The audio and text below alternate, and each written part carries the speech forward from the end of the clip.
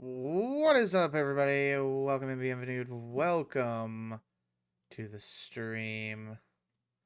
How we doing today? Oh, it's fight night. Oh, yes, it is. Hello.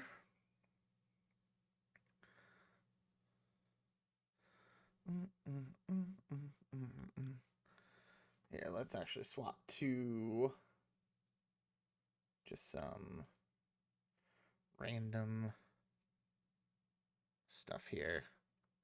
All right. Hello. Hello, everyone. Welcome and bienvenue. Welcome into the stream. It's Universe Mode night. The night that some of you look forward to, other people, maybe not. Who knows? I, however, I'm kind of looking forward to it because this will be the first night of actual OCDS because the last one, like, I had to just get champions and stuff.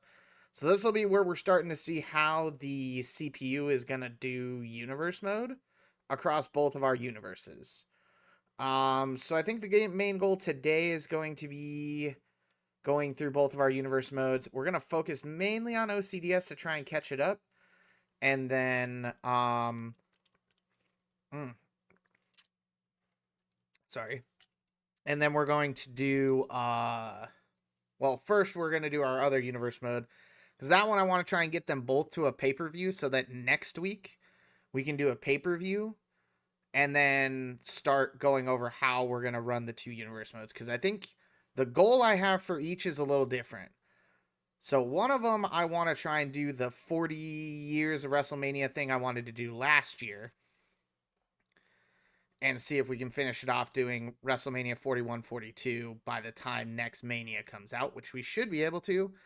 Because I think what we're going to do is do like, try and do one pay-per-view a month. No, wait, probably a couple pay-per-views a month, depending. And then we might do is so that way we still do the 2-night WrestleManias on one of the universe modes, which is the one with all the actual wrestlers. What we're probably going to do is do 2 WrestleManias a Mania. And basically how that's going to work is, so the goal I originally had as like a for fun is to go through a whole season.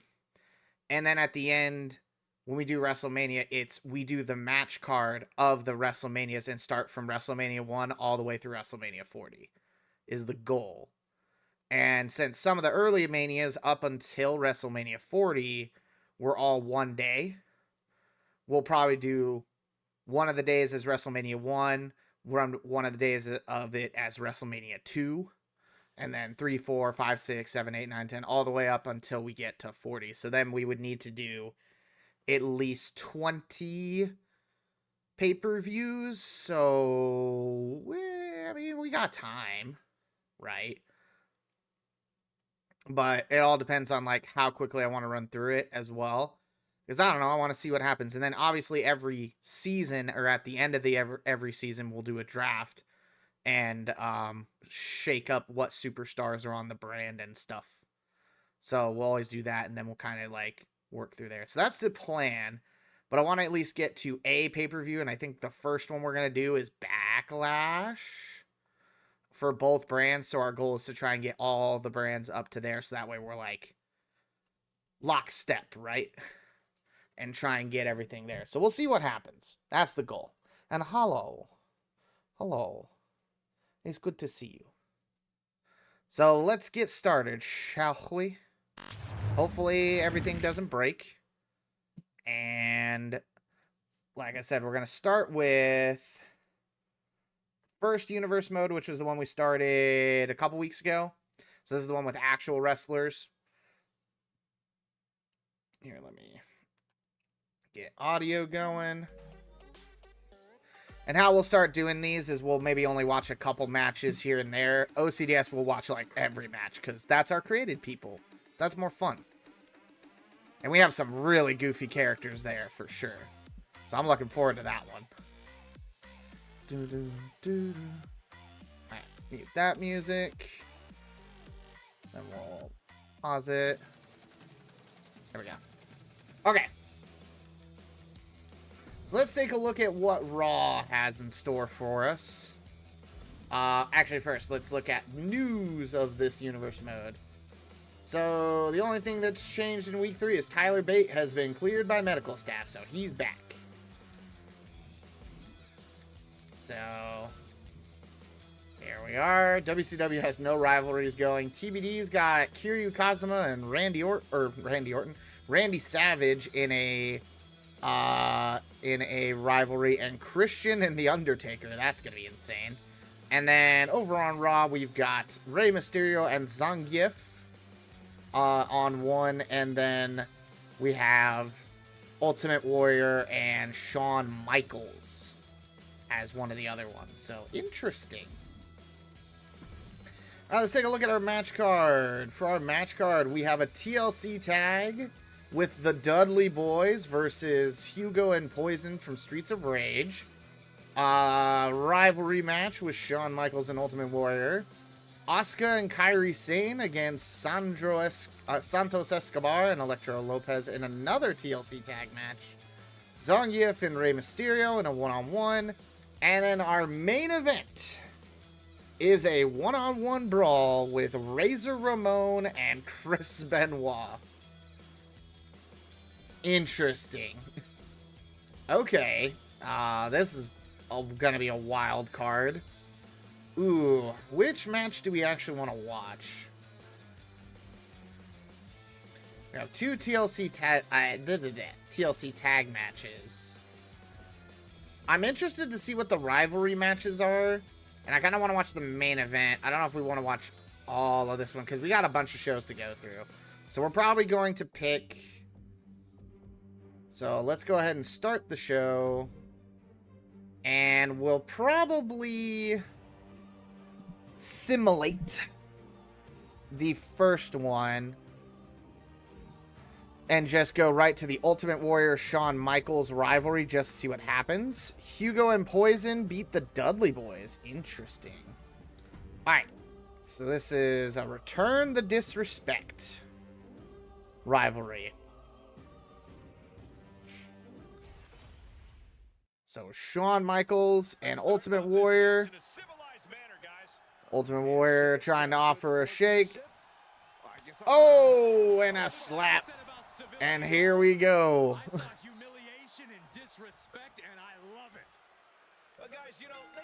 And so we get started with, here on Raw, the Heartbreak Kid Shawn Michaels going up against the Ultimate Warrior. Ultimate Warrior. And so far, Ultimate Warrior starting off strong here. Going for some strikes to the face. As he is currently dominating the match. Ooh, and a miss by Shawn Michaels.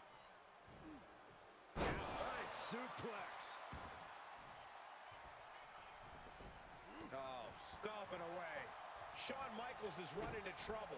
Get out of the way. Warrior's gone mad. And Ultimate Warrior. Ooh, just a stomp to the chest. As he picks up. Shawn Michaels going for the double axe handle here. As he begins pumping up for the crowd. Ref, get out the way. Ooh, and Shawn Michaels is going to go ahead and drop it. That ref is very tall. Ooh, and a strike with the knee to the Ultimate Warrior. Ultimate Warrior now going to kick out.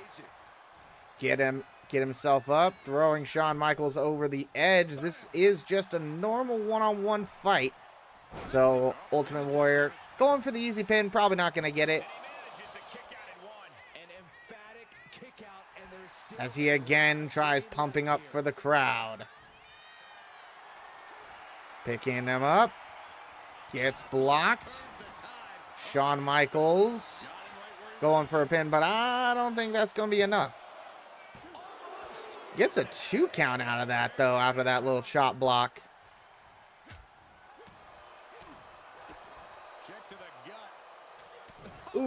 a vicious punch by Shawn Michaels. Their opponent's arm and a carefully measured knee drop. As he picks up. Ooh. And Warrior invited this combat, but surely didn't Drop toe hold. Michaels showing why he's counted among the greats. Shawn Michaels going up top. Ultimate Warrior completely getting missed. How tough you are. Hitting the floor from that height has gotta hurt. And now gets tossed into the ring. I'm surprised they weren't getting counted out. They weren't out long, but at least a 1 count, ref. Lefts and rights. Oh, and all the strikes. Hopefully Universe Mode doesn't get broken. I'm going to be real sad if it does. This is not good. Ultimate Warrior currently back on the offensive as he turns over Shawn Michaels. Ooh, elbow drop into the knee To his feet, but as he starts calling to the crowd. Going for a strike. Oh, and he gets missed. And roll up pin. A rope break. Ultimate Warrior clamoring to his feet. Ref, please get out the way. headlock applied and a nice short jab to the bridge of the nose. Oh, And apparently at some point Shawn Michaels got busted open. I didn't see when that happened. now we'll see if this is dynamite or a dud. Uh-oh. Throwing him off. Taking this fight back into the Ultimate Warrior. Still no count. Oh, there's a count. So we got the first count. 1, 2. Still a 1 because it would have been a 2 count, but Ultimate Warrior went out to try and take the fight to Shawn Michaels. As he throws. Whoop. They were to get thrown in, but I think the ref might have blocked them sliding in. Slightly.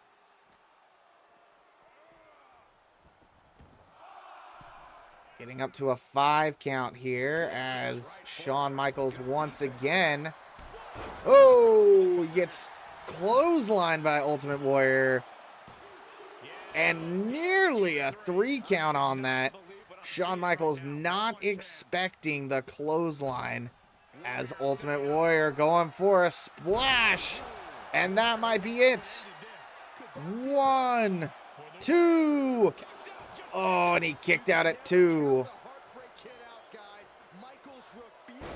Ultimate Warrior not happy about that as he begins calling Shawn Michaels to his feet. Putting him up against the ropes. Oh. Beautiful suplex. Shawn Michaels on his feet. Off the punches, I think. Yeah. Might have been from the punches, for sure. At some point, he got busted open. Middle rope elbow drop by the Ultimate Warrior. Going for the pin. This might be it. 1, 2. No. And only a 2 count. As Ultimate Warrior still on top of this match. And again, calling for the crowd to be behind him as he puts Shawn Michaels over the ropes. Jumps over top, slides underneath, and a pop-up sidewalk slam. Clothesline over top sends Shawn Michaels to the floor, and the ref will start counting. 1, 2, and now the count's going to get restarted thanks to the Ultimate Warrior climbing out. Shawn Michaels. Ooh, and a kick to the spine. And an arm breaker onto the Ultimate Warrior as these two titans in the industry go at it. Oh.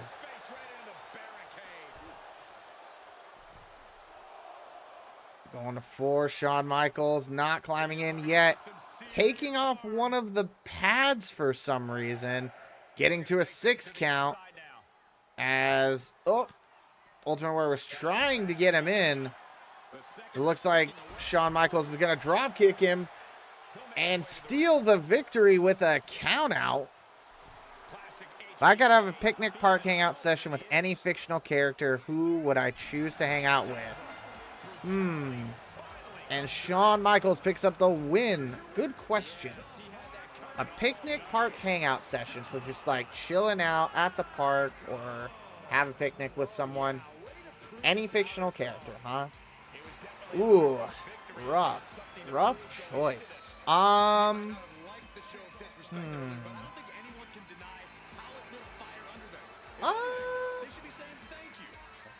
You think?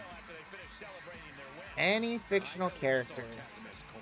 You know, I'd probably would be a fun one to hang out with, probably because he'd have a lot of knowledge. Gandalf the Grey. I think I'd go Gandalf the Grey.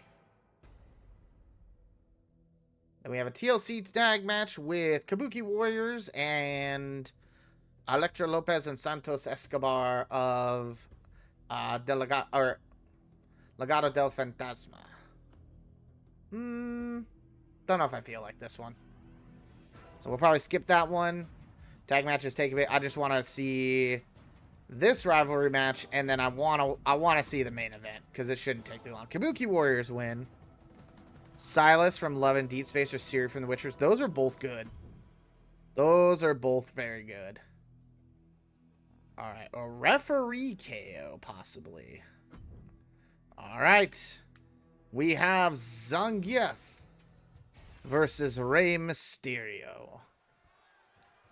The referee starting the match up. And oh no! And the referee's down already. The match just started. And the Fisticuffs from the opening bell. This thing's gonna get ugly. oh boy, referee down. Seriously hurt if this continues like this. And so far, this is gonna get intense real fast. Some underhanded. Zangief. Oh my god, he went flying, but he missed. You can't just hurl yourself out of the Is Rey Mysterio gonna grab a weapon? He is not. The referee is just dead. He is deceased. He's not just knocked out, he is dead. His neck is broken. Look at the eyes. This could be a Oh, freak. and he's finally back awake, so we're back to a normal match here. Nice little bulldog there by Rey Mysterio. But Zangief is going to go ahead and throw him up against the ropes. Ringing the arm. Looking now for a top. But Rey Mysterio is going to go ahead and counter and get out of that. They're gonna have to try to fight out of this. Rey going for a cross body and able to just plant Zangief. Not quite all there. Beautiful. And oh, he's got him kicked against the ropes. Gonna go for a drop kick. A little too early for him to hit the 619, apparently. As he goes for another drop kick, this time targeting the leg. Trying to take out the big guy. He is not... Rey Mysterio's fought against many large opponents, so he is used to the size and strength of Zangief. But will it be that way forever? Who knows? As up and over. Rey Mysterio now taking control of this match from Geef, who is not the bad guy. Oh, doing some nice jumps from the top rope, calling Zangief to his feet. Throwing him against the ropes. Went for a drop kick, misses. So he's gonna go for a second one. This time he hits him right directly in the chest. As Rey Mysterio continues. Hyperextend your elbow. He's taking control of the proceedings here. Nothing can slow Rey Mysterio down. Ooh, strike to the arm. Going up and around. Armbar. But that's not going to be enough. Not against a big man like Geef. But Rey is very good at getting away from him. Roll up pin by Zangief. 1, 2. Barely gets almost gets the 2 count. But Geef is not to be deterred.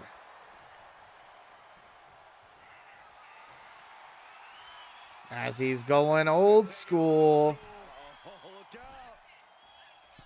Going for the old school on Ray. Oh, and he clubs him on the back.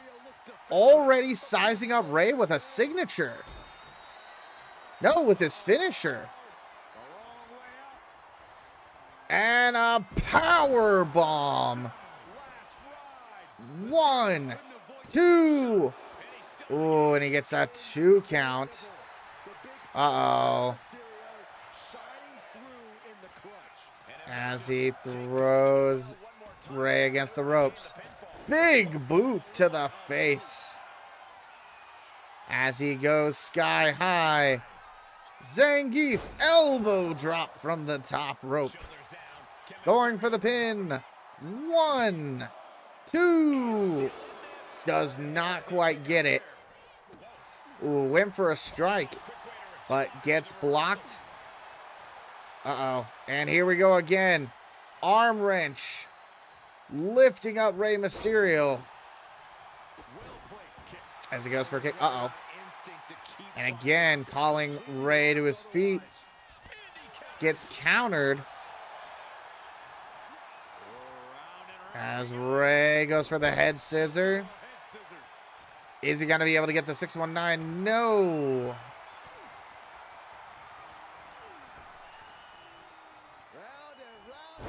Ooh, nice DDT. So Rey goes up top. Ooh, and he gets countered. And Zangief gonna lift him up and start throwing him around the outside of the ring. That's gonna put poor Rey Mysterio in a dangerous spot as his opponent climbs up yet again.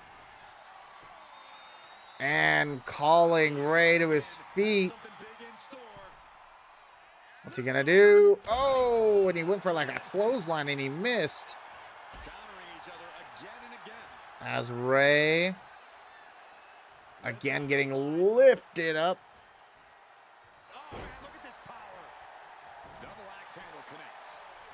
As Geef yet again. Oh, gets kicked in the face. Solid strikes by Rey Mysterio. DDT. As he goes up top. Frog splash. Goes for the pin. 1, 2. Oh, and Zangief kicks out at 2.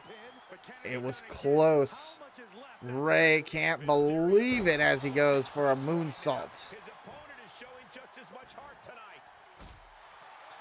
These two men going at it. Nice little head whip. I think he's going for a frog splash number 2. No, he doesn't have one, so he's calling Zangief to his feet. Nice jumping Hurricane Rana. Going for the pin. 1, 2, 3, and Rey Mysterio wins against Zangief.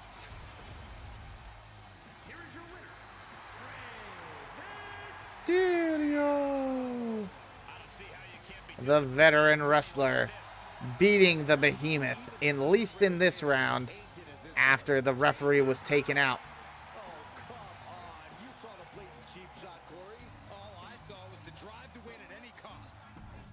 I will have to see how that pays off. And now for the final match. Razor Ramon versus Chris Benoit in a one-on-one brawl as the main event. So let's see what happens. So in the back, Razor Ramon and Benoit both were having a bit of a talking in the back, and they decided they didn't need a ring. They wanted it to be nothing but destruction. And so we have Razor Ramon versus Chris Benoit. On this one, unfortunately, I'm not going to be able to remove the HUD. So we have to have the HUD up on this one. So far, Razor Ramon doing everything he can against Chris Benoit. Oh, and a vicious slam. As Razor Ramon takes a table at first and just kind of gets rid of it. He's like, no, I don't need that. But Chris Benoit gonna counter now. Picking up Razor Ramon. Trying to carry him over to somewhere, but it gets countered. And Razor Ramon now sending Chris Benoit over to the lights.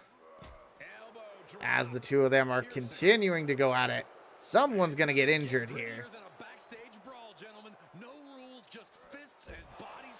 Oh.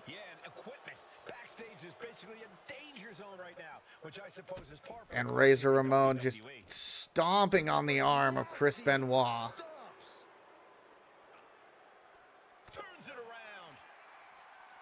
Chris, however, starting to get a little bit of a comeback here.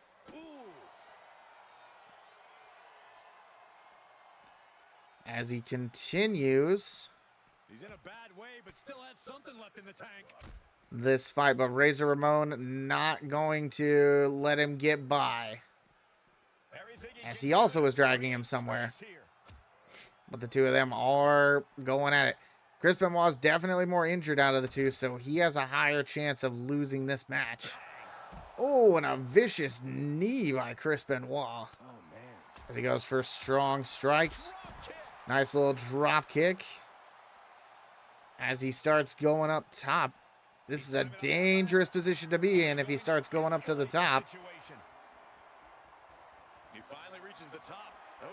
Razor Ramon coming to chase him. As Benoit starts taunting up at the top, but he misses. Oh, and a nice German suplex. And a stomp by Chris Benoit. As he goes up even further, this is going to start to get real dangerous up here if he's not careful. And Razor Ramon getting up, calling Chris Benoit down to his level. Benoit says nope. And Razor Ramon going up to meet him. They are both up top where they need to be very careful.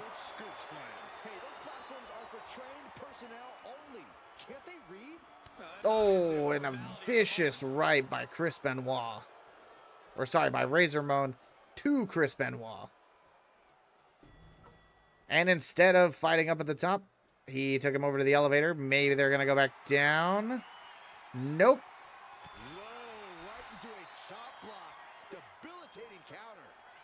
They're just going to fight it out up here. Just like that, the bad guy counters. And they are just going at it. As Chris Benoit takes him over into the elevator. Taking the elevator down.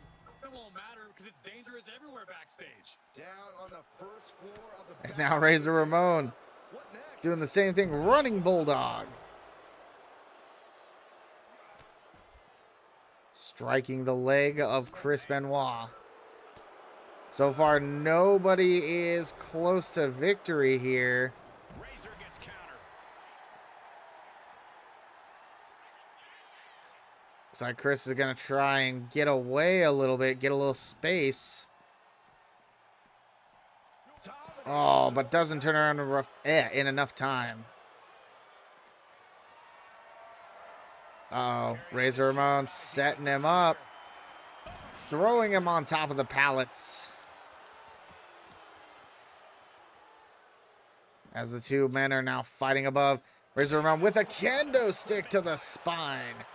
Oh. Oh, these are brutal strikes.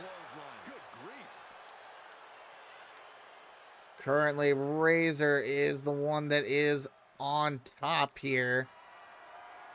Chris Benoit needs to be careful. Oh, as he's dropped onto the boxes. If one more hit comes in, Chris might get stunned. But Chris throws Razor Ramon off the top. As he goes down. Starting to get a little offense with those chops. Shin breaker. But Razor Ramon still on top here. Chris Benoit needs to be careful. Hey, Sayo. Good to see ya. We doing some wrestling stuff. Man, that was nasty. They weren't that good looking anyway. Uh-oh. And up goes Razor Ramon. This is looking a little dangerous. Clearly lost in the moment. He better Fat Razor. No, I mean, he's actually... Oh, and a rolling savate kick by Chris Benoit. As he starts throwing him into the side, trying to do some damage against Razor Ramon. Oh, he flips that around. Razor Ramon grabbing a kendo stick, trying to put this match away with weapons, but he gets stopped by the vicious chops of the rabid Wolverine. Specifically targeting the leg. And Chris Benoit now still has not used any weapons in this match, surprisingly. Razor Ramon now coming over. Oh, and Chris misses with the crossbody. And Razor Ramon's like, no, no, no. What are we looking for? Whoa. Here? Oh, Slam. Jesus. Uh-oh. But Chris Benoit needs to be careful now because We're locked Razor in. Ramon, Neat. uh-oh, setting him up for the Razor's Edge. We're gonna see it. Way up We'll see. Not sure if there's any championship matches, just not on this show right now. for now, but I And Razor Ramon picks up a win against Chris Benoit to end the night in a backstage brawl. And that's what we have for Raw. So again, on Raw, we had 2 tag team matches. We had the Dudley Boys versus Poison and Hugo, who picked up their win. Shawn Michaels beat Ultimate Warrior. Asuka and Kairi Sane beat Elektra Lopez and Santos Escobar. Rey Mysterio beat Zangief. And Razor Ramon beat Chris Benoit. That's what we have here on Raw. Let's move on to our next show and see what the indie show TBD has to offer. So its matches, we've got Macho Man Randy Savage versus Chris Jericho. That's going to be a good match. It's a rivalry match too, so something's going to happen there. The Sensational Sherry versus Alundra Blaze in a Falls Count Anywhere match. Christian and X-Pac against The Undertaker. Or it's X-Pac with Christian as his manager and The Undertaker. Eve Torres versus Eva Moreno. And a one-on-one steel cage between the Baroness and Michelle McCool. I think the only matches I care about in this one, again, are the 2 rivalry matches. The Chris Jericho match and the Christian match. Sensational Sherry versus Alundra Blaze. That one might be okay. Eve Torres, Eva Moreno. Not as big on. Michelle McCool versus the Baroness. It's a steel cage match, which won't be too long, but I feel like we want to move past those. So let's go ahead and see what happens here between Macho Man Randy Savage and Chris Jericho. All right. We've been waiting a long time for this one, but somebody wants to Kiryu coming out Well, that's somebody. at the start of the show, Superstar very well. distracting Macho Man. What exactly is he Between the doing? 2 of them having a bit of a rivalry going on. Oh no. Does he have to come to Gotta get more mass. Nah, Kiryu's pretty skinny, actually. What are you talking about?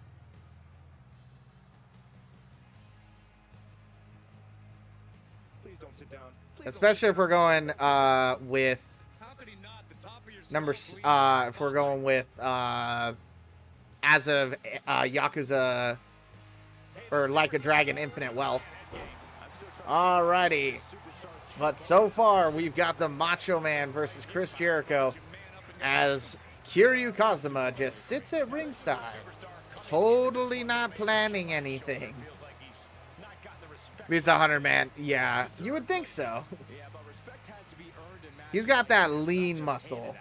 If he can And jumping over top, Macho Man Randy Savage, hanging Chris Jericho. Gonna have to dig down deep here tonight. And you know this is going to be an intensely fought match with Randy Savage in the ring.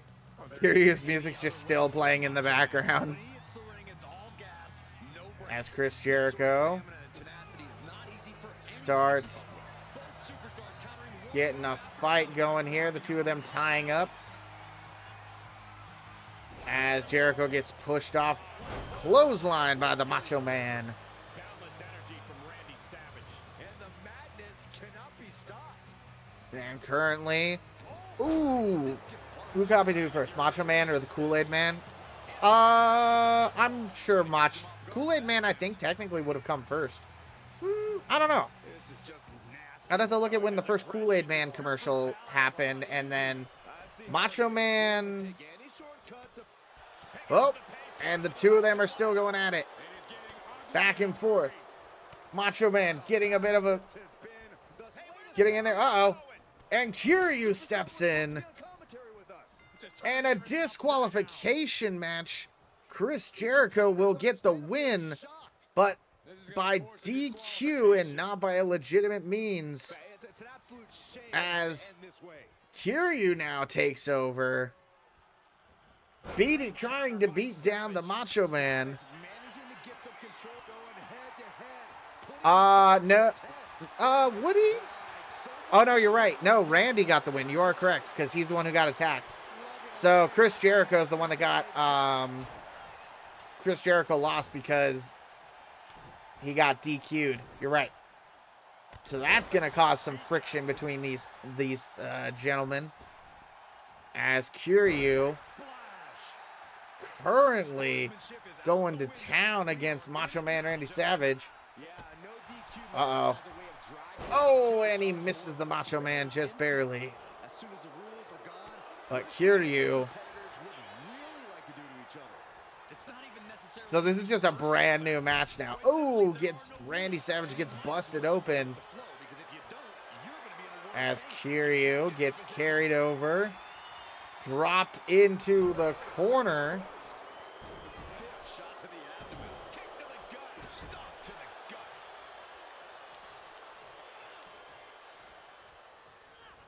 Put in the corner now. Moving him onto the top turnbuckle. Counter. He knew just what to Nice do. counter there. As Macho Man puts Kiryu onto the edge. Ooh, and he's picked up and thrown over as Kiryu goes over to the corner, checking to see what's going on, taunting his opponent as he heads outside. Oh, and a vicious forearm by the Macho Man. Macho Man's coming for you. And he is focusing hard on Kiryu as he gets thrown into the barricade. 2, 3, 4, 5. Oh, and just a drop to the knee. Arsenal of Randy Savage. What offense from the Macho Man. As Macho Man throws his opponent back in. Climbing to the middle rope. Going for a splash, and he misses. Kiryu, however, is not going to miss as he picks up Randy Savage. Put him up top. Transitioning him over. Power bomb. Savage is down. Oh, it's soon. Oh, and he's going for a submission hold. But Randy Savage is going to get out of it at the last second. Slam. Nice little scoop slam. Calling Kiryu to his feet. Going for some strikes of his own. Nice little punch. As he continues to want to go after Kiryu. But Kiryu is not going to have it as he throws him into the referee. Macho Man able to come back. Being carried around. Not sure what type of match this is. I don't know if it's a KO match. If one of them's going to go for the pin. Unsure, but Macho Man going for the knee drop, and he misses. Kiryu tries to get him to his feet. Goes for some strikes. Ooh, and a backdrop.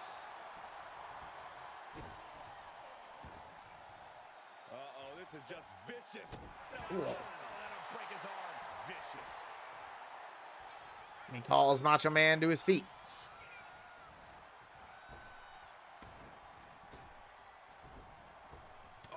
Ooh, and an elbow to the face. Lifting them up. Relative ease. As he strikes the Macho Man.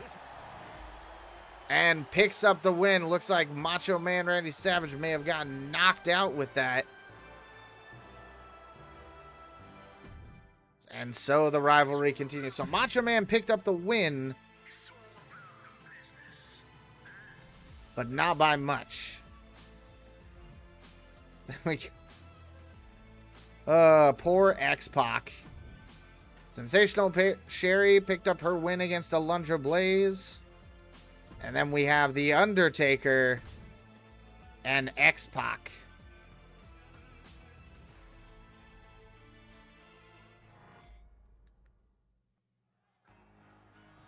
Undertaker waiting for Christian to come out. And he brings in X-Pac as a replacement for the match. Apparently the two of them were supposed to be there. Why is X-Pac fighting big dudes? Who knows? It was supposed to be Christian. This superstar's mind has got to be. And Undertaker What a shock. seems a little taken aback. The entire WWE universe is shocked. But the champion is used to adversity and strangeness happening. This competitor has to adjust. All right, and here we go. Starting off, we have X-Pac. Nice little moonsault on The Undertaker, but it's not going to be enough. As The Undertaker now is probably going to be taking his aggression out on what was supposed to be Christian. He is not happy with the replacement, so he's going to make X-Pac regret coming into this ring. But X-Pac gets a nice little kick on The Undertaker, stomping on his head, going for strikes to the face at the moment. He was a surprise winner, or a surprise fighter in one of our previous matches. So, interesting to see him here. Elbow drop by The Undertaker. Ooh, misses that super kick. As Undertaker rolls him up, already going for the pin. One. Does not even get a 1 count. Nice little jumping clothesline by X-Pac. As Undertaker continues laying into X-Pac, not seeing that Christian has taken off the ring post. Nice kick out of his legs as X-Pac now tries to get a little bit of offense going. Is he going to try and utilize that corner? Or is Undertaker going to get to it first? As he slams X-Pac's face into the mat.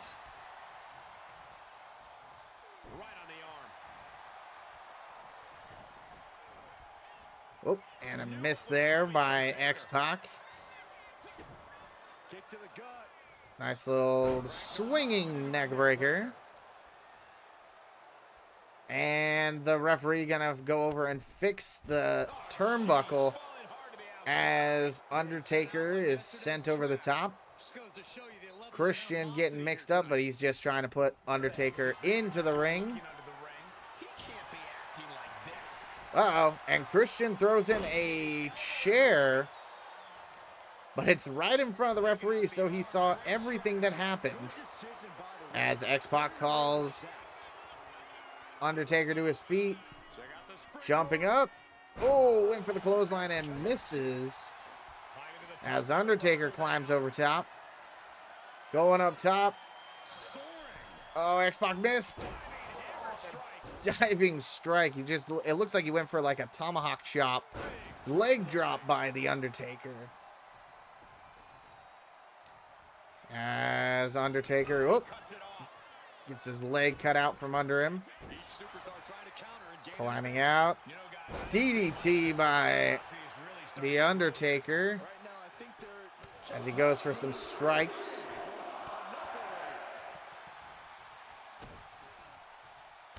Elbow drop. Going for the pin. 1, 2, and gets a 2 count on X-Pac. Yeah, X-Pac was not ready for this fight, but he did get a counter.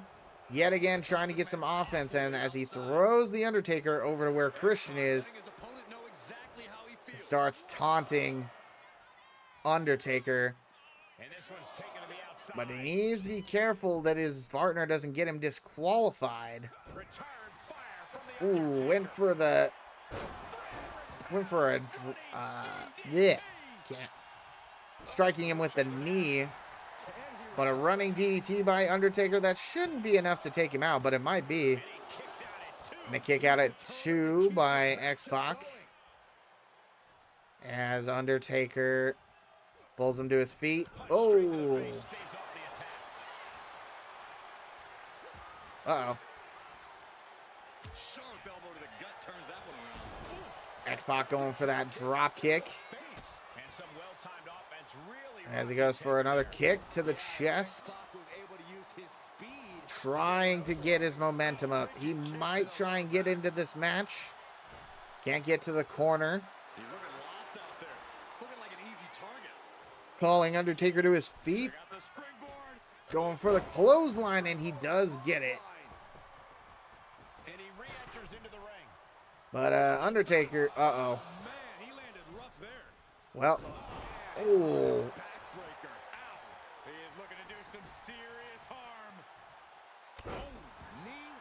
Dropping his knee on the back of his head.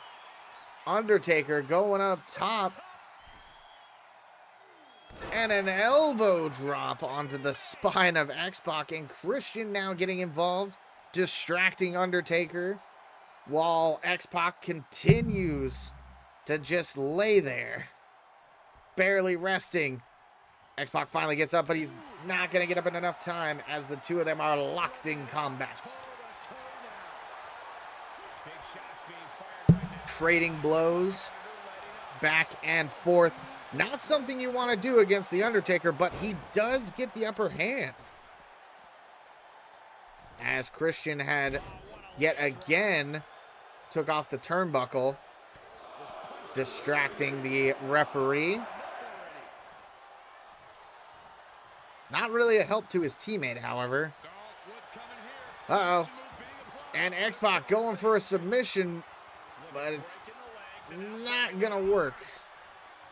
Barely even had that locked in. Inverted DDT by X-Pac. He's going up top. He might try and get... Oh, and a leg drop across the chest of The Undertaker. Going for the pin. 1, 2. No, not even a 2 count. As X-Pac yet again now calling in. This is like the 3rd time he's gone for this clothesline. And he does get it just barely that time. Went for a leg drop and misses as Undertaker. Don't know what he was trying to go for there. Might have been a big boot, but X-Pac was not on his feet. Ooh, and a nice punch to the face. X-Pac has gotten busted open. Uh-oh. Oh, he was going for the tombstone and he gets countered. But a pin by X-Pac here. 1, 2, and a kick out at 2 by The Undertaker. Oh, and he got the leg drop as he starts calling Undertaker to his feet. And an X-Factor going for the pin. 1, 2, and a kick out at 2 by The Undertaker.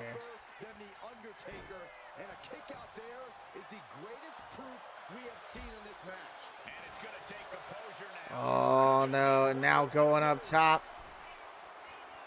Calling The Undertaker to his feet. X-Pac going for the drop kick, and he gets it. Missile drop kick. Now heading outside. Undertaker gonna roll out, however. And X-Pac slides back in.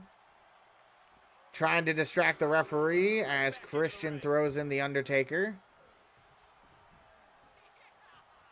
X-Pac sizing up his opponent. Throwing him against the ropes. And, ooh, he gets countered. He might need to be careful. Ooh, Undertaker was starting to mount an offense. Doesn't work. As he, ooh, went for the clothesline in the corner. Undertaker going to take it back to him and start doing some strikes in the corner. Uh-oh. And a choke slam from the top rope. Going for the pin. 1, 2, 3. And the Undertaker picks up a win. X-Pac put up a very good fight.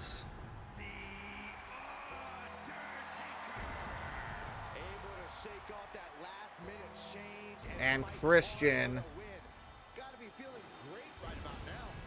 just standing on the side, seeing his fighter losing to the Undertaker. That does not instill confidence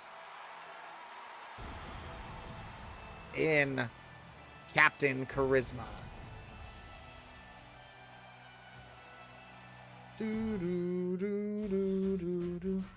And then we'll simulate the rest of the matches because,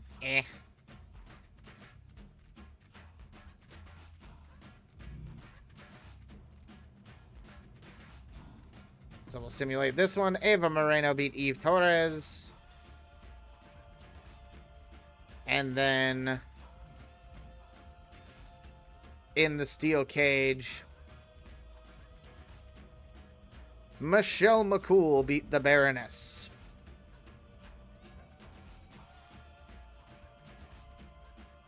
All right, TBD, okay show. Could have had more in it. All right, let's see what WCW has to offer. All right, WCW, what craziness are you putting out? A triple threat Falls Count Anywhere between Triple H, the current champion Victor Ortega, and Cactus Jack. A tag team match between the Judgment Days, JD McDonough, and Finn Balor against Becky Lynch and Katana. Interesting. Thrown together tag team. We have another tag team of the Usos versus the Steiners with one of the Headbangers helping out the Steiners, I guess. That is... Alright. Interesting. And then we have a triple threat brawl between Bronson Reed, Peter Maivia, and Wes Lee. That's actually kind of a cool match. It'd probably take a while, though. And then the main event is Los Guerreros versus the Kabuki Warriors in a ladder tag match.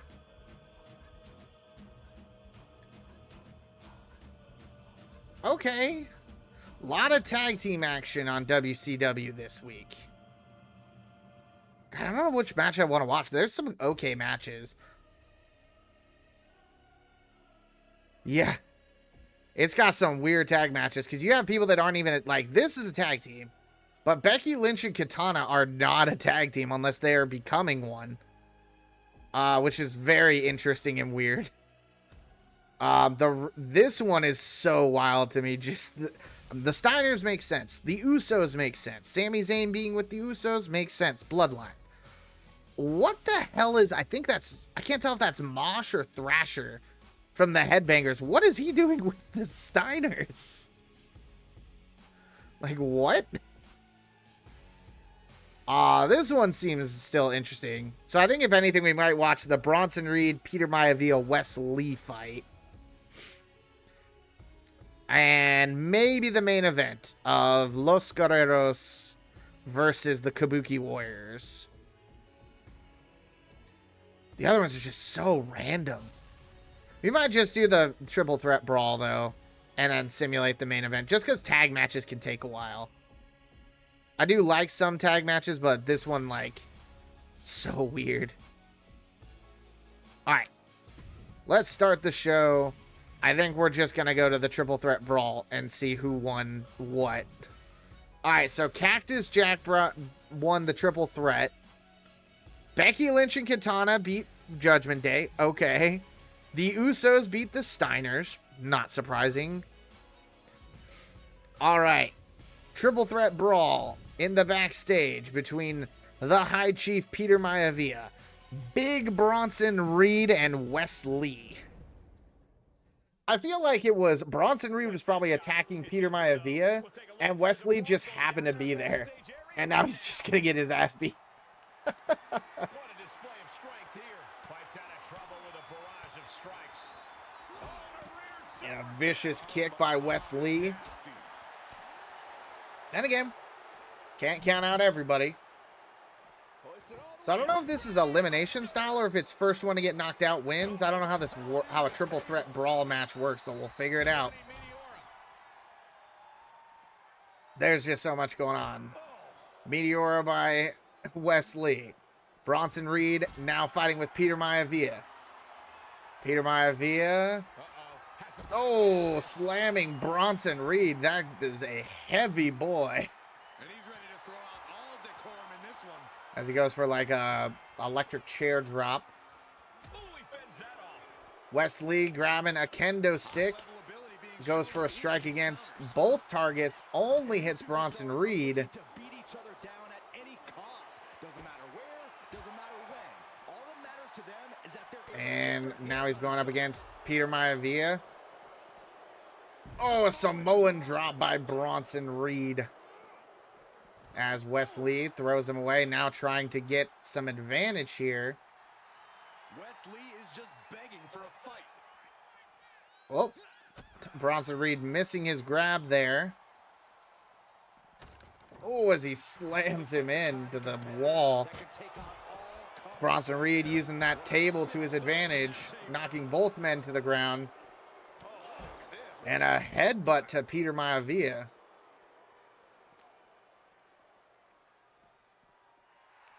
Wes Lee is just As he begging throws the High Chief up on top. Wes Lee just kind of lurking in the background like, you know what? I don't want any part of this.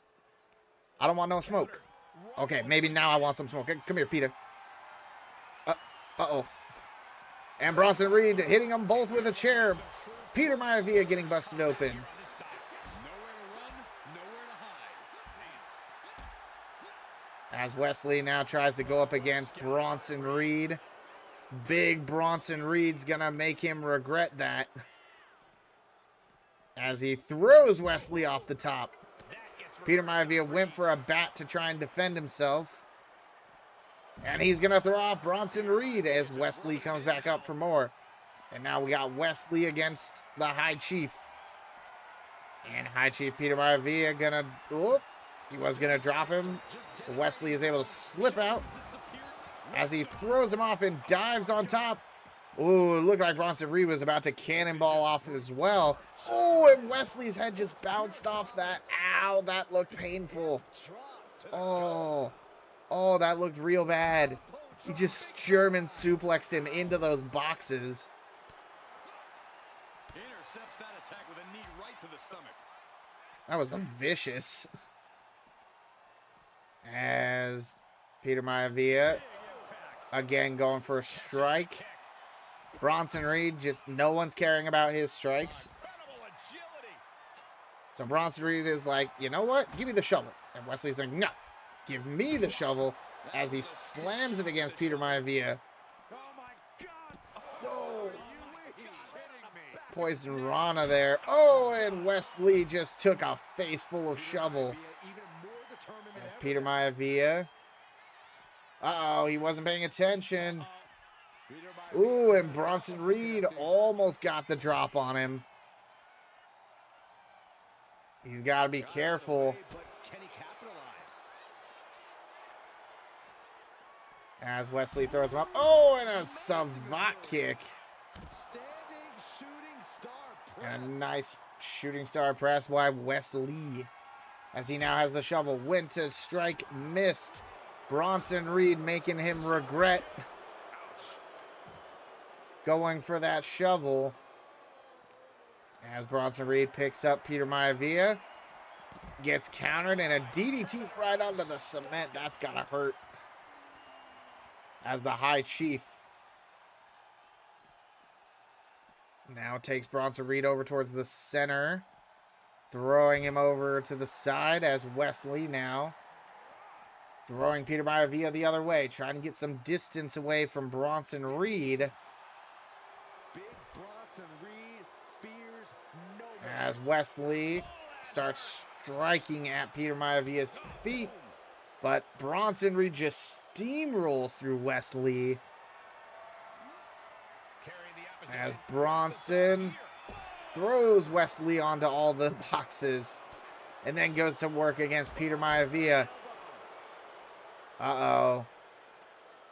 And Bronson Reed, ooh, able to get away as Peter Maivia sitting on a, ooh, and a vicious punch by Wesley. This match could be getting close to its end. We have a couple people with either a signature or a finisher or both.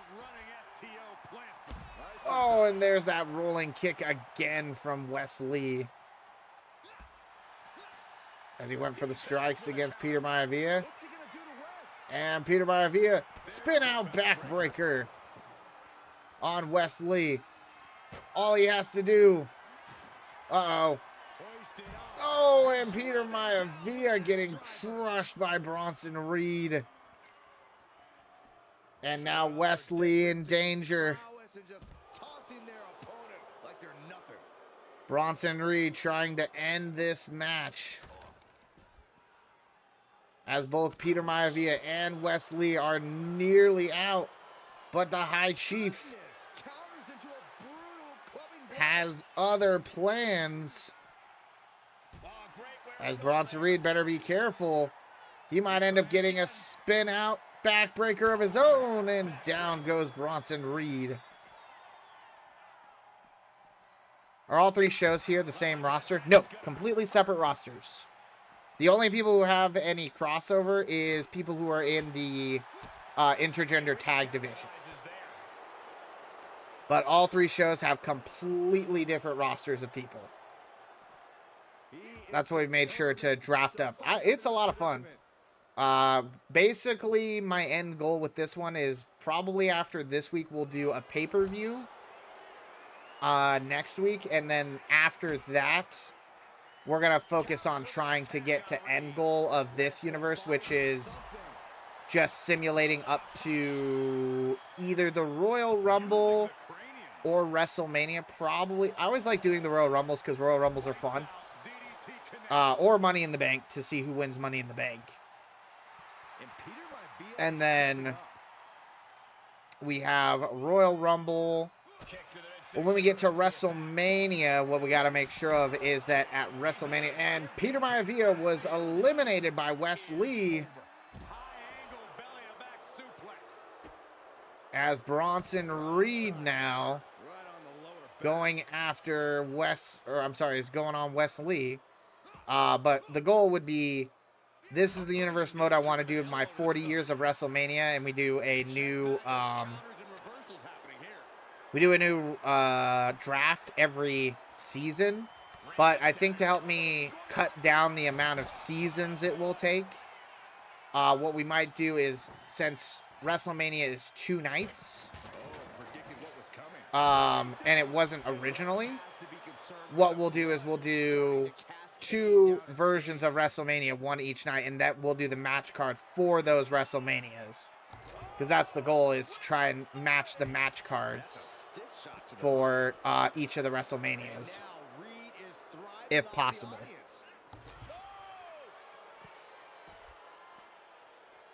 Because I think that could be fun. West needs to get his wits about him fast. Oh, Bronson Reed, crushes Wesley. And big Bronson Reed gonna pick up the win here.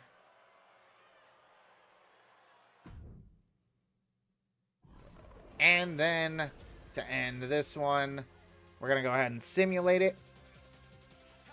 And then we're going to look at the next week and see if there's any interesting matches.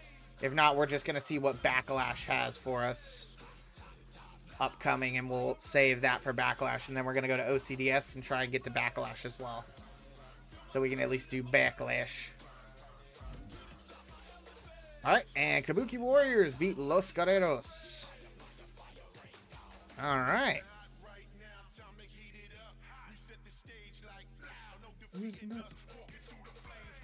Alright, let's look at the news and see what actually happened in the week. So, Wesley got an injury. Chaos broke out in the ring during a tag team match between Rick and Jimmy Uso. Two teams fought to capitalize. Frantic tension. The referee ejected both Mosh and Sami Zayn from the match after the two managers started arguing and fighting in the middle of the ring. That's insane. Hugo and Poison appeared on stage to applaud JD McDonough and Phil Balor for their recent performance last week. Mutual respect could be forming between these two teams as they're poised to face each other. Okay. So, interesting. Alright, we're moving into the final week leading into Backlash. Let's see what Raw has to bring to the table. They're running back the DLC match between the Dudley Boys and Kairi Sane and Asuka. Okay. John Morrison versus Joe Hendry in a no-holds-barred match. Okay. Ultimate Warrior, Shawn Michaels going up against each other as the rivalry. That makes sense. That's who they've been building. Same with Rey Mysterio and Zangief. And the main event is a one-on-one brawl between Diesel and Tajiri. The Joe Hendry-John Morrison match would probably be the only one I'd want to watch. I think for this one, I'm good simulating the matches. I think we're going to simulate Raw this week because there's not one that I am dying to watch. And I'd rather get to OCDS sooner rather than later. Alright. Let's see what we have. So Tajiri beat Diesel. Rey Mysterio, or it was a draw, no contest. Draw, no contest there. John Morrison beat Joe Hendry. And the Kabuki Warriors are just beating everybody in the tag division. What the hell? Alright, let's look at the news. So, Ultimate Warrior was blindsided from behind when an attack by Shawn Michaels before the match could start. Fighting between the two rivals continued even after the referee called off the match. The assailants just couldn't wait for their big match to get their hands on their opponent. Zangief attacked Rey Mysterio from behind. Ignoring the referee's order to start, fighting continued after the match had been called off. So, both of them had matches that got called off. Okay. Alright, let's look at what TBD has to offer this week. See if there's anything interesting. Macho Man versus Sergeant Slaughter. Have a feeling that's not going to stay that way for that match. It's actually an interesting match that would be interesting to watch. Baroness versus Eve Torres in an underground match. I haven't seen one of those yet. Undertaker versus X-Pac again. A 2-on-2 Extreme Rules between the family and members of Gallus. And then the main event was a 2-on-2 ladder tag between Poison, Hugo, and Duke Hudson and Andre Chase. I feel like the only match I'd really want to see would be this one, but I already know what kind of is going to happen. Kiryu's somehow going to get involved. So I think we're going to simulate this week as well for TBD. Because, again, there's no matches that I'm looking at. I'm like, I absolutely want to watch. All right, let's see who won each match. Macho Man won his match. Eve Torres beat the Baroness. Undertaker beat X-Pac again.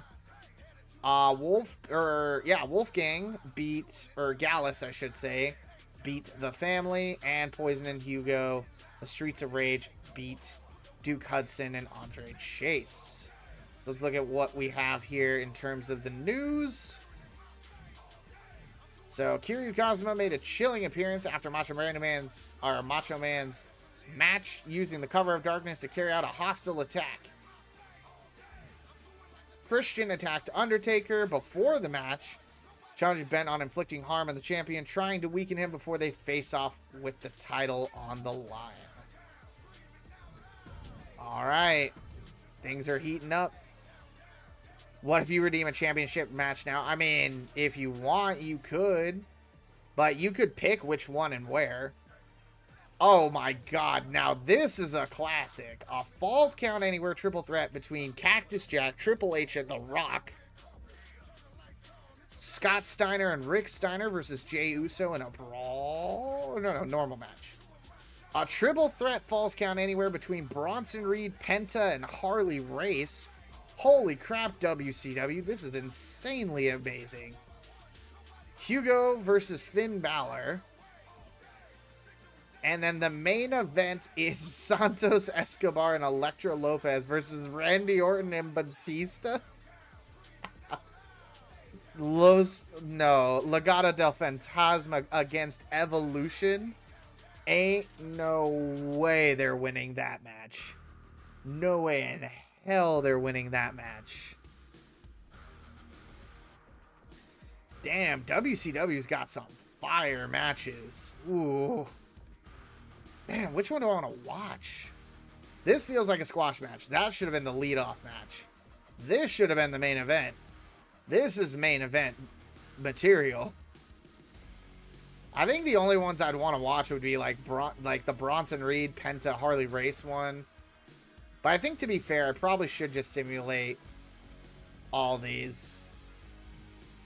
I think we're going to be fair and simulate this whole week for all three shows. Even though I did want to watch the triple threat match. I think that would have been a fun one. I'd rather just see what the match card looks like for Backlash. I am so curious. So we have Triple H won. Not a surprise. Steiner Brothers won. Bronson Reed won a match. Finn Balor beat Hugo.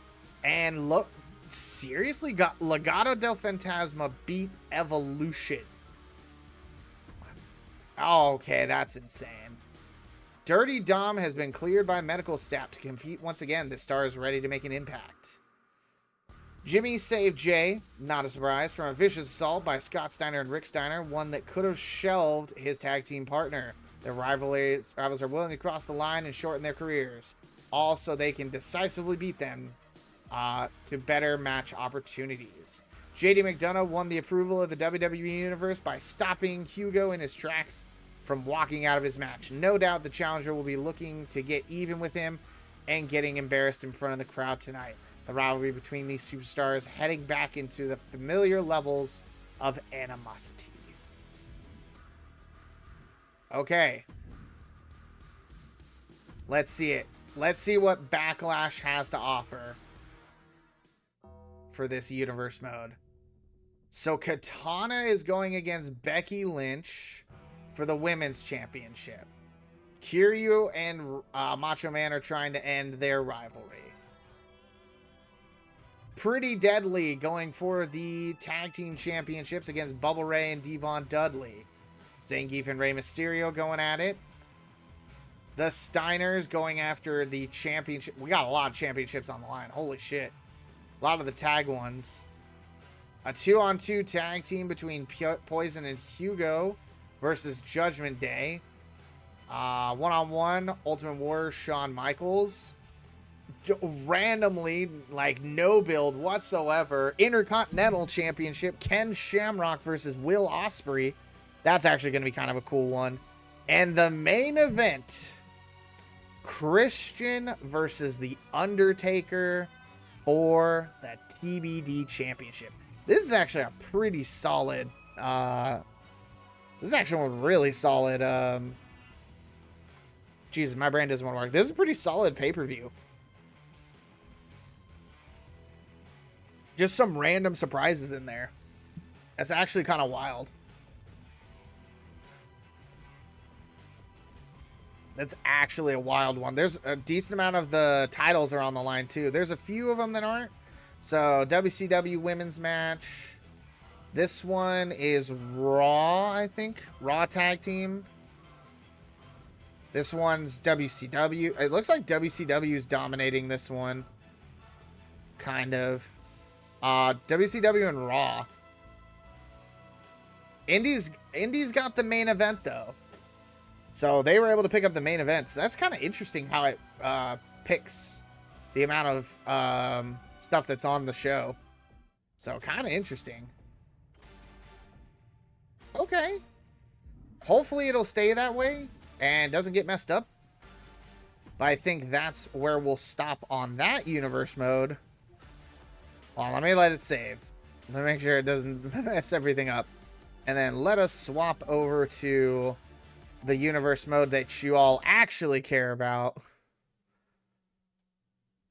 Let me make sure audio is on. And here we go. Into OCDS. Where I did go through and finish up all of the entrances and movesets of all the characters I created. So everyone should have an entrance and a moveset now, unless it was someone I downloaded, in which case if they don't have one, that's just because they weren't given one. But I am interested to see who's going to be in the matches this week for OCDS. Who's going to be on the match card? All right, here we go. So we finished off doing King of the Ring tournament, right? Oh, no, we didn't. I thought we did. Was I too tired? And we stopped at the minor show? Oh, God, we didn't even get to the King of the Ring tournament and Queen of the Ring tournament? Oh, no. Well, we're going to have to get to that. Our goal is eventually to get down to here, but we got a long way to go. So let's see what we got going on here. So we got TBD. TBD was just 3 matches. So we have the Reaper Sisters versus Sassy Molassie and Sally Steamroller. Clinton Bird versus Princess Piper Plex with Theodore. Okay. Hamilton as the background. And Abraca Slam versus Max Impact. You know, for a minor show, this is actually kind of funny. I love this. Oh, I love it. It's so good. Oh, this is a great match card. The Reaper Sisters versus Sassy the only ones I haven't done is the tag teams, though. I forgot to do the entrances for them. I feel like I need to do an entrance for them. I just haven't had a chance to do them yet. Holy crap, this is going to be... Okay, we got to watch these matches and see what happens. So, yeah. Clinton Bird versus Princess Piper Plex. Abraca Slam. Max Impact. Alright. So, this is our minor show. So, to kind of balance out with the amount of people we have, I do a major and a minor show. Because we have a lot of people on the roster. We have like 60 people on the roster right now. So, let's see what we got. This woman is the real deal. And here comes Carolina Reaper.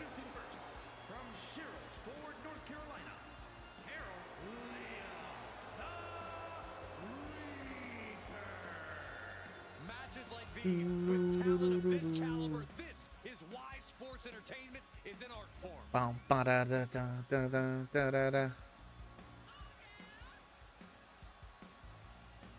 We'll also be able to see if one of our, we'll be able to see if our thing works. Hopefully it did. One of the top names All right, so we have Carolina Reaper, one half of the Reaper Sisters. here tonight. And coming up, her sister and fellow tag partner.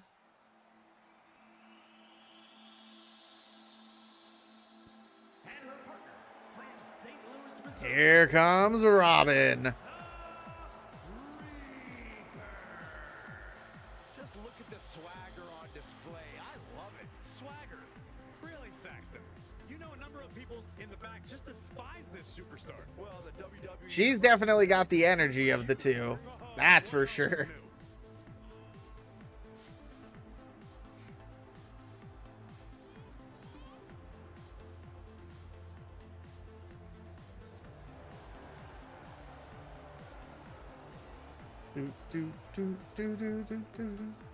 She fell on the way. On many occasions, That's really funny. That's really funny. Holy crap, she is massive. Alright, and here they come. Full steam ahead. The tag team division here has never been more competitive. Every team needs to deliver an emphatic message each week.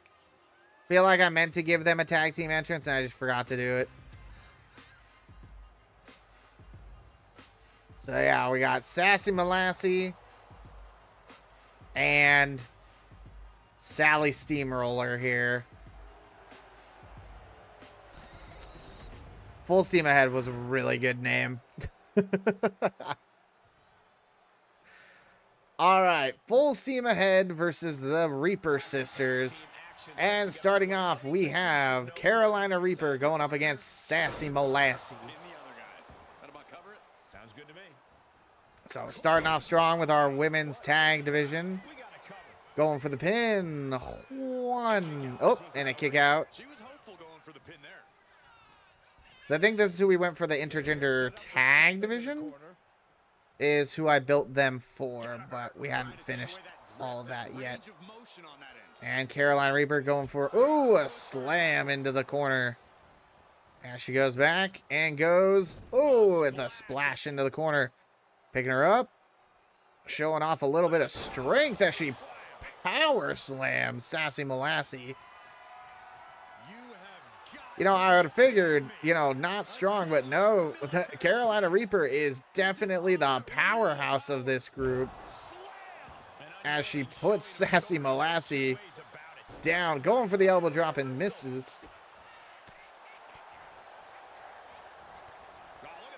As Sassy Molassy now going for a springboard into the pin. One. Only gets a 1 count.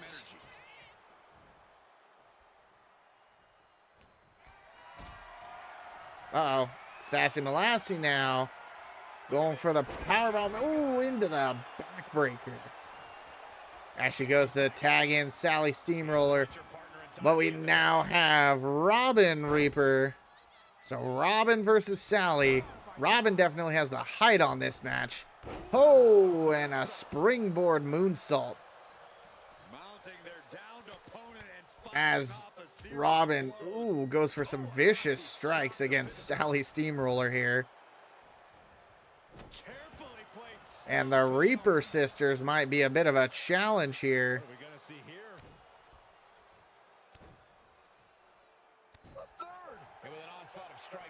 Oh, going to tag in. And Carolina back in. Showing off her spunky side as she begins striking against Sally Steamroller. Carolina Reaper going up against... Oh, and a vicious boot to the face. Going up top. I think she's hoping on a prayer here to move that far, but she does get the elbow drop. Going for the pin. One. Oh, and Sassy Molassy going to jump in and stop Carolina Reaper, but not fast enough as Carolina Reaper catches her, and she's now going after both members of this team.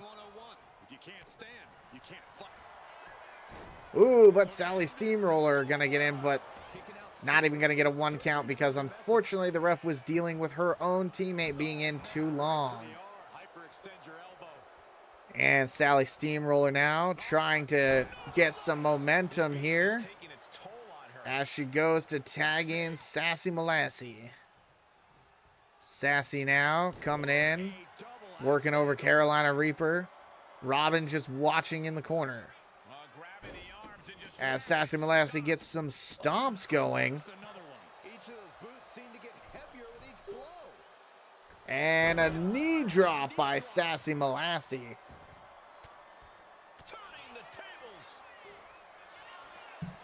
Carolina Reaper going for the dirty pin. Doesn't even get a 1 count. Uh-oh. Pulling her up and slam down as Carolina again showing off her strength. Holy crap. Shifting positions. Power bomb as she goes for the pin. But unfortunately, Sassy Molassey's teammate was able to get in. But now it's time for Robin to get a little bit of time in the ring. And oh, vicious kicks to the face. She escapes the attack. Knee smashing the face. And a strike. Ripcord. Oh, and a vicious clothesline by Sassy Molassey as she is going to go and tag in her own teammate. Now being able to jump in. Clothesline by her teammate, Sally Steamroller. I feel like their move's going to be like a clothesline. Oh, and the whoopee cushion. As she goes up top. Second rope. Oh, misses the splash as Robin is able to get out of the way. Tagging in her sister, Carolina, coming in.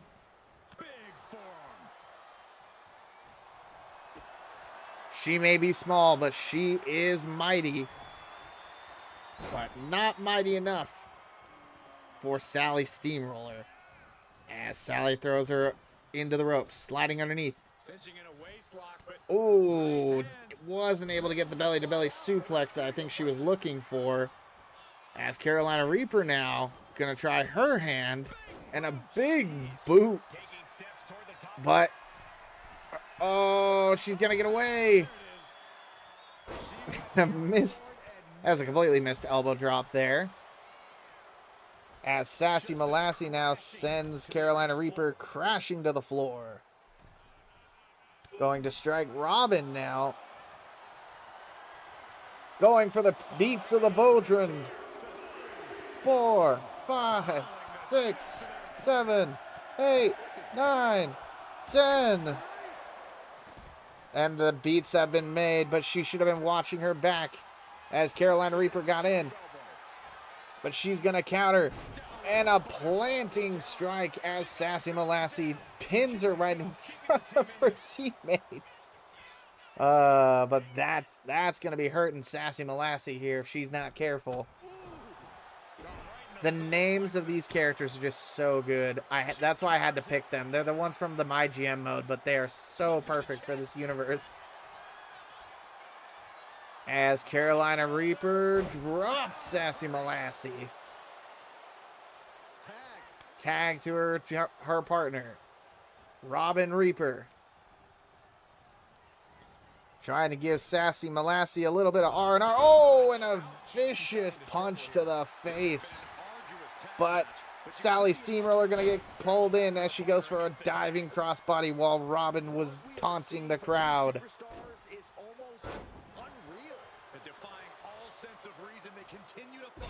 Elbow drop by Sally Steamroller. As she now goes for the leg, trying to take down the tall lady. Going up top, calling Robin to her feet. As she goes for a diving crossbody, going for the pin. 1. Not even a 1 count. Carolina Reaper gonna waste her opportunity to get in and save her teammate. Probably needed to have a little more faith in her sister. But Sally Steamroller gonna go ahead and get another crossbody here as she sizes up her opponent. Oh, and a high angle scoop slam into the Falcon Arrow, going for the pin. 1, 2, 3, and full steam ahead will pick up the win. First tag team win. Here are your winners. And these two really do make the perfect pair. That wasn't Full just a win, steam ahead. level tag team performance. Take it from a former NXT. Beautifully done. Beautifully done, ladies. And now we see our first intergender match, just as a normal one-on-one. We've got Clinton Bird versus Princess Piper Plex with her manager and part of the Corpo team. Let's see how these entrances go. Yeah, now we're talking. And coming out first, we have Clinton Bird. Making his way to the ring from Washington, weighing in at 212 pounds, the real deal, Clint Bird. We're looking at some of the most intense competitors in all of WWE, about to take part in one of the most anticipated matches ever.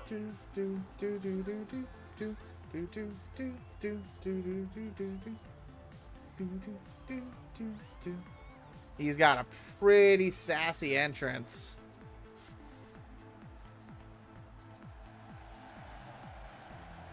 But let's hope he's more than just style, because he's going to need it against his opponent. He is ready for battle. All right. This is to see if her entrance came in. She's in a fighting mood tonight. It did. Here comes Piper Plex. Oh, that's right. She's champion. I forgot.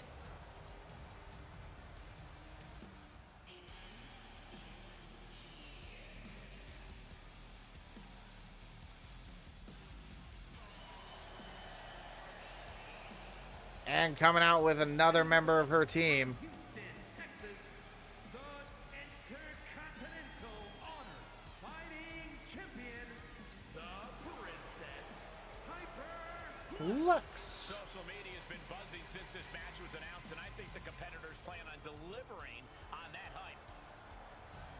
That's right. She's the parody champion. I forgot.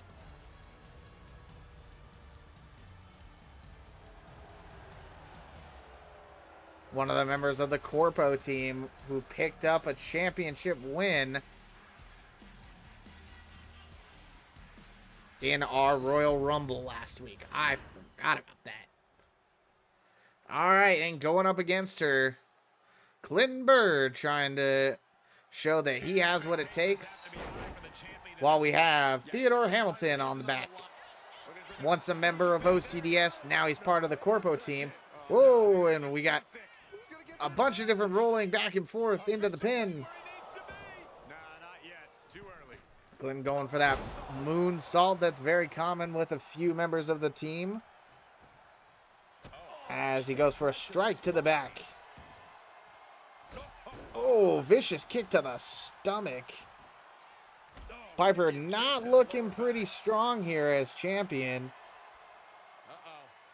Oh, as Theodore is just watching from the side. Making his way to the top here. As Clinton calls Piper to her feet. Going for a Hurricane Rana right off the bat. Piper not getting really any offense. One. Only a one count. Another moonsault.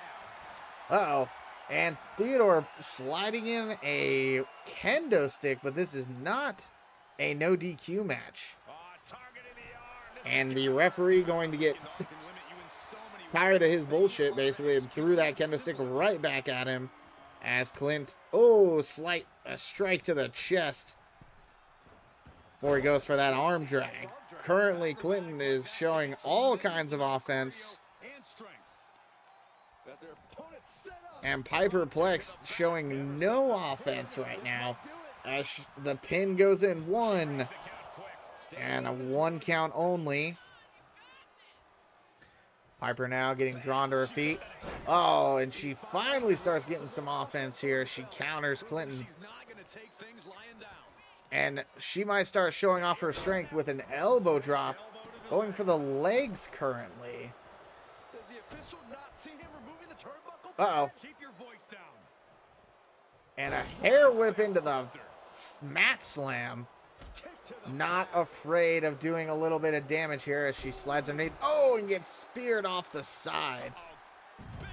Oh, and a rolling senton off the top rope. It takes a whole lot of luck, too. As Clinton goes up top, getting that offense back Producing a trampling. against the current champion. Piper having difficulties She's starting to wear down here. as Clint Bird. Way too Oh, moonsault. that was a beautifully done moonsault as he taunts his opponent, trying to get her to her feet. Continuing to taunt her and be like, you're no good champion, you corporo shill. You didn't deserve it. Hurricane Rana. And now she's being overwhelmed by this attack. Yeah, she's got to try to find an opening here. I'm getting called to her feet Is coming. as he goes for the head scissor. Wow, breathtaking standing shooting star. Oh, And a second one, but her knees go up. And a drop kick to Clinton Bird as he returns it in kind. The two of them going back and forth. Kicks to the face. kicks to the face and one more for good But measure. Clinton not prepared as Piper Plex From way up. throws him off the top rope. And now finally starting to get a little bit of offense of her own. She rakes the eyes. Rake in the face. These attacks are starting to impact him. And a stomp to the arm Struggling to find a as base. she Time could very taunts well him be to his running feet. Throwing Clinton against the ropes. out. Nice Japanese arm drag. Nice arm drag. And a slap to the back of the head. And a double kick. And he has no response for this barrage of The offense. the referee blocking her from a maneuver that she was trying to do. Hit the ropes. As a knee strike. Waiting to As she strike. yet again calls Clint up to her feet, going onto the middle rope. Drop kick. From the middle rope. Climbing up. She got something. Uh-oh, she's going up top. Taking flight. Going for the body splash. Uh-oh. Guys, And going on? who's jumping in now? Great question, Byron. Great question. Paparazzi. How did this goofball get on the wrong side Uh-oh. of the barricade? And someone called in the paparazzi. Security at. Apparently they saw something and she got flashed. He is looking to do some serious harm. We're about to see As Clint twist cutter. Forget it. gets the dragon quick twist cutter. One. Oh, not even a one count What just happened? on Piper Plex. Just blew the roof off this arena. When your opponent can hang after all Holy crap, that was some crazy shit. possible. Ascending to the Hoping to get a candid photo, apparently that photographer blinded her, but Clint now up top. off the top. Oh, and he unfortunately missed his attack as Piper Plex now going to make him regret bringing that guy onto this scene, stomping him into the corner. Oh! Running both knees into him, going for the pin. 1, 2, 3, and Piper Plex gets a win. Here is your winner, the Princess Piper Plex. As she has her teammate and manager here celebrating her win. This win might have put her ahead of the pack. She certainly grabbed the spotlight with this victory. Dun, dun, dun, dun, dun. All right. And the last one, just because it's really funny. Abraca Slam versus Max Impact as the main event. And then just one-on-one. Abraca Slam. That's amazing. And Max Here comes Impact. one of our favorites. Okay. Here we go. Doo-doo.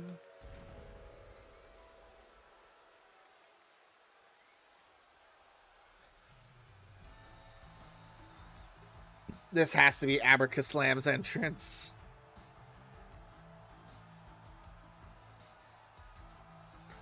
Is it the demon entrance?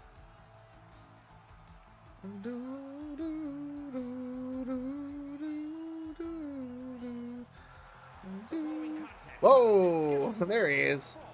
Making his way to the ring from parts unknown, weighing in at 228 pounds,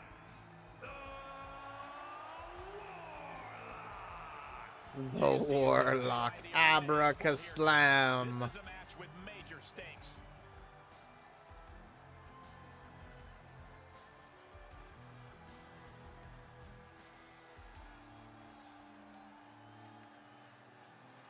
It's actually kind of fun. It's a custom entrance. Holy shit. They use like 3 or 4 different entrances for that. That's interesting.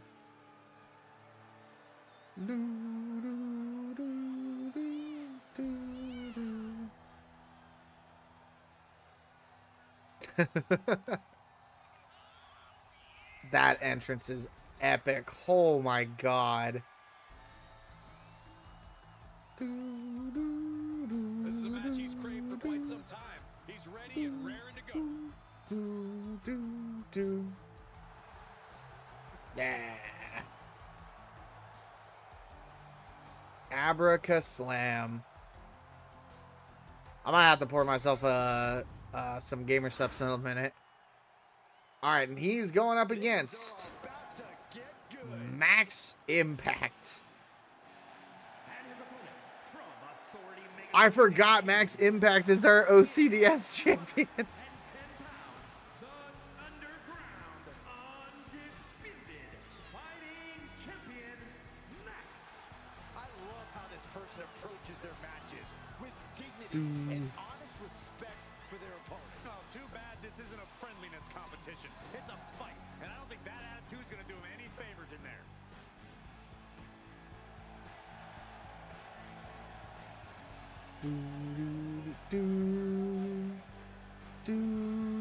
This guy lives to compete, so he'll be treating this match as if he were defending the title.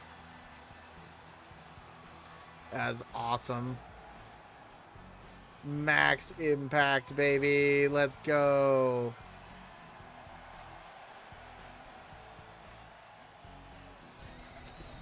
It's not a title match, but it is a title holder. Alrighty. And here's a champion who's And here we go. Max Impact versus Abracaslam. Both men tying it up in the center ring. As Abracaslam able to get behind Max Impact. Ooh, and a nice little, God, not an arm drag. Actually, no, that would have been an arm drag. As he wrenches the head of Abracaslam. Converts it into a headlock. Getting that headlock, moving him up top. The two of them just tying it up here. One of them able to finally throw him to the ropes. As Abracaslam, went for the kitchen sink and missed. But it seems like he used a little magic to hit him anyway from afar. One. As Max Impact tying it back up with Abracaslam here. Trying to push him up against the ropes. As the referee has to separate them out. No cheap shots. Abracaslam immediately throwing him up against the ropes. Or sorry, Max Impact throwing Abracaslam against the ropes. As these two juggernauts yet again tie up. Max Impact putting him in the corner. And the referee yet again having to separate them. As Max Impact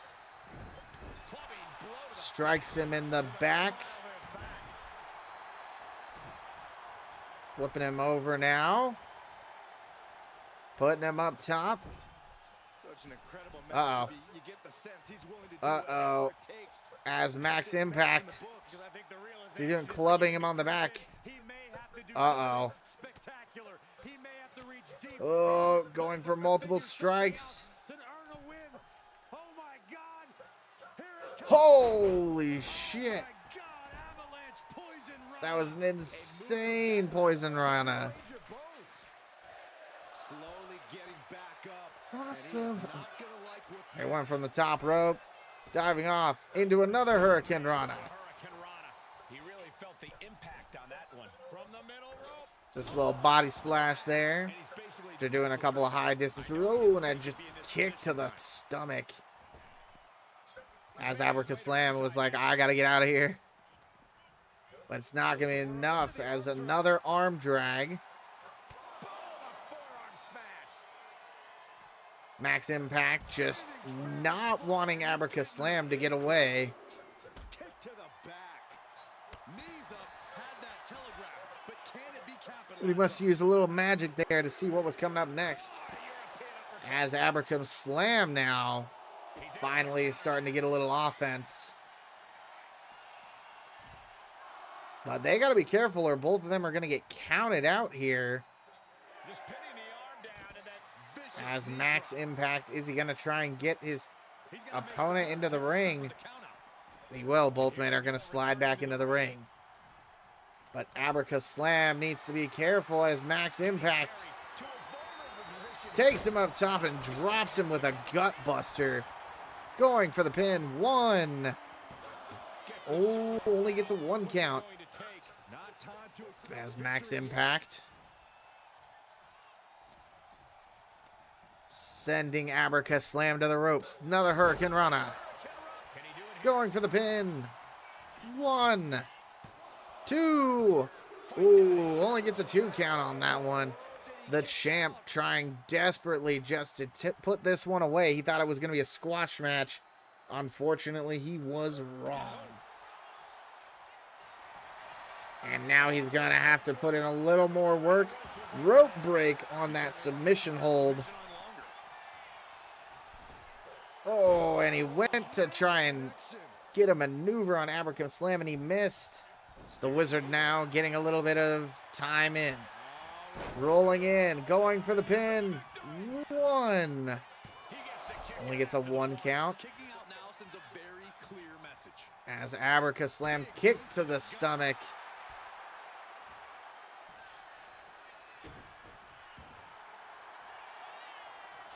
Gets the reversal. What a counter. Oh, and a nice cutter made by Max Impact, but unfortunately his opponent was the one who got out first. Holy crap. Guys, look at the The moves on these guys. to an end. Pretty solid as Abracaslam continuing to show his dominance of a master of the art. Moving the turnbuckle pad. As he takes off one of the pads, he's got to be careful because the referee does see it. The hammer right on the lower back. As he hopes to maybe get a cheap shot in. Getting up on wobbly legs, but Calling Max Impact to his feet. Oh, and he misses the strike. Hoist it up high here. Oh, shoulder breaker. That is good. Ow. work. Heading to the outside now. After performing the shoulder breaker, a vicious forearm against Max Impact. Offense from him. He's just running rough But shot over Max his is not done yet. DDT on the outside.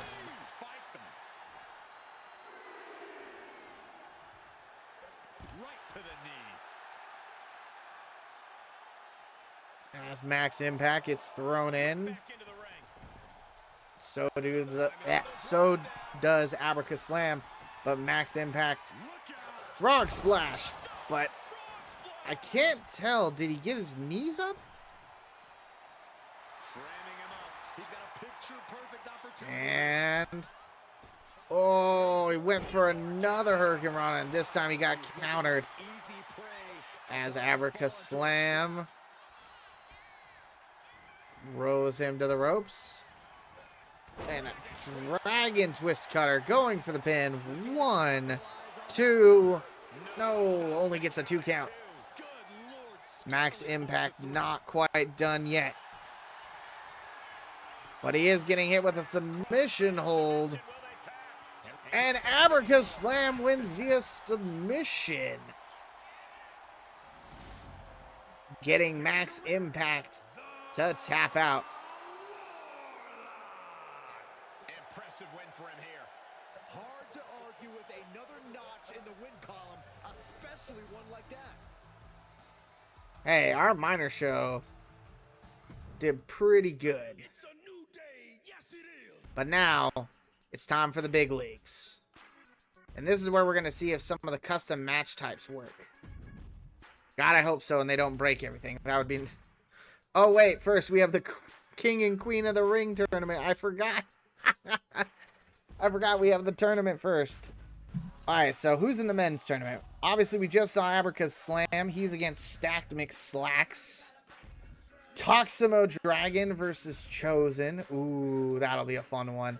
Captain Obvious versus Chester.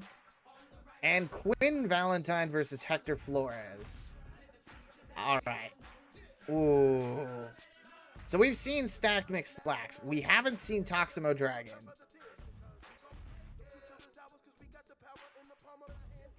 I want to pick people we haven't seen their entrances yet. Okay. Or do we want to just watch... Do we want to just see who gets to the final? We could just see who gets to the final. Because these are going to take a while, I think. So I think we just see who is going to make it to the main event. Let's see who's in the main event. Oh, it's Abraca Slam and Chester. Alright, so Chosen beat Toximo Dragon. Abraca Slam beat Stacked McSlacks. Chester beat Captain Obvious. Hector Flores beat Quinn Valentine. Then Abraca Slam beat Chosen. Chester beat Hector Flores. Alright. Let's see who wins the King of the Ring tournament. Is it going to be Chester? Or is it going to be Abraca Slam? Oh, yeah, I am pumped for this guy. Now, we've already seen Abraca Slam's entrance, so we'll skip his for now. Are you guys ready? Is Chester only going to have a generic entrance? Yeah. I think so. A matchup like this, it's one that the locker room has wanted to see. It's one that the WWE Universe has wanted to see. It's one that I've been waiting to see, and it's about to go down. I think he just has the generic backgrounds, but I don't know if that's a generic entrance or not. Material, an uncrowned champion. He wants to show exactly why here tonight. God, every time I see Chester, all I can think about is a really bad joke. And his outfit does not help improve that either. Alrighty. Chester versus Abraca Slam. To see who's going to get the right to go after their, the target of their choice. 2 count by Chester. Going for a strike. Moonsault. As Chester goes on the offensive against Abraca Slam. Now we did see that someone else going against Abraca Slam does not necessarily mean they will win. As Abraca Slam now finally getting some offense.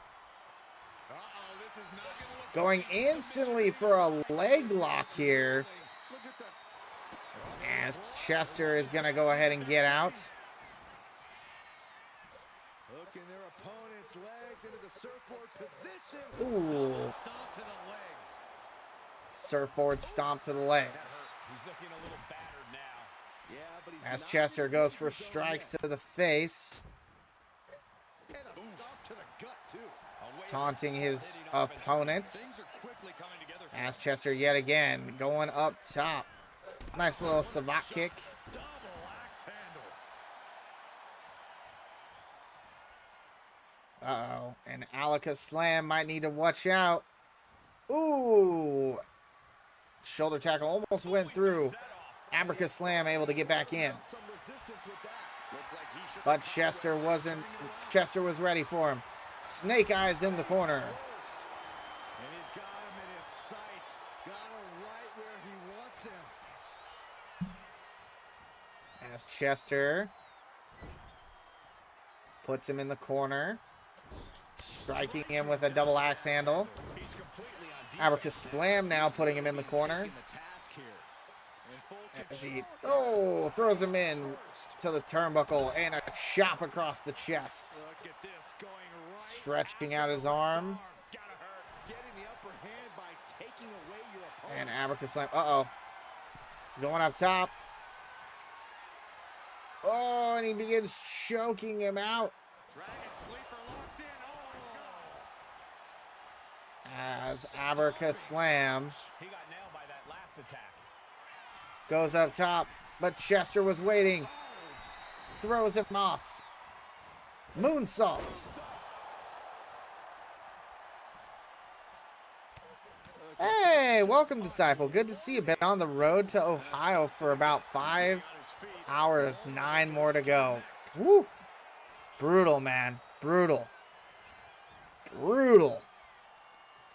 But I wish you safe journeys in that. I hope that if you're tuning in and being able to watch, hope I can bring a little bit of enjoyment to make that 9-hour drive just a little less sucky. And Chester getting a kick to the face. Ooh, went over top, but misses Abracus Slam. As Abracus Slam takes off the turnbuckle. Trying to cheat this win, I think. So, will he get disqualified if he throws him into that corner? Uh-oh. And the two men are now going back and forth. Chester getting the upper hand, getting a chop. Nice. And a chop back and forth. And a second chop. Both men going back and forth, trading blows. It looks like it's going to just go down to who's going to have a little bit more in the tank. Abracus Slam getting a little bit of a head start here. The two of them going back and forth. Strikes. Who is going to come out on top? It's neither. Both of them break apart, doing damage to each other. But Abracus Slam going for a pile driver. 1, 2, and a 2 count only. Yeah, that pile driver does not look like it was fun.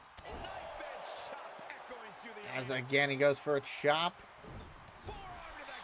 Hitting him with the forearm, stretching out that arm. As he stomps on Chester in the corner. And Abracus Slam. Probably going to go for the pin. Let's see what happens. No, he's going for the submission again. Going for that crossface. Locking it in. And Abracus Slam gets Chester to tap out. And wins the King of the Ring tournament. Nice. All right, Abracus Slam is our King of the Ring, so he has a guaranteed main event, or at least a guaranteed shot at a title of his choice. Let's take a look at the women's side, shall we? All right, we got Allie Teardrop versus Melee Fanny Fan. Odyssey Rift versus Christy Sugarfoot. Morgan Bruce versus Ava Moreno. And Susan Tempest versus Queen Bee. Ooh. These are all new ladies. Except for Allie Teardrop. We've seen her. I think we need to be fair, though. I think we need to just look at the final. So let's see who made it to the final. Ooh. Alright. So, Allie Teardrop beat Melee Fanny Fan. Not a surprise. Being one of our key parts of OCDS. Does not surprise me she won that. Odyssey Rift beat Christy Sugarfoot. Morgan Bruce lost to Ava Moreno. And Susan Tempest lost to Queen Bee. And Allie Teardrop beat Odyssey Rift. And Queen Bee beat Ava Moreno. Well then, let's watch both of these ladies go at it.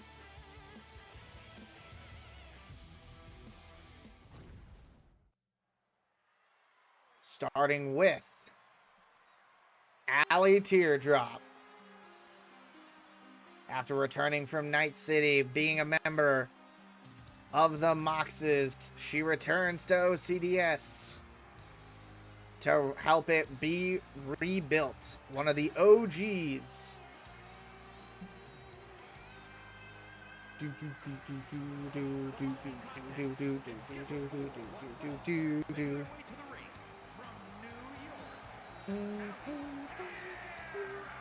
Here's a competitor who knows the value of respect. At every show, this one asks me how my day is going and even compliments my suit. Wow, a goody two-shoes and a liar. What a terrible person.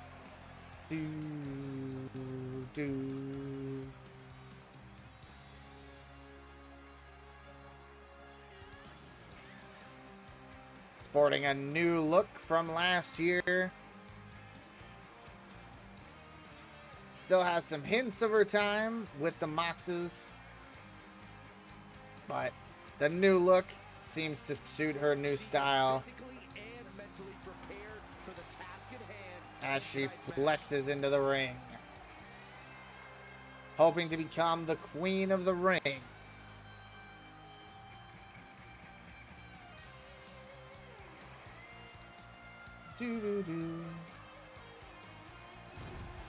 All right.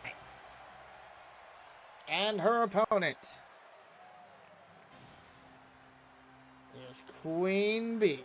And her opponent from the Queen City, Queen Bee. I spoke with this superstar earlier. They predicted not only a win, but also, quote, a masterpiece in the ring. Well, She has generic Trons, but she does have at least her own entrance. Can't think of an even more egotistical thing for any superstar to say. Are they aware that the match hasn't I even feel like started she yet? needs to... I feel like Allie would definitely be looking at her like, yeah, I think I can beat this. But, I mean, she did win the other one, so she can't be counted out so lightly. But we'll see if it's a squash match or a fair match.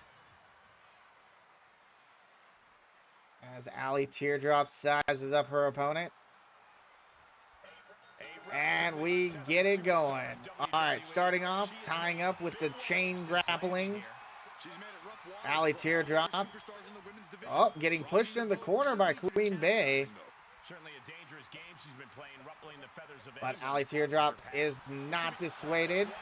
And Queen Bee immediately trying to go for the pin, but it's not going to be good enough for the OG. But immediately gets hit with an Inizagiri as Queen Bee yet again goes for another pin, trying to get those quick pins and wear down Allie Teardrop. As Allie, oh, crossbody. And Queen Bee, kick to the spine as she calls Allie to her feet. Tying up with the former champion and one of the OGs of OCDS. This new blood definitely showing what she can do. As Allie is called to her feet once again, and the two of them tie up in this chain wrestling. Allie Teardrop. Oops, gonna get pushed off. Queen Bee, oh, went for a head scissor, it looks like, and missed. As Allie Teardrop sends her to the ropes. Hops over top. And a nice clothesline by Allie. As she drop kicks her in the spine. Using those legs that she was much known for in the previous years. Gotta be careful of those kicks because they definitely will put you on the ground if you're not careful. And the third tie-up here. And this time, Allie Teardrop is the one that is yet again losing out with that arm wrench as Queen Bee starts continuing to work over the arm. And Allie Teardrop going to reverse it, and now she's working the arm. Makes a move and applies a wrist lock. And it's swapped. Getting a nice arm lock here. This time we got a little bit more back and forth. Getting out and now locking in the side headlock. All right, move to the headlock now.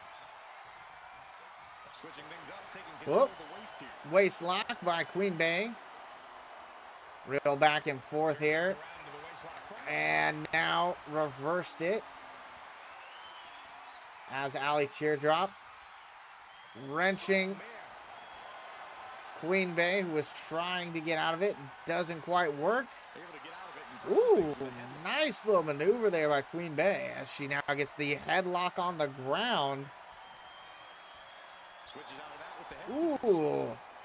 And Allie Teardrop using those strong legs to start crushing the head of Queen Bee as she continues to crush her.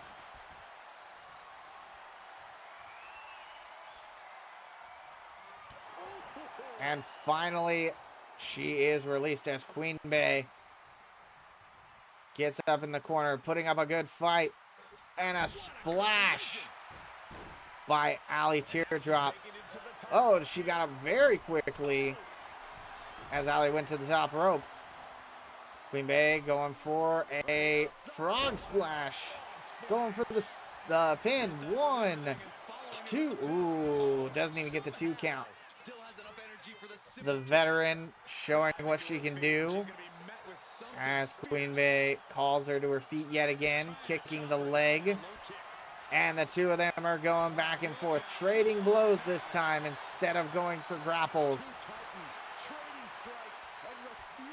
As the two of them trade shots, but so far Queen Bee looks like she is dominating this and gets a comeback going. But Allie Teardrop going for the possum pin. Oh, and there's the super kick to the chin. As Queen Bee might be seeing stars, not quite knowing where she is. As Allie Teardrop goes for the clothesline from the top rope.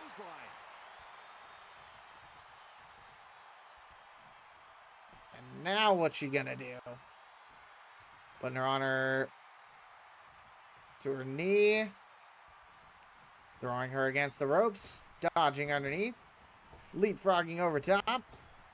And a drop toe hold.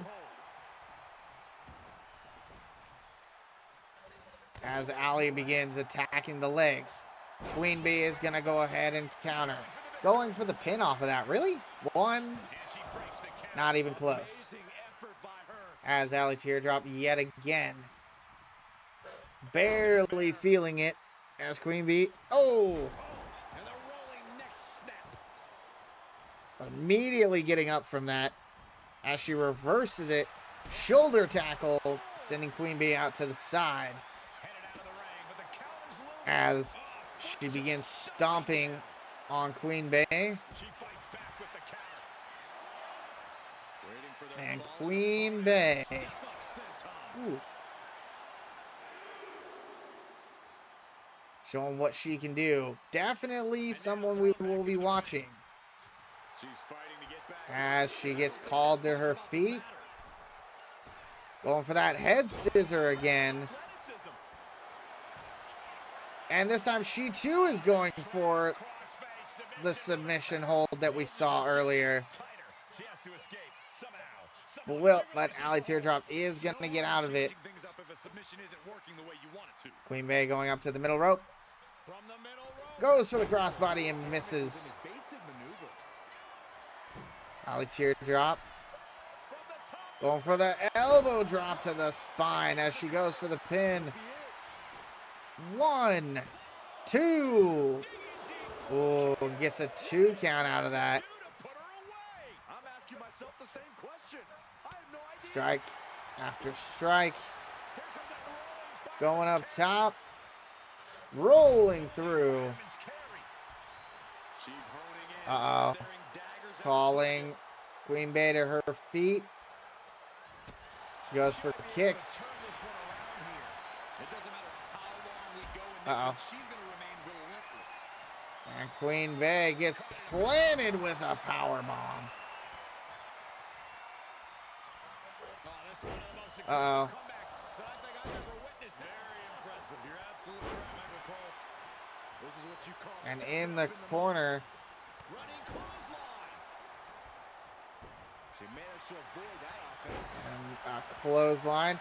And there's the split that we're used to. 1, 2, 3. And Allie Teardrop picks up the win.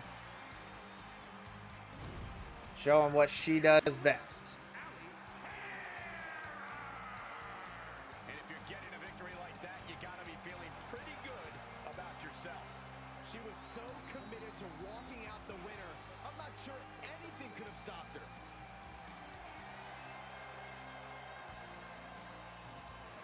Solid match. All right. So Allie Teardrop will be our #1 contender at SummerSlam. All right, let's actually get into an episode of OCDS. I want to see some of these. So we have, starting off, we have the match type is the OCDS regular match with Battleship Brittany and Allie Teardrop, followed up by Cole Quinn in a 1-on-2 tag handicap match against Matador and Theodore Hamilton. Chosen is going for a promo against Hector Flores.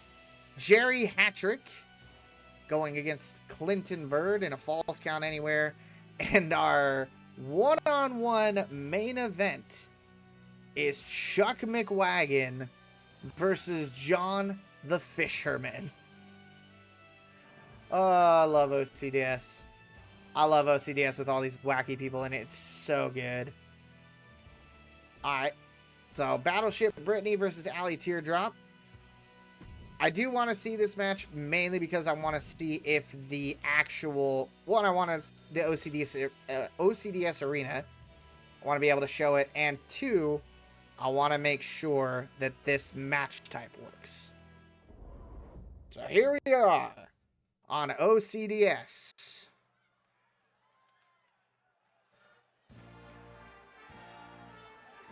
Do do do do do do do do. Pure powerhouse in the Yes. women's division, looking to steamroll anyone in underground. Not concerned with technique. And we have our first OCDS regular match. Powering her opponent. Well, that's because she believes that power trumps all. She's proven it in the ring, and now she wants to prove it in the underground. And now she's looking to assert her dominance in the underground. However, she can. Do, do, do, do. I really wanted to try out some of the new matches, but I also wanted to customize it. Do, do, do, do, do, do. Alright, we've already seen... Actually, no, we'll watch this one out. So what I do need to do is go and make myself some energy. So while Allie is bringing her way into the ring, I'm going to be right back.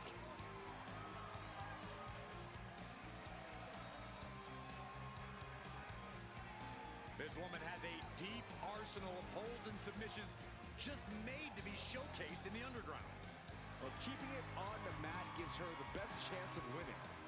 On top of her skills, this woman must be comfortable fighting through the pain and battling the unknown. Well, her unorthodox style of competing has her ready for anything.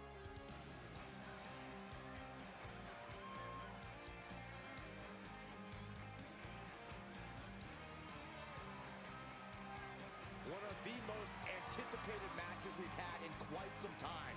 And this woman is the reason why. The following is an underground match. Introducing first, from the good old USA, Brittany. And from New York, Allie Terror.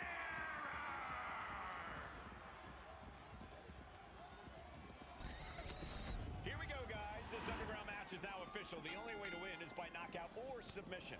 The intensity in the air here is palpable. These superstars came ready for a knockdown, drag-out fight, and now it's time to deliver.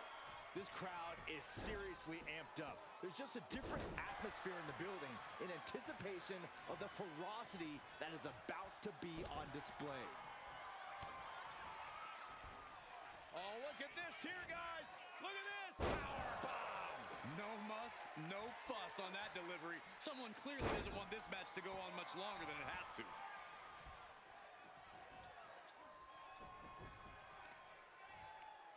Check out this power all the way up.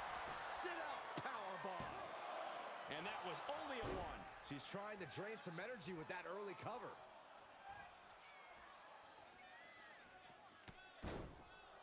Hey, we're all getting free tickets to the gun show. Oh, and a stomp right to the back. Headed to the outside. But for what reason? Now looking for something to waylay her opponent with. And would you look at that? She knew exactly what she was looking for under there. Oof.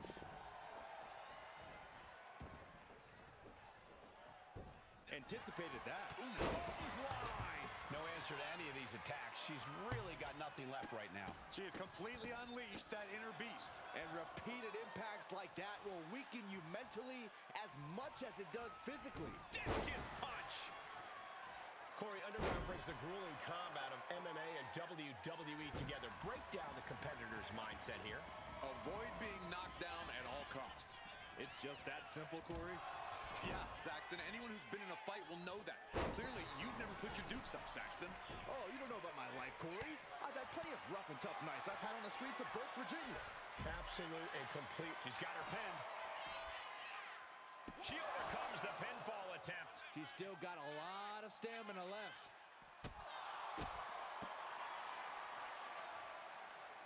Oh, did you hear that thud? I felt the vibration of that one from all the way over here.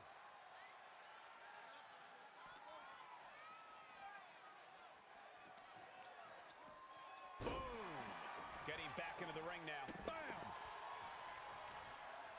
I have returned. Whew. So far, the match is working just fine. Oh, my goodness. Nice. This could be it.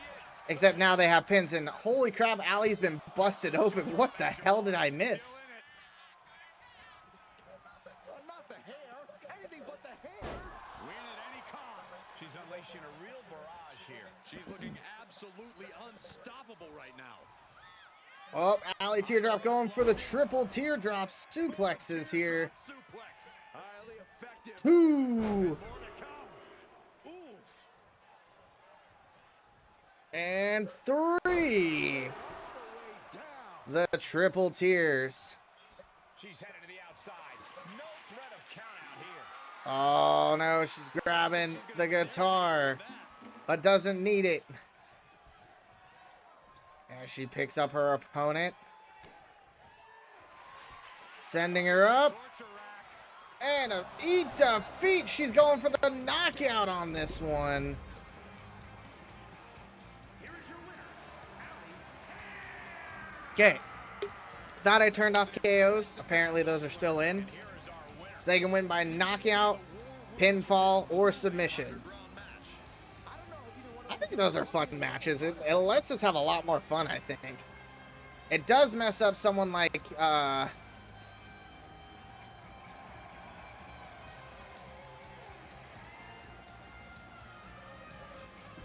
who might be a high flyer because they can't do a lot. All right. So we have a tag team with Cole Quinn against Matador and Theodore Hamilton. Well, let's see what happens. So we got Cole Quinn and Lurch Evans. Originally, we're in a tag team. Team match. Trouble in paradise. And Lurch says, you know what? They're gonna start. And Matador and Theodore Hamilton are just like, come on, buddy. And here we go. Yeah, bell rings, match is underway, and a very contentious tag team that is formed here. Yep. Uh-oh. And This Cole is not gonna Quinn be good. tagged in Lurch Evans. Together, period.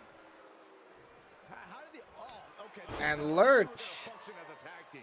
Absolute implosion right in front of us. is dipping out on his partner. Uh-oh. Leaving poor Cole Quinn on his own against Matador Starting to circle. and Theodore Hamilton. Could work as a team, too. The Corpo must have gotten to Saw this coming Lurch. And it looks like no love lost between these competitors based on that display we just saw. As Cole Quinn says, you know what? I can win this on my own. I can beat Matador. It worked. So what exactly is there to respect here? As Cole Quinn. Whoop. Man, what timing on that counter. Oh, man. And Matador.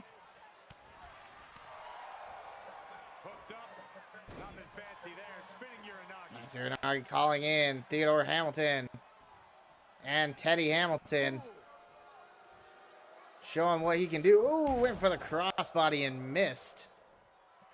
And now he's looking to lock in this. After Theodore Hamilton got caught by the Corpos, he really embraced kind of just taking on that persona of he's better than everyone.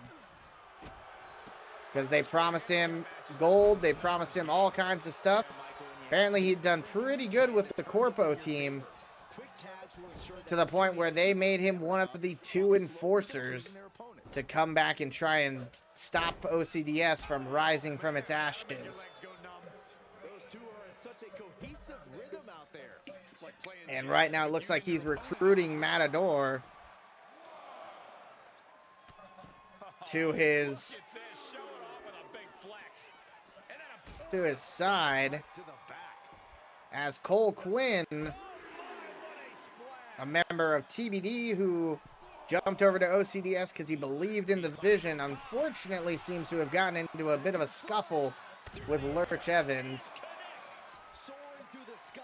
But he's not ready to give up. He thinks he can win this 2-on-1 match and show what OCDS can do.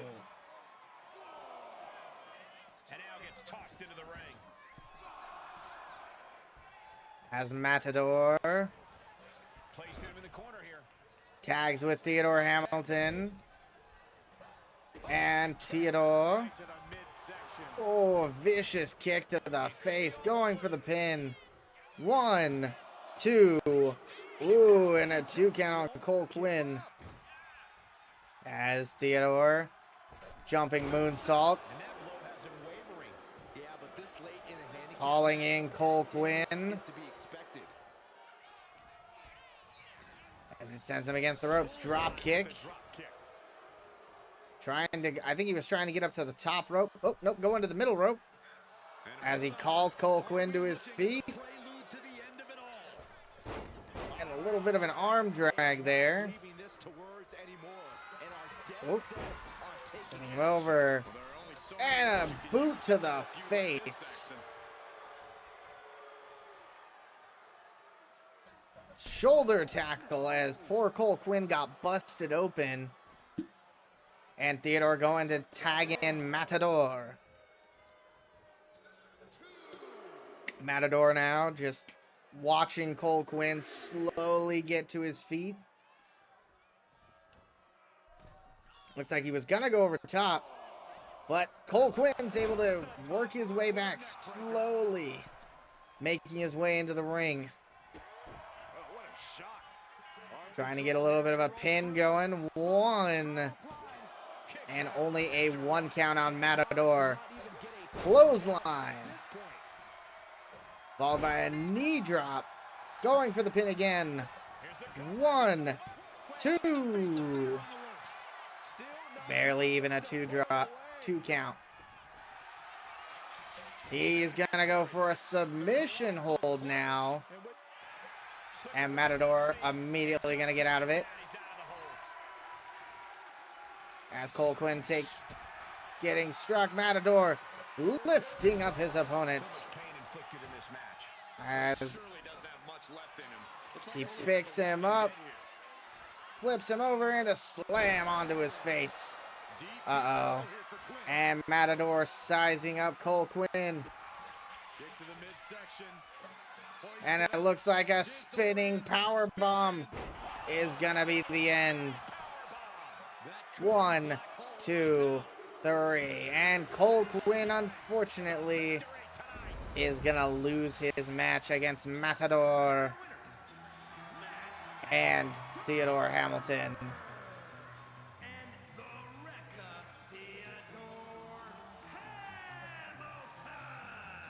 You have to be feeling absolutely gutted, losing after going through a dispute like that.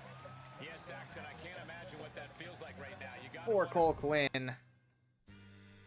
All right, and we have a promo. Hey, thanks, Sayo. It's been a lot better recently, honestly.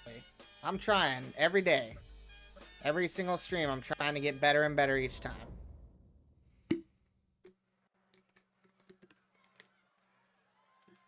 I love this shit. It's fun. All right.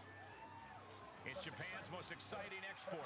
Chosen. So here comes Chosen. The following contest is scheduled for one fall, making his way to the ring from Kyoto, Japan, weighing in at 202 pounds.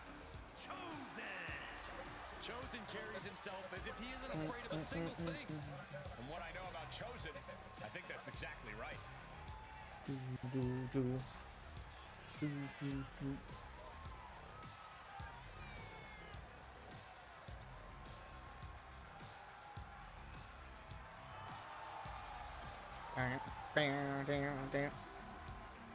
All right.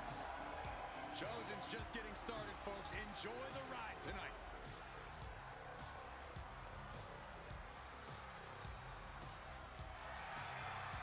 So Chosen's coming in.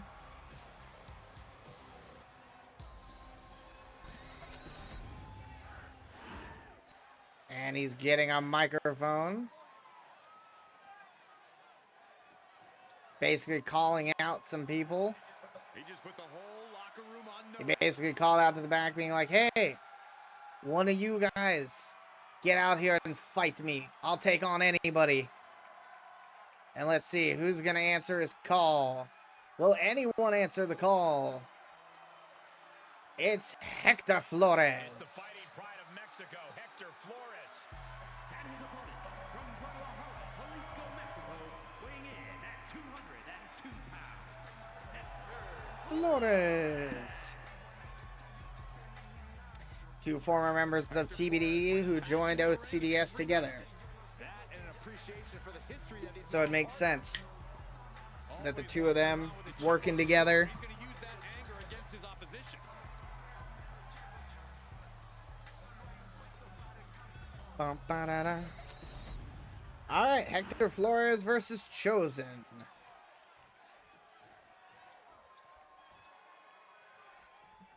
In a one-on-one match. Legacy wrestler whose father graced the rings of Mexico for many years as El Mago. While Flores acknowledges his lineage, he's on a mission to carve his own path. to And professional Chosen. wrestling. I assure you guys, this will be a match that this Baton Rouge Ooh. crowd will not soon forget. Being kicked in the face. Springboard DDT by Hector Flores. And a kick to the spine To the spine. as Hector Flores continues striking. Nice Spanish fly as he goes for the pin. 1. Ooh, only gets a 2 count. Not even a 2 count for him. As Chosen kip ups. Into the collar and elbow. And now the two of them are locked in combat. Demonstrating power here. Chosen getting pushed over to the corner by Hector Flores as the referee has to separate him out. Neither man doing a cheap shot. Hector Flores getting a nice strike, putting Chosen in the corner, but he's going to send him to the bottom. Send him to the floor, I should say. As Chosen And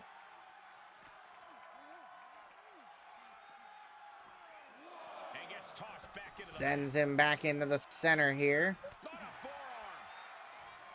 Forearm. As he, went for a kick and he missed. Nice Spanish fly yet again by Hector Flores. As Chosen gets to his feet. Locking up with the collar and elbow. Two of them locking in pitched combat once again. This time, Chosen's going to switch to a waist lock. Wrenching Hector Flores. Hard to tell who's winning this. As he takes down Hector Flores. And that broke Flores down a bit. Chosen going up. Little frog splash onto the spine of Hector Flores, targeting that back. As he goes up to the middle rope. Going for a senton. As he taunts Hector Flores to his feet.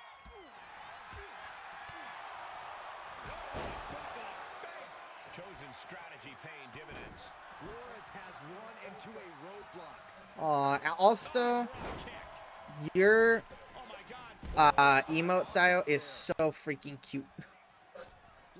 I love that.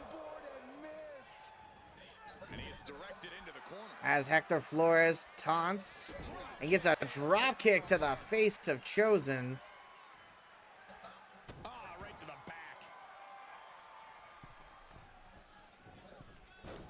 And a nice forearm to Chosen. Making the arm numb makes your opponent very vulnerable. Hector Flores going up top. Oh, went for a drop kick, but unfortunately Chosen was not on his feet. So that was a highly failed maneuver. As both men slowly get to their feet. Chosen went for a grab and Hector Flores counters. Going for strikes. Rolling through. Showing off the quickness. Nice little elbow drop. Calling Chosen to his feet. Flores is firing on all cylinders. As he sends Chosen to the ropes. And a pop-up. Gosh, landing face first. I don't think there's any love Going lost here. yet again onto the middle rope. Going for an elbow drop. Only seen the beginning, Byron. As Hector Flores. Drop kick to the head of Chosen. The skull. And he's looking out of sorts now. We're reaching that point where Chosen looks like he might be reeling from that. whole match. As Hector Flores goes up top. Vicious missile drop kick. Flores has earned the upper hand here. Chosen has to find a way Uh-oh. to right the But Hector Flores is stopped in his tracks. As Chosen goes for the pin. 1, 2. After that straight jacket suplex. Going for the pin again. This time. 1. Oh, he's trying to get the leverage pin. And a kick. Followed by a second one. Oh. And Chosen. Springboard elbow drop. He goes for a running knee to the face of Hector Flores, who he busted open. Chosen once again going to the top rope into a splash. And now Flores is getting beaten down. Poor Hector Flores is just barely hanging on here. As once again Chosen kicks him in the spine. straight into harm's way. Oh, he went for a springboard kick and missed. So he's gonna instead get a little snapmare into the drop kick. Single leg drop kick. Heel And now starting to work over Hector Flores' legs. so painful. It's hard to watch, too. This is it. Going for the pin. 1, 2, 3. And Chosen will pick up the win against Hector Flores.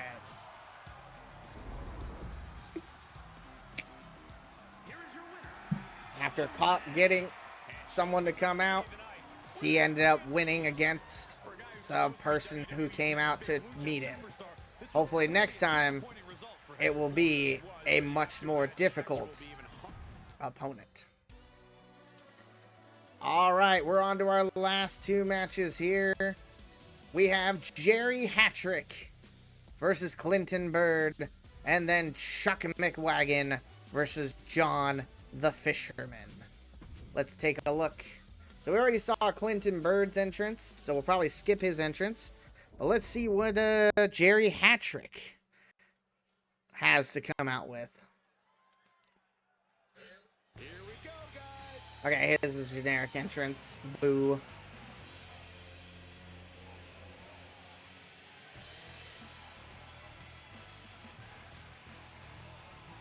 And out comes Jerry Hattrick.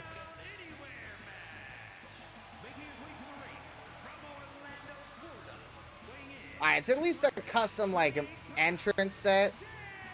They just didn't do any, like, fancy Titantrons or anything, which is fine. God, he's so old looking.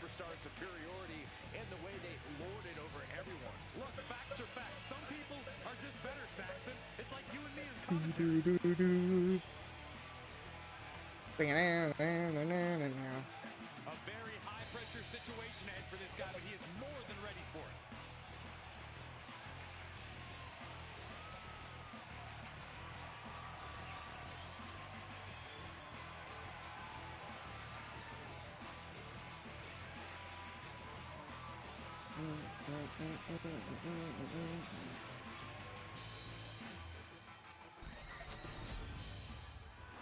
Alright. And here he comes.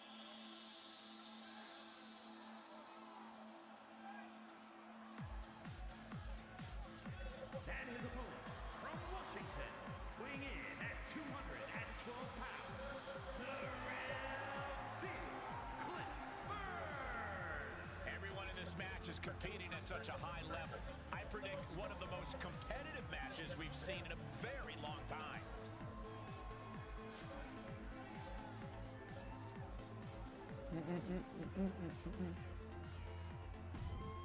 Alright, we've seen this one. Alrighty, here we go. Jerry Hattrick, Clinton Bird. Who will win? And so far, Jerry Hattrick starting off. You get what it says on the package. Pinfalls are legal anywhere and everywhere in the ring, in the building, on the planet. As Jerry Hattrick. Wheelbarrow Ooh. driven down face first. Oh, look at this. Currently dominating this match is Jerry Hattrick, the old man, About to head right into danger. having no problem Locks in the gut wrench. Suplex. going up against Clinton Bird here, who rolled out thinking, you know, I'm going to be safe. This is a Falls Count Anywhere match where DQ is not a problem, but Clinton Bird finally able to get some offense here Carefully measured knee drop. as he drops the knee on Jerry Hattrick. And it returns. Oh, and he threw Jerry Hattrick into the referee. Probably not a great idea. As he slams him against the barrier. Both these men going back and forth on the floor here, but Jerry Hattrick gonna go for the pin. One. And unfortunately, it's not gonna be enough as Clinton Bird gets himself back up. Jerry Hattrick now going up top as he goes for a diving double axe handle. Took a leap of faith and connected perfectly. This could be just what they needed. Heel hook. Look at this. Oh, that's so painful. It's hard to watch, And too. still working him over here as Jerry Hattrick sends him up against the barrier, grabbing. Oh, I don't know what they're looking for here. he's grabbing something. Looks like he's grabbing the steel chair. Now would be a good Oh, and he slams it into Clinton Bird. Jerry Hattrick using every trick in the book here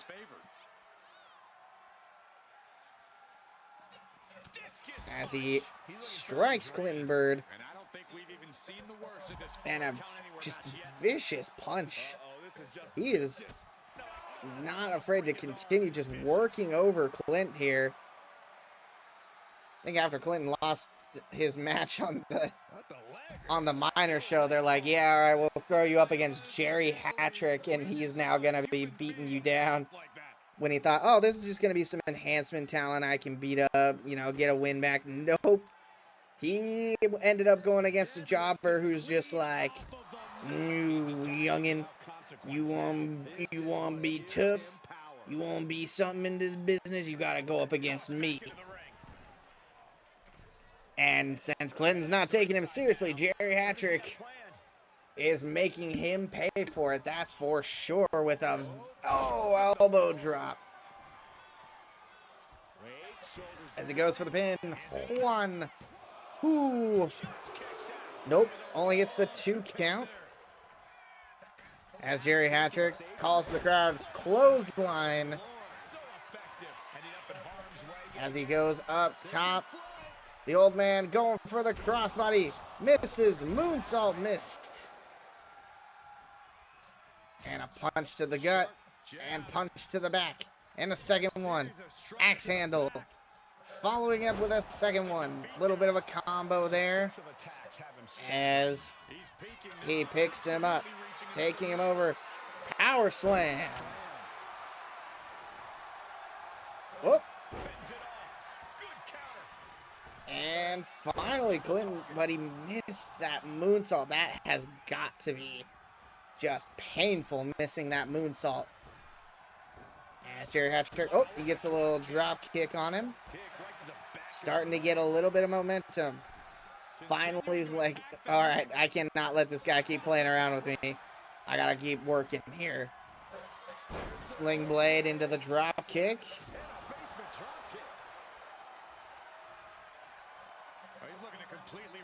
Oh. Going for the pin. 1. Not even a 2 count.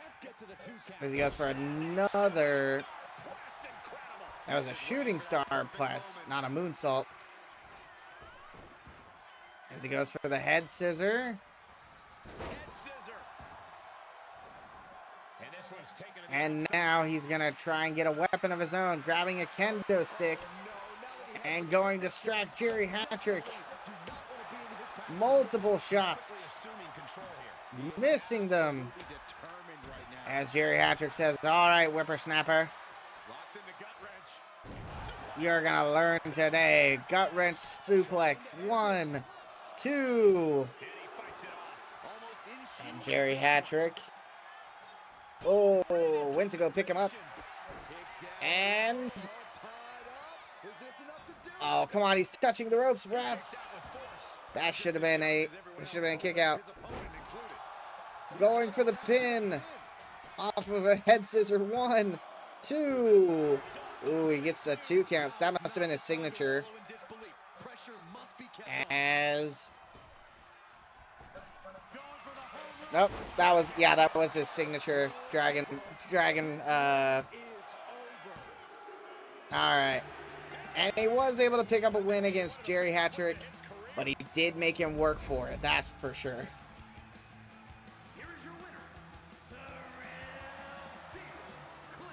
Alright, good job, Clint. Good job, buddy.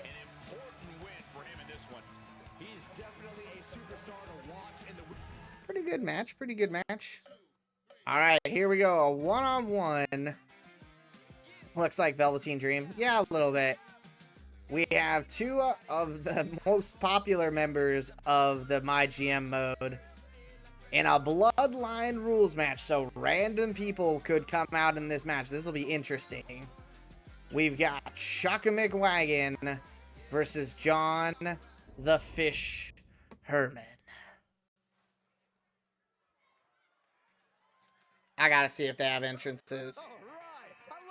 Yep, Chuck McWagon does. Yeah, Chuck McWagon. He's got a rope and everything. Yeah.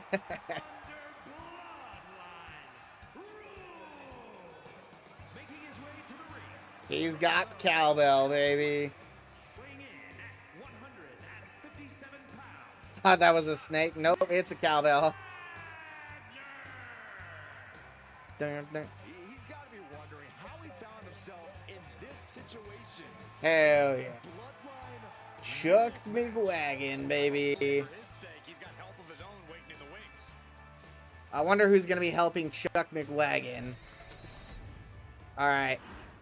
Let's see it. John the Fisherman. The WWE Universe just exploded. Oh. And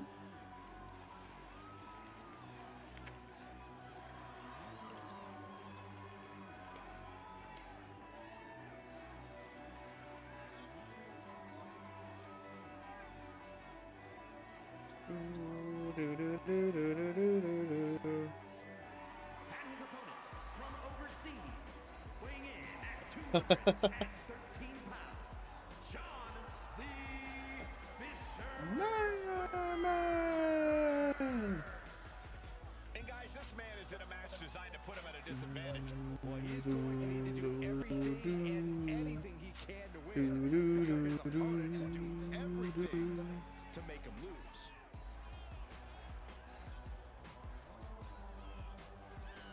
I love the slow swagger. John the Fisherman. So we got John the Fisherman and Chuck McWagon.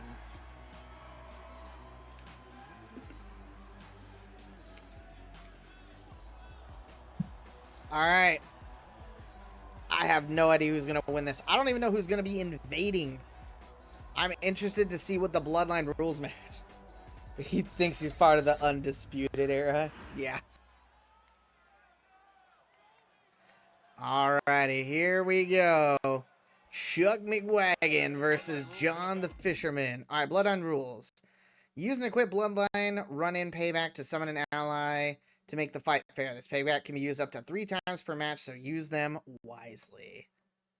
Alright, so they have 3 run-in paybacks they can use. So random people can end up just running in.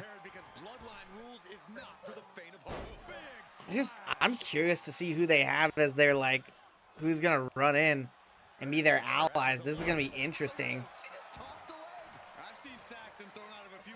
What if they don't have any friends or allies in the universe? What happens? Do they just not call anyone in?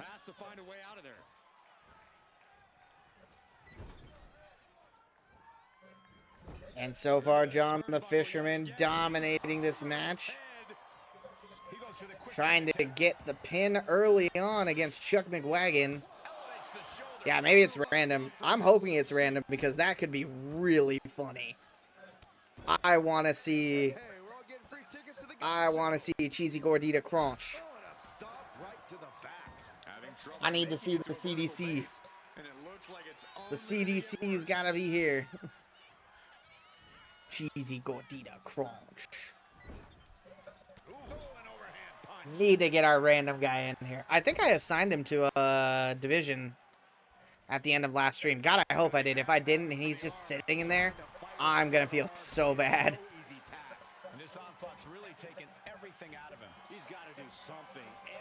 But I was sure I made sure that he got in.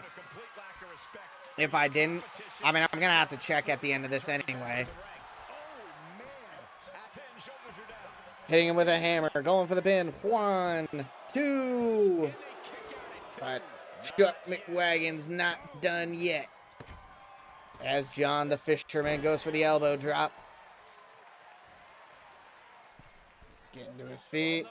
Going for a splash against Chuck McWagon. Stomping on his arm. As Chuck McWagon getting picked up, dropped in the corner. As John continues his assault on Chuck McWagon here. Chuck might need an ally to come help him out if he's not careful.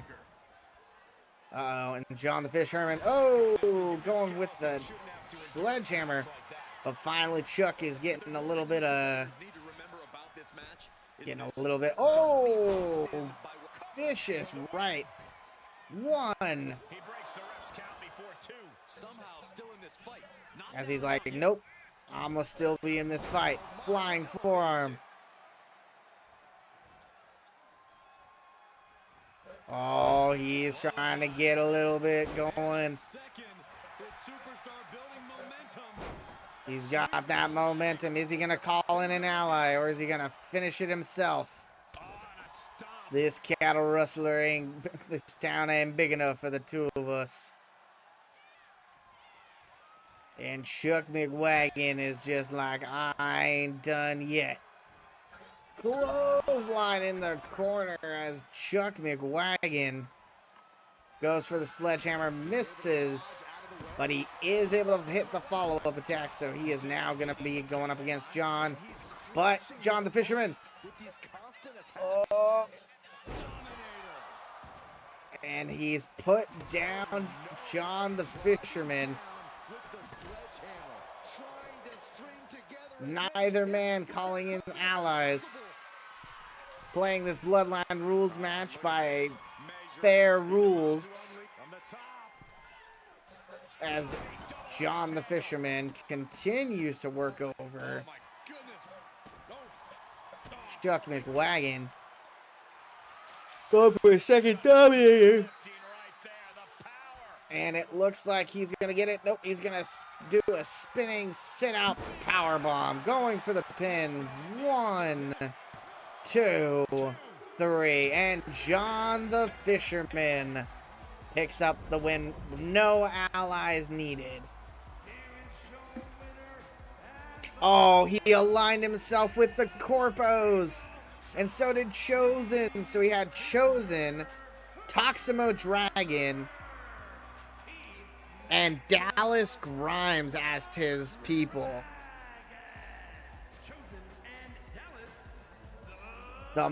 So he sold out. That's what he did, is he sold out to the Corpos. Ooh, I wonder who the allies of Chuck McWagon were. Alright, now before we move on to the next show, let's look at our news and see. So Lurch Evans is turning up to disrespect and aggression after post-match stomping of Colt Quinn. Marty Montana got an injury. Toximo Dragon got an injury. That's why we haven't seen him. Princess Piper Plex, she had an injury, but she still ended up fighting in a match. Africa Slam won the PLE tournament. Earned a title shot. Alley Teardrop. Tempers erupted after one man between rivalry. Yep. Hector Flores came up short against Chosen's open challenge. Alright, hold on. I gotta look at... Is he in here? Cheesy Gordy Crunch. Yeah. He's in the power rankings right now. Under the like, he's number 2 in the thing, so I'm surprised he didn't have a match. All right, so we got OCDS. Let's go into TBD. Oh shit! Oh no! Well, no, this makes a lot of sense now. Chuck McWagon. Yeah, I only did 3 matches for the minor show, because basically what we have is it's something they recommend. Is if you have a major show, you should have a minor show. So a minor show is just supposed to be like, would have been like Velocity or Heat back in the day. Main event now, it's like 3-4 matches. It's not supposed to be something big, major. And honestly, storyline-wise, this first match, holy crap, this tells a story. This basically tells the story of what happened at the end of that is... Because John the Fisherman sold out to the Corpos, Chuck McWagon is now like, he's on a warpath. So he's going against the entirety of the Corpo team. Starting with their leader, Stormlord Ventura, who's backed up by the other 3 members of Team Corpo. Oh no, Chuck. Chuck, this is a bad idea, man. What are you doing? Alright, we're gonna have to watch that one. Then we got Battleship Brittany versus Cindy Backfire. And then we got a 2-on-2 tag between Dallas Grime and Johnny Hots versus Sally Steamroller and Sassy Molassie. Yup. Well, this is actually an intense like, if this was how the shows worked, bro, I'd be turning into the minor show. Like, wait, Chuck McWagon's going up against the entirety of Team Corpo with no backup? Chuck needs some friends. Alright, let's see how it goes. Oh boy.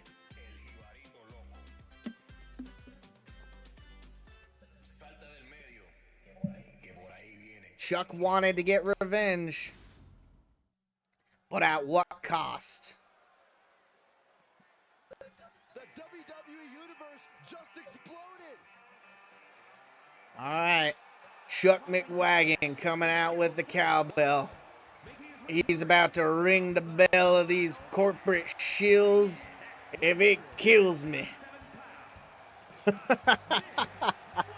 The story of Chuck McWagon is gonna be the story to watch this season. I guarantee it. We're here to watch Chuck McWagon. He's about to saddle up, partner. I'm gonna ring that there bell on these corporate bastards. He's gonna be buried. I mean, it could be interesting. We'll see what happens. Oh god, they have just the 4-way group, but since I don't have them, I don't have a thing for them. They're just coming out to generic music. Yep, here they come. Team Corpo.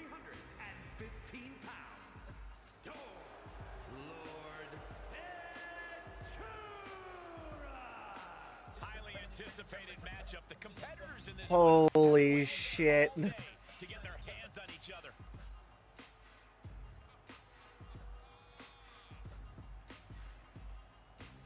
Oh boy. See, it should be...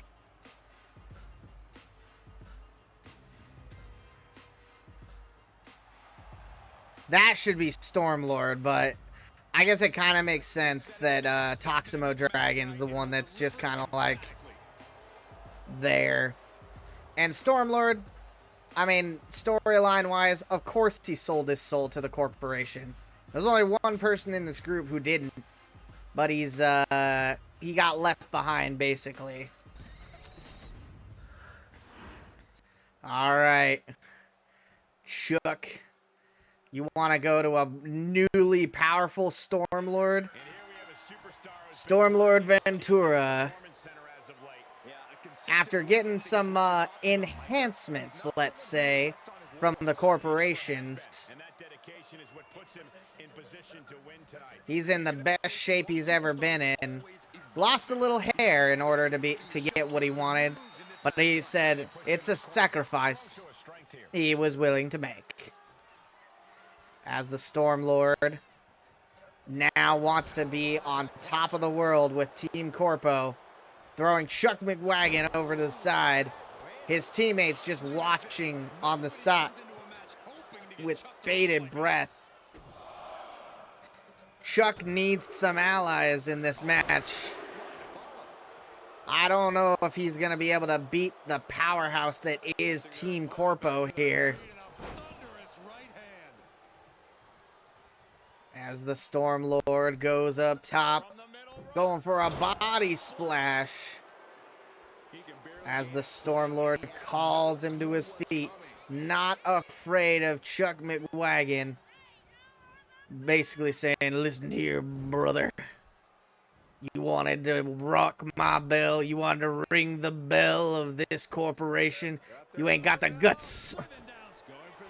As he plows him into the corner, immediately getting a 1 count. believe the ref didn't get two here. But Chuck is not deterred. Chuck wants to be on this warpath as he kicks Stormlord in the face. He wanted to go for the man at the top, and so he shows no signs of slowing down as he goes up against Team Corpo. Uh-oh. And slipping on past. Chuck McWagon going for a strike as he goes for the beats on the cowbell. 7, 8, 9, 10, and the cows will come home to those beats as the as Chuck McWagon goes up top, going for the kick. He's in a dangerous position, though. He's on the side with all of Team Corpo. But for now, they're leaving him be, knowing that they'll get eliminated if they intervene too much. And for now, Chuck McWagon's just working over Stormlord Ventura, hoping to maybe get a count-out win, it looks like, is as he sends Stormlord over the top. He's just beating him down. I don't think Chuck McWagon cares about winning. I think he just wanted to get a... I think he was going for a DQ here, as Stormlord Ventura is able to get in. Oh, that was at the 10 count. Stormlord Ventura barely getting back in as Chuck McWagon now striking against the Stormlord. Yeah, that's how I would describe Chuck McWagon as well. Nothing but blind rage right now. Ooh, only gets a 1 count as the Stormlord is not looking so hot. Showing why he didn't deserve titles back in the day. As he gets hit with an axe handle.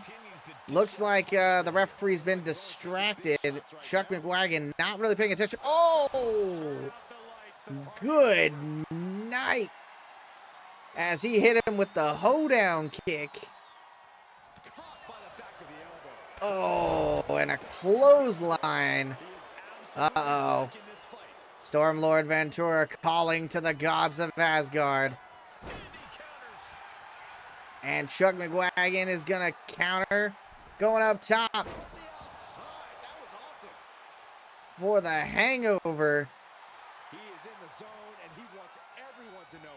Oh, and he went for a kick, and the Stormlord was able to counter him. Ooh, went for an elbow, it looks like. Didn't quite get it. Chuck McWagon going over top. Striking Stormlord in the stomach.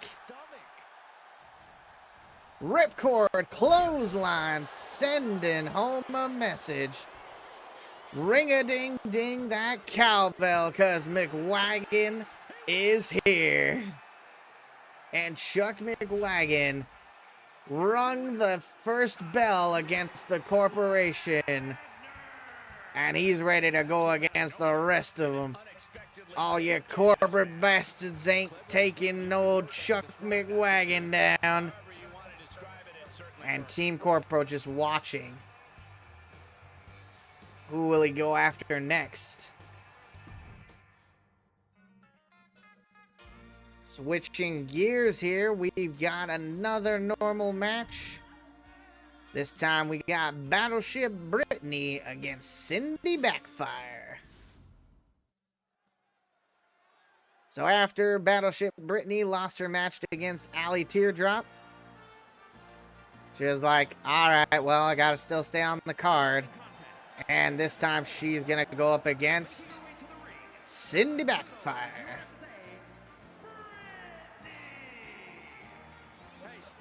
Doo-doo. What are you talking about? Yeah, what horse? The high horse this superstar always seems to be on. Did Jerry Lawler write that line for you? She is ready for this big match, and she knows everyone backstage will be watching her make an impact. Hoping to get into the good graces, probably.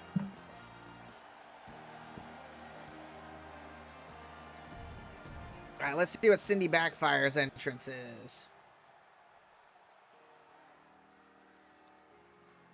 Okay, I like the piano.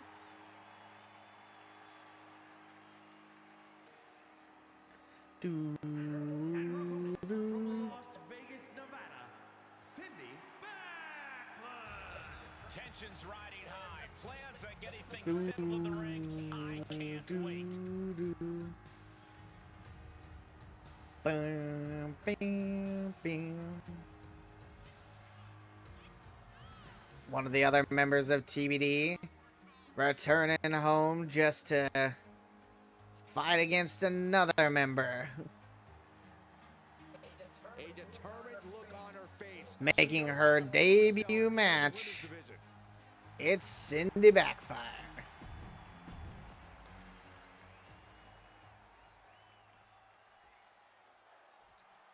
All right, here we go. The Clown versus the Historic Lady, I guess. And already tying up, we have Battleship Brittany put into a chin lock by Cindy Backfire. Cindy doing a good job wrenching that chin lock, as she is not ready to give up, immediately showing that she can hold her own in this match. She goes for a stomp using those legs. Looks like kicks and stomps are her bread and butter. As she goes out of the ring, calling Brittany to her feet. As she goes for a Hurricane Rana. All right, doing a little bit of the fun flip stuff, throwing herself over the side. So far, she's doing a good job staying ahead in this. Oh, went for the cannonball roll, but Brittany Backfire was able to get away. Or Brittany Backfire, Battleship Brittany was able to get out of the way. And Brittany now finally starting to get a little offense of her own. After losing to Allie Teardrop, she has got to be wanting a little bit of revenge. Oh, and a stomp right to the back. And look at this now. Bad intentions. Oh, and the claw starting to work over Cindy. But Cindy's like, that tickled. As she goes for the moonsault into the pin. Not even a 1 count. As Brittany and her tie up yet again. Showcasing strength in this situation, pushing the opposition to the ropes. As the two ladies get separated. Cindy Backfire going for the head scissor. Nice work. Using a lot of her speed, it looks like, as she goes for this jumping neck breaker there.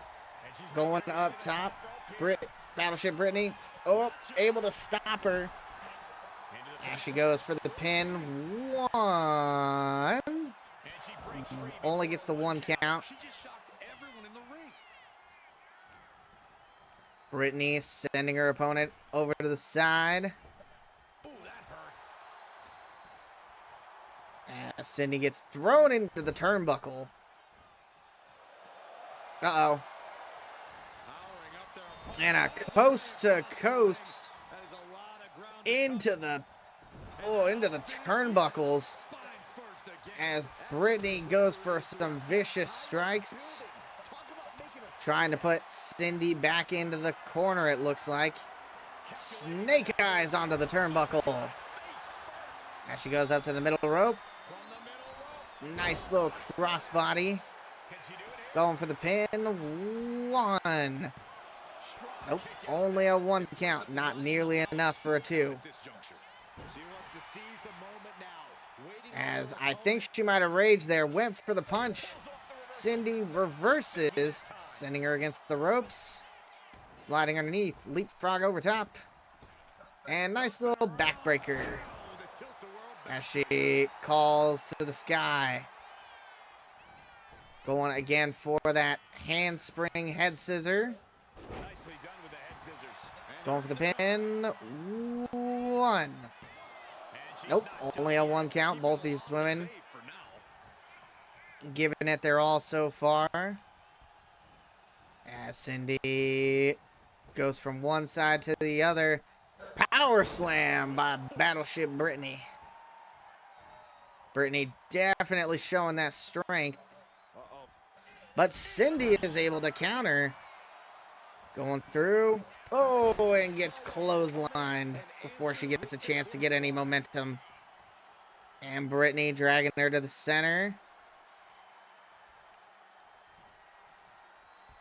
Uh-oh. And it's picking her up. Backbreaker from Brittany.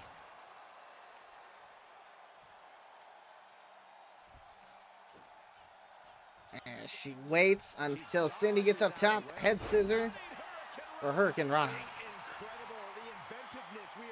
As she once again taunts her opponent. There we go. Whoop. But for something, didn't quite work out. Going up top. Waiting for Brittany to get to her feet. As she does a corkscrew arm drag. Followed by a moonsault. Going for the pin. One. Oh, only a 1 count. As Brittany gets to her feet. Clothesline over top. And Cindy sizing up her opponent. Trying to figure out what she wants to do at the moment, it looks like.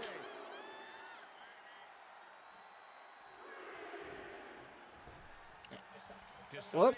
As she went to go and take down Brittany, but Brittany was waiting for her. Now moving in with some strikes. As Brittany now goes up top. Going full. Diving crossbody, or not crossbody, just putting her body on the line as she goes for a splash. And now Brittany getting back in. Slamming the leg of Cindy, who rolls out. And Brittany going around here. Waiting for Cindy to get back in the ring, I think. And Battleship Brittany, double axe handle to the face.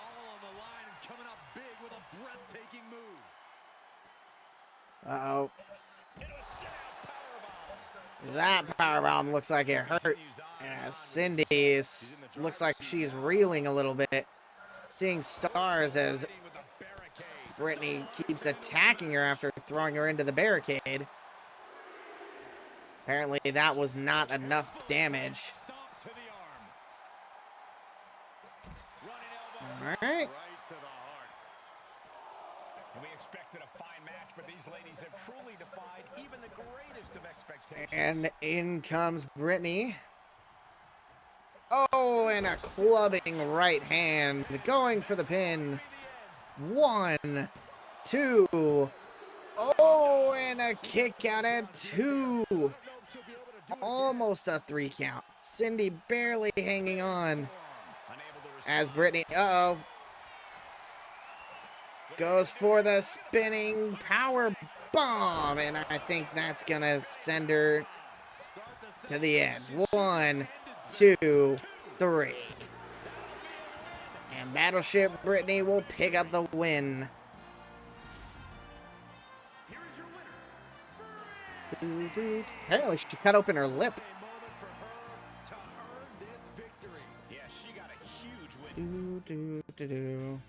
And our main event is a tag team match.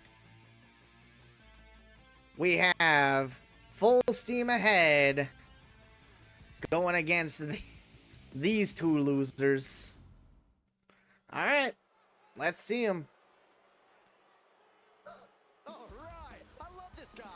I don't even know if they have a name. All right, first up we've got, I think it's Dallas Grime. Yep, Dallas Grime of the Booty God. Introducing first, from San Diego, Yep. California, weighing in at 215 pounds, Dallas, the Yep, With the size of this superstar's ego, I have no idea he how is. the rest of us Sabuti Warrior. Hyperbole does not suit you, Saxton. We're looking at a high-caliber athlete right now. Ego is well-deserved. Corey, I'm inclined to agree with you on that. Ego or not, we're looking at a special talent. Oh man, people hate this guy. He's just in it for He says it's all the about ladies. plans on showing why everyone backstage should be scared. It's like, oh yeah, I've done all these things, been a lifeguard, been in all kinds of stuff, but now he's here in wrestling, thinking that's where it's at. And joined by him and his partner, One of our favorites.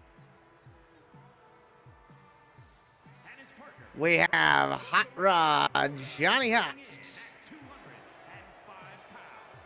Hot Rod Johnny. The WWE Universe more than ready to see this one start. This is going to be good. This is someone's creation I found online, and like, he's really good.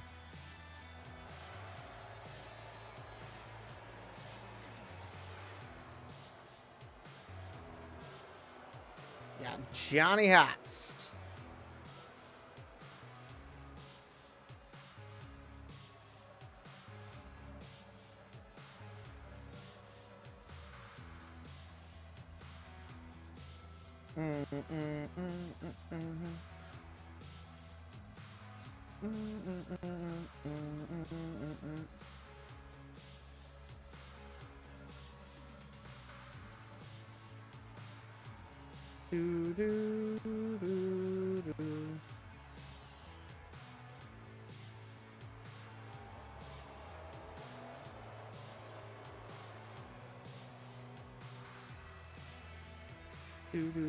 Physically and mentally prepared for the task at hand in this big-time match. Is that a diaper? No. That's just white trunks. He's just wearing white trunks. No, I'm sure that's what everyone says. Like, you wearing a diaper, bro? Unfortunately, their opponents, I keep forgetting to do their thing. But here we go. Full steam ahead coming. The tag division has been extremely competitive as of late. Every duo looking to show why they run things around here. We'll go ahead and just skip. All right. So, Hot Grime versus And this tag team match Full Steam Ahead. And Sally Steamroller is like, oh, and a vicious kick to start off. Business, not a weak link among them. Already, this is a hell of a start. off with their head. Coming in off the tag. As Sassy Molassie now getting tagged in. Oh, went for the kick against Dallas Grime. Slam. As his last name implies, he's a bit of a grimy dude. Into the corner. His tag team But he is just tags in. working together. Double Johnny Hots here. It's about to get worse. Oh, and a strike to the back. Working together. Is that chemistry? Johnny You Hots, right? Yeah, cannot teach. Johnny Hots. So we got Team Hotbod, I guess, Here's a tag. Opponent off the rope. versus Full Steam Ahead. Tagging in his partner. Front as this match continues. Prying their opponent's arm out. Oh my goodness. Grime still just doing what he can. As he works over Sassy Molassie, knowing full well that they won their match last week. As he goes for a diving headbutt, going for the pin already, one. But Sally Steamroller's like, nah, you ain't pinning my girl. As Dal is like, nah, I got this. Oh, went to throw himself over top and missed because she was just slightly too far away. Sassy Molassie going for the drop kick. 1, 2. Ooh, nearly got a 2 count on him. Even close to over. Boom. as she continues to work over these two men, but wasn't able to pick up Dal in a super kick. Whoa, and he went for a very strong punch, but missed. As Molassie pops him up and strikes him instead. One. Ooh, gets a 1 count only. Not even close. With that pop-up punch. As she starts working with her combos. Exchanging back and forth between her and Dal. Dal thrown into the corner and a tag made. As Sally Steamroller gets picked up. Oh, and Grime is going to counter. As he picks up. Oh, picks her up. Sends her down. He's not afraid of Steamroller. As they continue to strike. Power bomb. As Dal goes to tag in Johnny Hots. And Johnny now on the spot going up against Sally Steamroller. But Sally gets an X Factor on him. Making sure that he was not ready to come in. Probably gave him a minor concussion as she she slams him to the mat.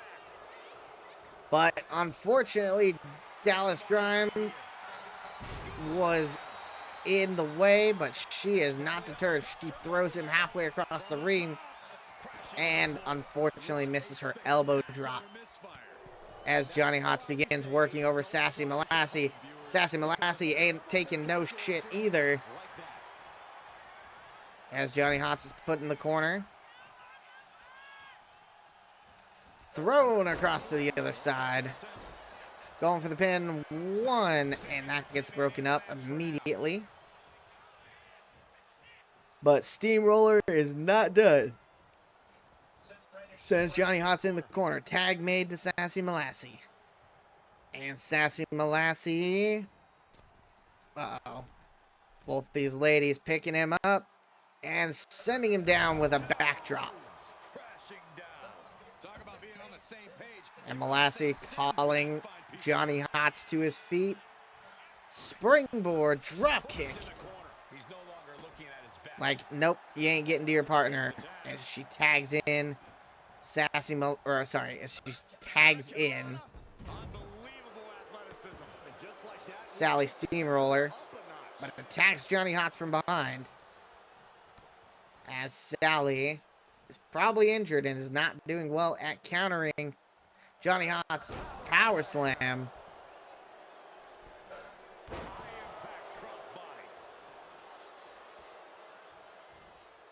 And so far now taking a little bit of the initiative back, trying to send her to their corner.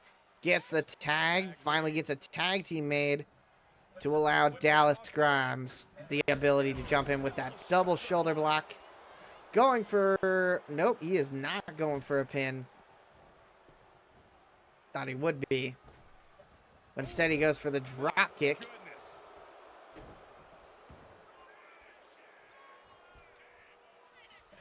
Measuring their opponent, a gator roll. Oh, God, what an elbow.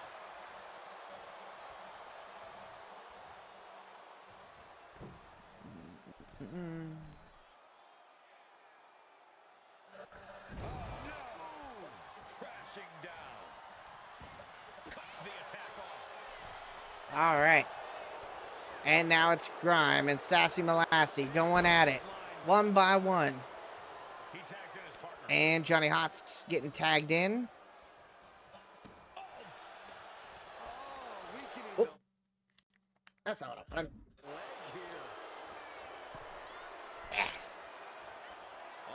He's calling Sassy Molassie to her feet. Going for it. Oh my goodness, that was a crazy clothesline. Going for the pin. 1, 2.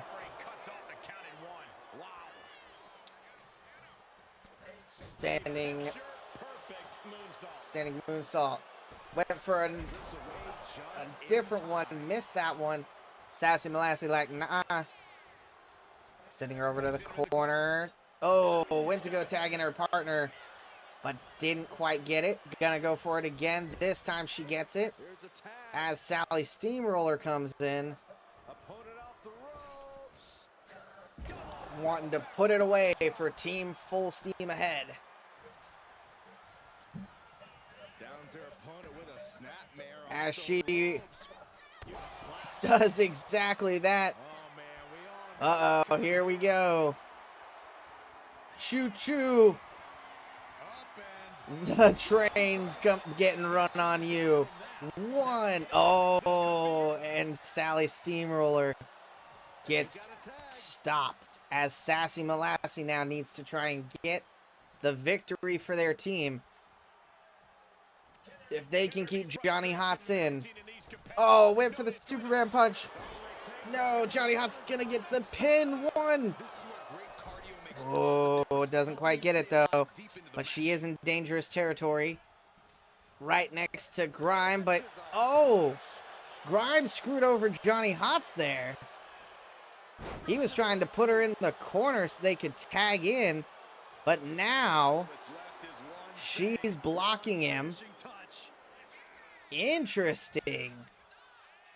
Do we see some dissension in the ranks maybe? Well, doesn't matter.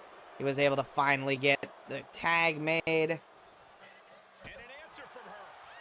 As Sassy Molassie propped up in the corner. begins working over Dallas Grime. Listen here. Doing the foot wash. Oh, and that'll definitely clean his clock. As she goes to tag in Sally Steamroller. Oh, but unfortunately she wasn't prepared. But was able to prepare to block there. Backbreaker on Dallas Grime. Oh, he gets a counter. Grime, oh, went for the moonsault and missed. Connection. Oh man, right to the arm. Hyperextend your elbow. Elbow drop. Elbow drop. And he is going to get the tag, unfortunately, and Johnny Hots going to be able to get in as he puts Sally Steamroller against the ropes. Sent over top, rolling over. Going for the pin. 1, 2. How many more shows is there? I mean, How much is it worth to continue? realistically, before we get to the next pay-per-view, there's 4 more shows? Every drop of My goal is to try and get through and have both of the shows on the pay-per-view. 1, 2. Oh, it only gets a 2 count. getting dangerously close to ending it all there. Ooh, bullseye. How many shows are we doing? I don't know, until I get tired, I guess. What now? Oh, yikes. I want to try. My goal is to try and get us to Backlash, so all 4 if possible. But if I get too burnt out and tired, I have a 3-day weekend this weekend, so if I'm up super late, doesn't matter. Wasting no time. And Sally Steamroller with the senton. Much longer at this stage in the match. We might skip some matches if we see any that are just like, we don't care about this one that much. But so far we've been getting good matches, so it's like I want to watch them all. Oh, and wrenching Dallas's head. She's going for that submission. But Grime's gonna get out of it at the last second. Think he's gonna try and go to his teammate? No, he's not. He wants to get the win himself. Nope, he's gonna go tag in Johnny Hots. Wants to let him pick up the win for Team Hotbod.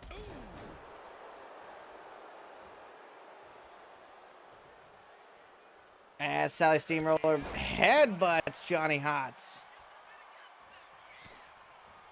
Oh, picking him up and slamming him down. Facebuster, my Uh-oh. And she is sizing him up. Going again. Choo-choo, motherfucker. As Sally steamroll. Oh, again, her finisher gets broken up by Grimes. She is getting frustrated as she goes to tag in Sally Steamroller. Or not Sally Steamroller. Mixing people's names up now. Sassy Molassie. But now Sassy Molassie is wanting to beat down this man. She's like, just give us the win, damn it. She's going up top. Is she going to be able to get her maneuver off? I don't know what her move is. Drop. Oh, no, a savate kick. Going for the pin. 1, 2, 3. And full steam ahead. Picks up another win. Taking on Team Hot Bod. I really need to get them a tag team intro. Nice. All right. Let's see. Do we have any extra news? Nope. Next show. All right. Moving into the next week. So we got 4 shows total left. Let's see. Oh, we have to. We have to now. Oh. Chuck McWagon versus Chidi Gordita Crunch. Chosen versus Hector Flores. Honestly, I don't care about this rivalry match. This one we probably can just do. Battleship Brittany, we've seen her a lot, but Lula Tandy is new. Then we got Lurch versus Cole Quinn. And our main event is Jerry Hattrick versus Blaze Baker in a Bloodline Rules match.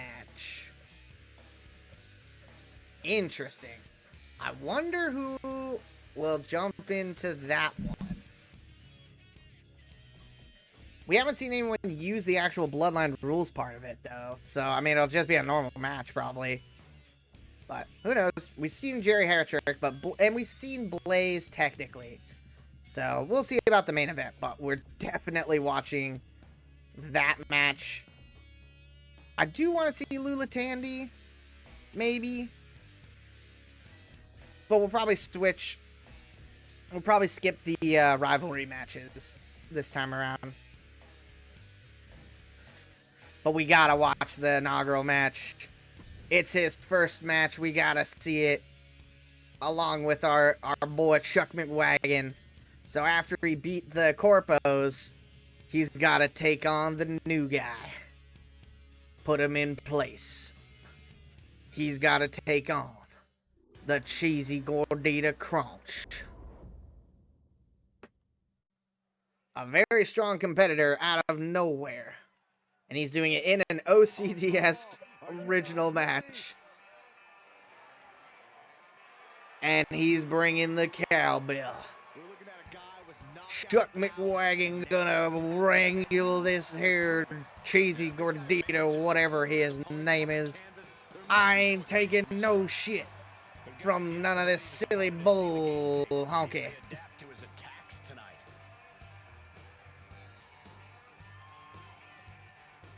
Alright, and here he comes.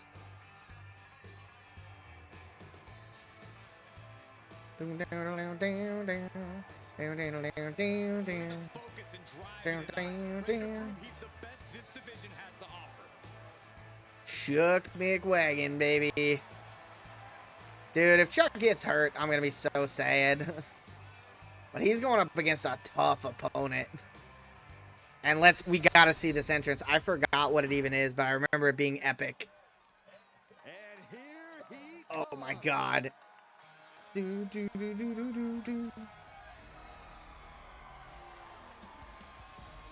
Yeah. Oh my god, it's so perfect. Dun, dun, dun, dun, dun, dun, dun. Holy crap. The Cheesy Gordita Crunch. Here to make a statement.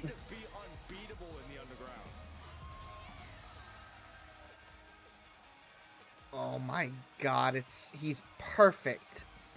He's so perfect. Oh man. The competition level has never been higher, but this guy's I love it.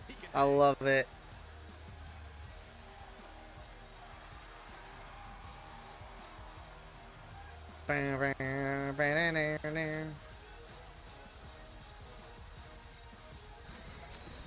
All right. The following is an underground match. Yup. Introducing first, from the Wild West, weighing in at 157 Oh God. Chuck McWagner. Yeah, Chuck McWagon. And from seasonal residencies, weighing in at 543 Jesus. pounds, Casey Gloria Crunch. Oh my God. And folks, this isn't going to be your typical textbook matchup. This is going to be All right. Oh, and immediately right off the bat, submission or knockout. Cheesy Gordita Crunch is gonna lay it the smackdown on this cowboy. Oh my God. 500 pounds. This dude is... I think Chuck might have just bit off more than he can chew. The question is, does Gordita work for the Corpos? Or is he too wild for the corporation? I don't know.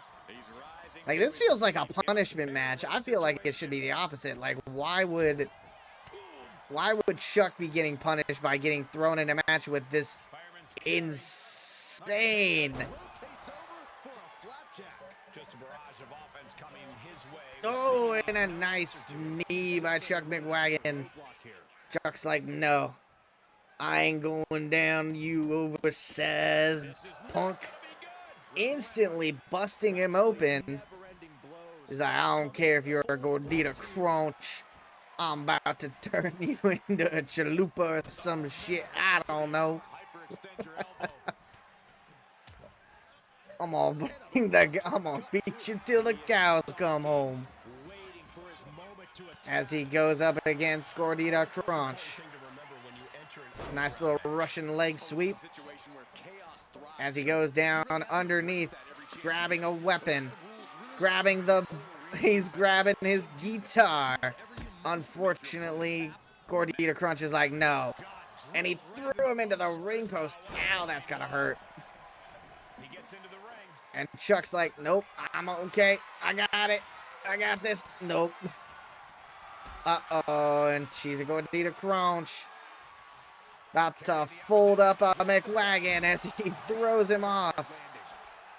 Going for the pin. 1.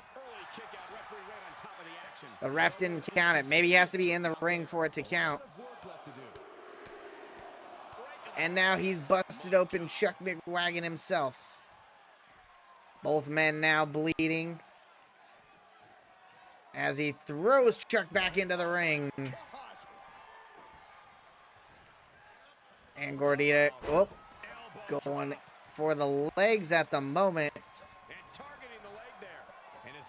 I don't remember what his finisher or signature is, so I don't know why he's going for the legs as he stomps over top. Going for the pin. 1, 2, and Chuck's gonna kick out at 2. Chuck is definitely reeling, probably thinking, okay, I can do this, but this big boy's gotta go. Going for the knee drop. He's probably gonna have to go for the knockout win, as these two men are just brutally fighting each other. Oh, and he's going for the submission, raking the eyes. But Gordita's like, not today. Oh, and again, Chuck McWagon almost getting thrown off there. Oh, and he gets booted off the side. Gordita Crunch giving him a bit of a crunch there as he goes for the pin.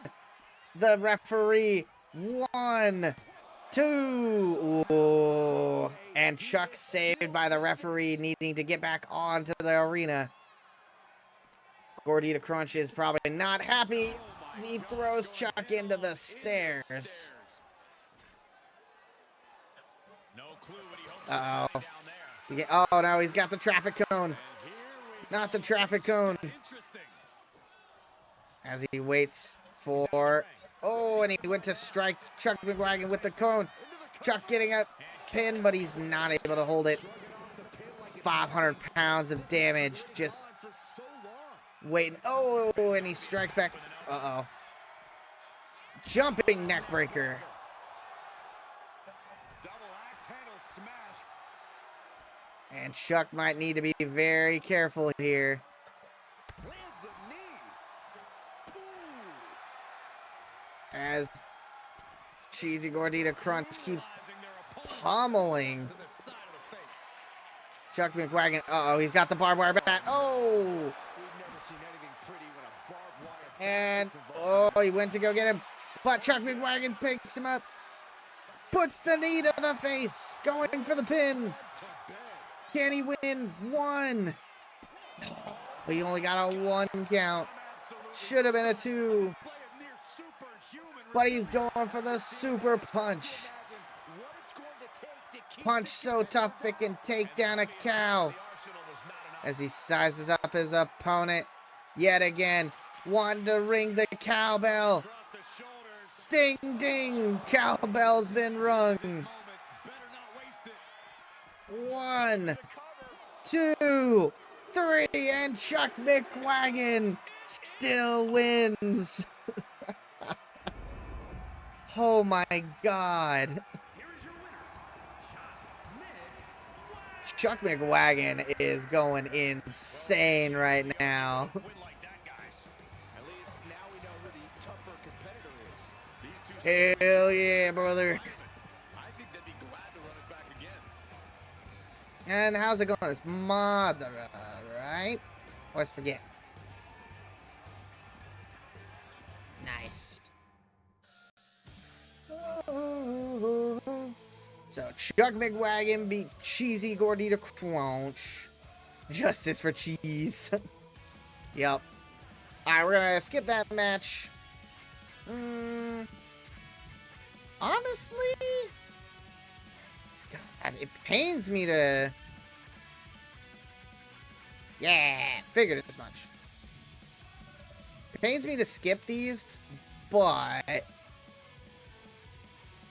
I don't know if I gave a shit about... We've watched Battleship Brittany do multiple matches. Lula Tandy's interesting. Blaze Baker, Jerry Hattrick. I'm not even... you know what? We're gonna simulate. I think we'll simulate these ones.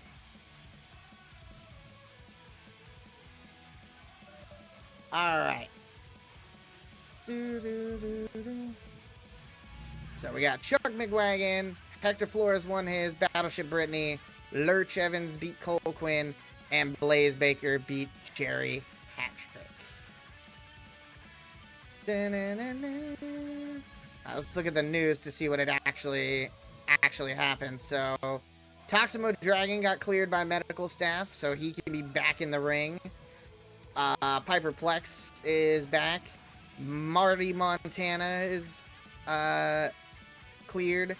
Chosen looked as if he was about to walk out of the match against his rival. The Superstars Cunning drew Hector Flores right into his trap, knocking out his pursuer with the sucker punch. The cunning of the Superstar makes him a dangerous opponent that will force a rival to be more cautious in the future. Lurch Evans preserved to win his match despite a ruthless attack from by Cole Quinn. Lurch Evans looked hurt as he left the ring after the match, but has avoided serious injury. Okay. So let's see what TBD has for us, since it's only 3 matches. Jerry Hattrick going against Piper Plex, flanked by other members of Team Corpo. Battleship Brittany is just getting everybody, like, holy crap. She'll win a match, she'll lose a match. She'll win a match, she'll lose a match. She'll go up against Kelly Contrail. And then John the Fisherman versus Blaze Baker. We haven't seen John in a bit. I think the only match that would be worth anything would maybe be Piper Plex, but we've already seen her. We haven't seen Kelly Contrail. She's new. I think we'll simulate this TBD. Try and get closer to the... We'll get to the week before Backlash, and now we'll see what we get. So, who won? So, Jerry Hattrick beat Piper Plex. Nice. Kelly Contrail beat Battleship Brittany, and John the Fisherman beat Blaze Baker. Not a surprise. Alright, now we're in Backlash week. Let's see what OCDS has to offer. Obviously, Hector Flores and Chosen are on the card, because they are the current rivalry going on. Don't care about their match, though. What the hell is happening here? A 2-on-2 mixed gender tag with Sassy Molassie and Jive Owens, two people from different teams, against Theodore Hamilton and Piper Plex. Okay. Alright. Cole Quinn against Mad Patterson. We know that's probably going to be not who he's actually fighting, or if it is who he's fighting, it's going to be a thing. Clinton Bird versus Suzuki. Suzuki got on the match card. And our final match of the night of OCDS is a run back of Chester versus Abraca Slam. But this time it's a Bloodline Rules match. We'll figure out who has allies and who, I guess. Man, I don't know if I care about the main event again. The Bloodline Rules. I know that I said it as my thing. I just don't care about that one. I think the only ones I care about is... Even though we've seen Clinton a couple times, getting to see Suzuki in a match would be nice. I guess it'll be the mixed gender tag and then that one. Because, yeah. So, let's go to the mixed gender tag. Nobody won the Hector Flores and Chosen fight. So that one must have been a DQ. Alright. Mixed gender tag.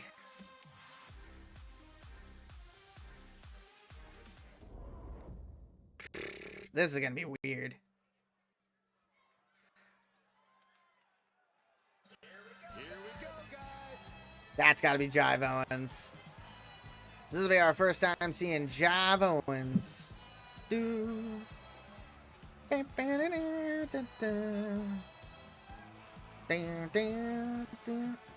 there he is, Jive Owens.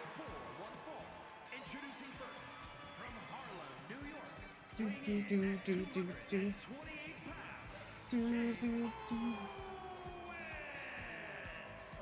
I'm going to come right out and say it. Yes, this athlete takes great appreciation in their own in-ring performances. But it doesn't make them a bad person. Who says it does? But on that topic, they're not my cup of tea. Bam, bam, bam, bam. Sewage, if we're being perfectly honest. I love it. I love it. Yeah, Jive Owens.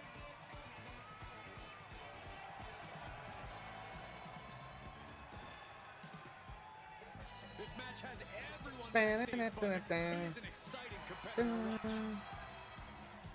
match. He's got a long entrance, though. Hopefully he makes good on his inaugural match here. Interesting he's with Sassy Molassie, but hey, she needed somebody to help, so she picked Jive Owens. They must have worked together in the My GM mode at some time. So now we'll get to see Sassy Molassie's entrance, I think. Yep. And guys, this looks to be a match. Ah, she's got the generic boxing entrance. Alright, we're skipping that one. I already know what it is. Boo. There's only one person who that entrance works for. Oh, it's gonna be separate ones. Here comes Theodore Hamilton, one half of Team Corpo. Boasting the downright arrogance of this athlete, honestly, it's more than I can bear. Look in your eyes, makes you believe of a kind. It's weird hearing the one of a kind theme, but having a person who's booed. A man who elevates his game every week. He's competing at his highest level yet. Yay, we're gonna get to see each of their entrances this time. And now we're gonna get Piper Here she Plex. comes.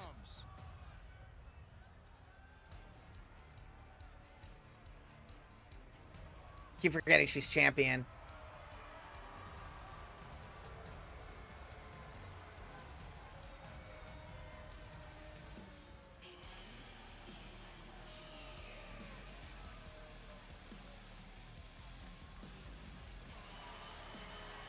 And his partner from Houston, Texas, the Intercontinental Honor Fighting Champion, the Princess. Piper Plex. The tension building for this match is so thick you can cut it with a knife. A lot of drama involved with this one. She treats every match like a title defense. That's how she got to this point in her career.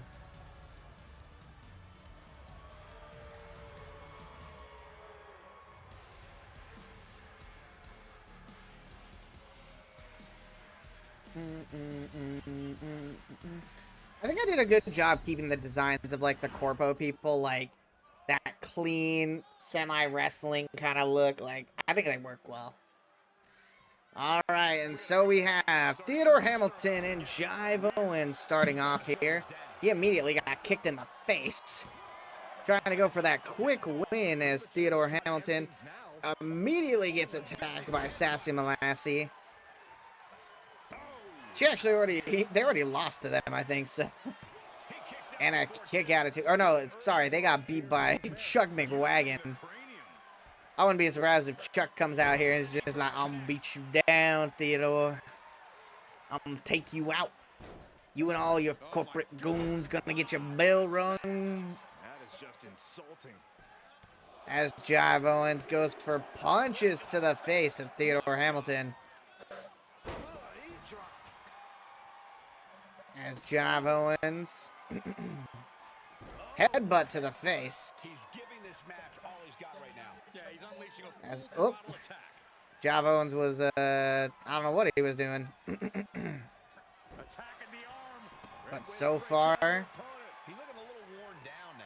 fist drop as he boogies and he goes for the not going for the tag. So far on Theodore. We get stomped in the face. Man, that was nasty. They weren't that good looking anyway. But Theodore is like, nope. Time for me to get a little bit of my own offense in. Getting that moonsault as he gets an elbow drop in. Now starting to get a little bit of offense. You have solidified your name as a top athlete when you're able to As he moves over to go tag in Piper Plex. to the other corner as well. And Piper now getting in. Oh, okay. So a mixed gender tag goes by the mixed gender rules, not the intergender rules. Good to know. Mounting. And hammer it away. And Piper Plex going up against Sassy Molassy. Right to the spine. She is not afraid of stomp. Oh God, she just stomps into the back of Sassy Molassy, who was not prepared. With those stomps. As Piper Plex continues to work over Jive Owens' teammate. Going up top, Piper Dazed and confused and things calling Sassy to her feet. She decides instead of going after her, gets hit with a rolling forearm. As Sassy Molassy comes in, nice kicks to Piper Plex, trying to keep her on her toes. As she picks her up, carrying her over, and a kick to the face. And a very high top rope moonsault against Piper Plex. Gets the big boot. As Sassy Molassy, currently undefeated, hamstring crushing knee strikes. Repeated strikes. display. You can almost see the disdain in their As she continues to move against Piper Plex, who's going to roll out.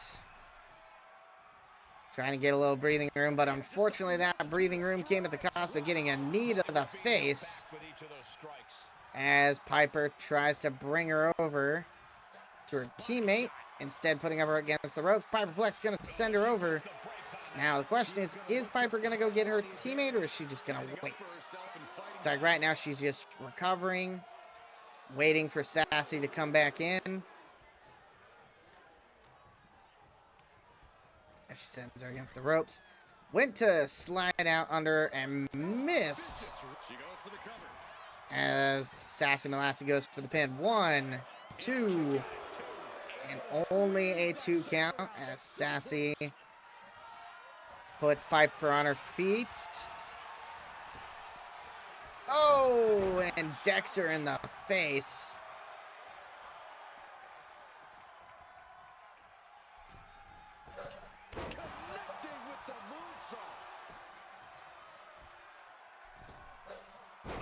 Misses that second hangover, though. That's going to be a huge pain. Her endurance is really being tested now. Yeah, but you have Oh, to keep on battling. and Sassy Molassie not quite ready as Piper Plex slides underneath, jumps over top, drop toe hold, almost hurt her face as Piper Plex, dragon suplex, and Jive Owen's gonna get in there to save her teammate, but not in enough time. As Piper Plex slams down Sassy Molassie, and that will be a win for Team Corpo, showing why Piper Plex is a bit of a nightmare to deal with, as her teammate and her share Piper Plex. Making their case for one of the best teams around. Yep, that's why they're working together. All right, Matt Patterson, we're going to skip yours. And I think we'll just do the Clinton Bird Suzuki match. Matt Patterson won, not a surprise. We'll have to see what happened in the news. All right, Suzuki versus Clinton Bird. Clinton seems to be kind of in that mix. He'll either win some or lose some, but he's been in a lot of matches. So he's always on the fringe. Yeah, now we're talking.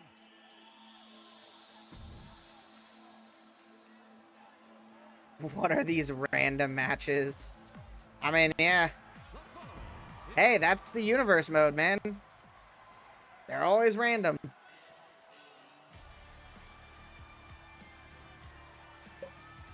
Forgot you have the LA Night music. It's so good. All these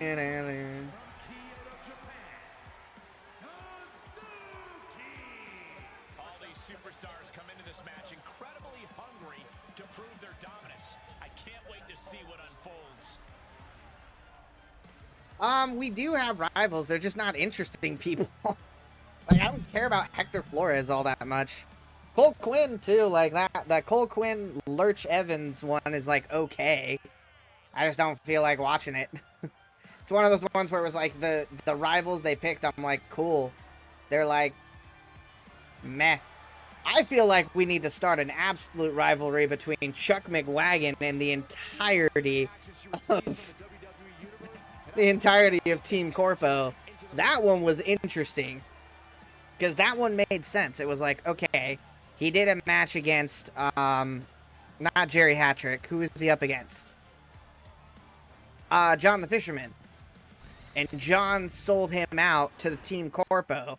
So he went on a rampage, took out Corpo, and then I would say the Corpo team somehow got behind the scenes still of OCDS, even though they're not supposed to. I'll say they still had some pull. And that's when they put him up against Cheesy Gordita Crunch, because they probably put it in like, oh, he's a new up-and-coming OCDS mutiny, kind of. But I would say more that's the corporation trying to take it back. And I would say what would have happened in that storyline would have been Cheesy Gordita Crunch was making his debut, and like he just needed a match. He needed someone to go against, and the corporates were like, "Oh well, shucks, you know he's good. He's hot right now. You know, why don't you just let him in?" You know, they were probably and they were thinking that Gordita would have just stomped him, and like he fucked him up, but he didn't stomp him, so ended up being a good match for them both. And then who did he fight last week? Did he fight anybody? No, Gordita Crunch was who he was up against. So, or no, he just fought somebody, right? Who did he just fight? Oh, and a drop kick. Or no, he didn't. He didn't fight this week. So this is the first week he wasn't on the match card. At least not in OCDS. He's not on the main card. He might be in the side program. Suzuki so far doing a pretty good job on her inaugural match. Looks like she wants to take things to the floor here. It's a falls count anywhere match. Grabbing a kendo stick. Oh, and Clinton Bird is just getting beat. This is like a match you'd see on TNA. Yeah. Like, it's cool. I wanted to make it different. Vtuber Nation later. I mean, race difference, you know. Oh. What is going on here? Oh, that's right. He has the paparazzi. I forgot. Is that one of our photographers? Candid shot. Oh, no. And Suzuki is blind. Dragon Cutter. Going for the pin. 1, 2. And Suzuki kicks out.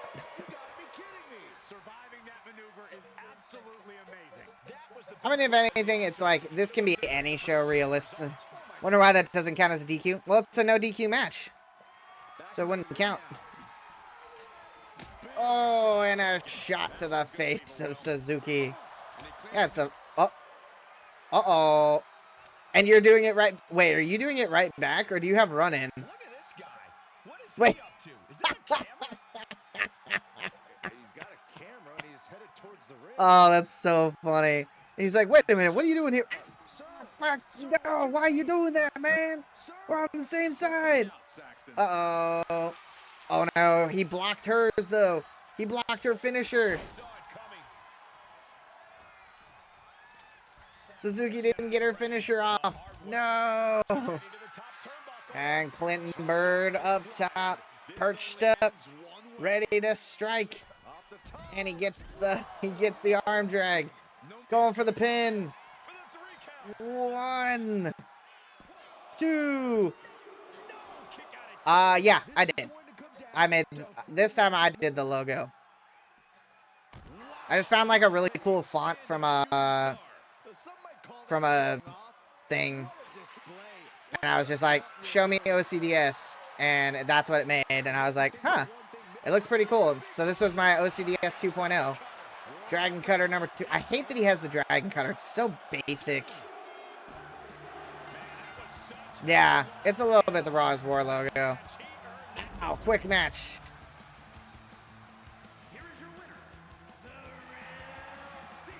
And he won the match. And then Abracaslam. Versus Chester. Don't care about that one that much. Abracaslam picking up the win. They've done their 3 and out. Like, those two need to stop fighting each other. Alright. Let's look at the news to see what we have for week 4. Chosen couldn't wait for his title match. They're not even... Hector's not a title holder. What? At least I don't think he is. He shouldn't be. Yeah. Like, he's not even a title holder. Our tag champions haven't even had anyone go against them. They haven't even fought a match. I don't think. Yeah. Johnny Hotz, Dallas Grunt, like, yeah, they weren't even close. And then Max Impact. God, who is topping the divisions? So Clinton Birds is up against the Parity Championship. So he's leading it with John the Fisherman. We haven't seen any of these other people, though. Suzuki dropped down. Stormlord's way down here. I haven't seen, like, any of them. Jerry Hattrick's way down at the bottom of the World one. Abracus Slam and Mad Patterson are first and second for the OCDS Championship, followed by Matador. We haven't seen any of these other people either. Toximo Dragon's way down there. Holy crap. Ali Teardrop is first in line against Donna Matrix, followed by Queen Bey, Kelly Contrail. Now, there's so many people we haven't seen. God, we have so many women in our division. Alright. I just had to see, like, who was even in it. Okay. Final show. Before we get into Backlash. Clinton Bird versus Jerry Hattrick. Why? Jive Owens, Jackson Smooth, Sassy Lassie, Sally Steamroll. That one makes sense.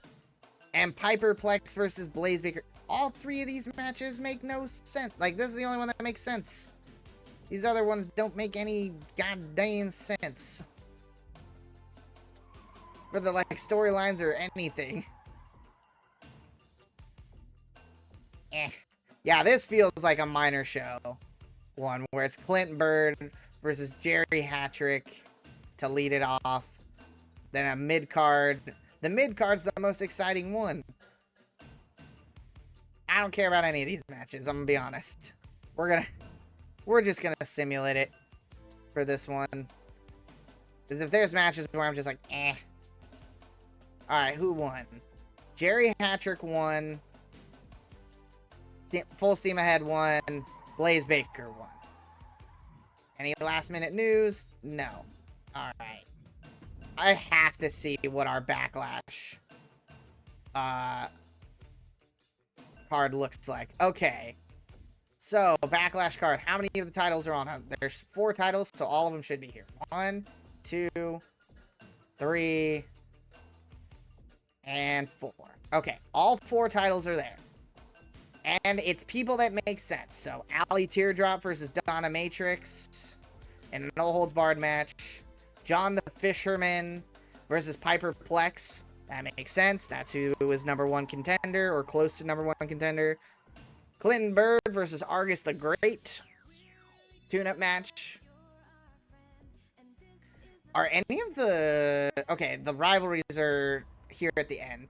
Lurch Evans, Cole Quinn, Chosen, Hector Flores. Hopefully, they would be there finishing up the rivalry. Hopefully, these will be done after this one. Yeah, tag titles are in. We have a... It's right here. Universal Tag Championship. Yep. So we got, Jesus. So you have Rena and Lucian going up against Team Corpo, defending their title against Team Corpo.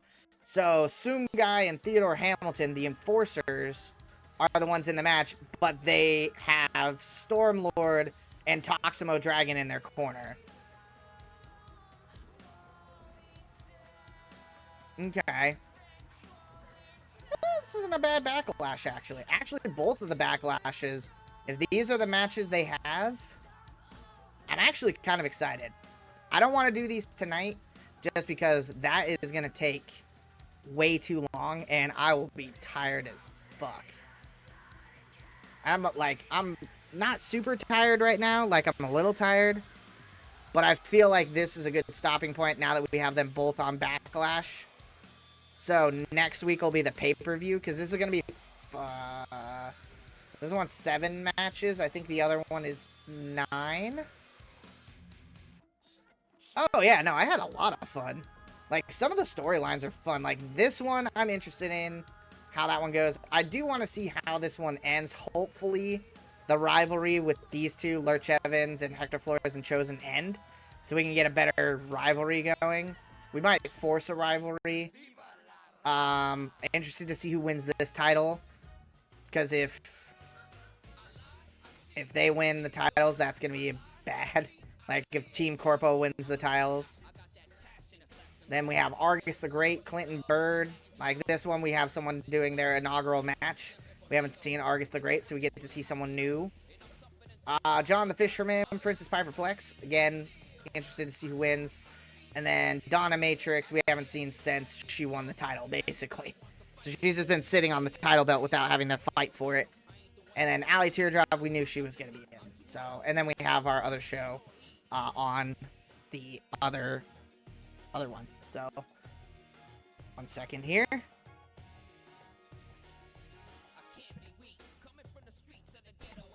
Oh my goodness. Alright. Now, I'm not completely tired. But I think, so I don't burn myself out, I am going to be done with wrestling for tonight. I'm going to switch back to my account to play something to kind of wind down. Not Warframe. As much as I love Warframe, I think we're going to skip not doing Warframe and go back to a game that we were playing before. So let me change my title here. I'm thinking... Alright, so we...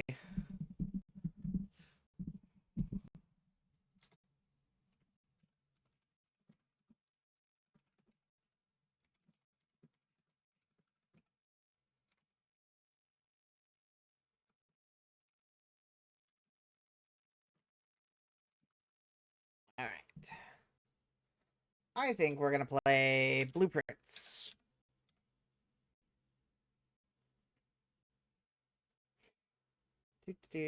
So, no. Exceeding. No spoiler. Okay. Nice. Done. Alright. I think we're going to play some Blueprints. Because Blueprints is a fun game. And, I mean, I could do some Warframe grind. But I feel like... Actually, wait. Did I do it when I do need to check one thing. Because I think I have a Warframe that I need to finish building. If I have the parts for it. So we are going to check this real quick. We're not going to play. We're just checking my my Warframes. Because I didn't get Ureli, unfortunately. But I did get 2 Prime Frames. 2 of which are being built. Well, one's being built. And that's Sevagoth. Which I finally got him. I was so lucky. I was so happy last time. But... Gallium, thank you. Plus, I want to pick up my daily tribute. And... Hold. Oh, let's do... Yeah, this is what I wanted to check on.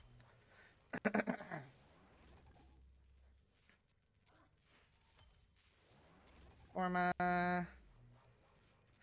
Lavos, Lavos, Lavos... Nucor. Yeah, because he's not going to be ready for a bit. Okay, what do I need to finish Lavos? Crap. I need 2 more Aroken cells. I don't want to spend... Because I don't think... how much would it be for me to get 2 Aroken cells? I killed him. Isa. Did you now? Is that how you remember it? What? Yes. Good. What the fuck? Lervo apostate. Ooh. Okay. What was I looking for? Aroken cells. So I know I can buy them, but I don't know if it'll be worth it. Broken cell. Wait, can you not get a broken cells?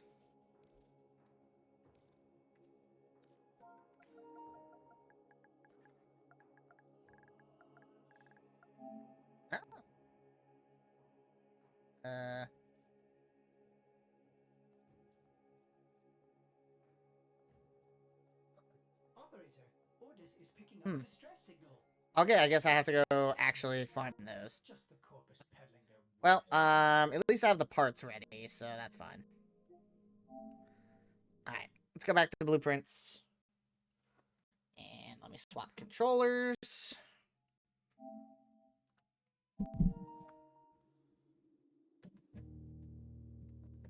Alright, I don't remember where we left off on this.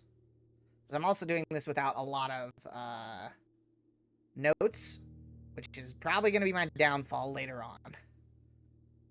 But I think we'll just do a couple rounds of blueprints. Just a couple. So we're on day 4. I'm trying to remember what all we have, what we've done. I know we unlocked the orchard. I remember that. I think we got the crystal cave. I think we got the cave. I might have to go look. Oh, and we have the outdoor place. So we're actually doing pretty good. Do, do, do. Do, do, do. Oh, that's right. We had the sauna last time, so we have a ton of movement. Okay, we're gonna go over here first, I think. Do, do, do, do, do. I love my puzzle game. My puzzle game. Alright, what do we got? We got root cellar, trading post, shelter. Shelter's really good. Root cellar is helpful if I have the shovel. But if we don't get the shovel, root cellar is really bad. Shelter is really helpful. Ooh.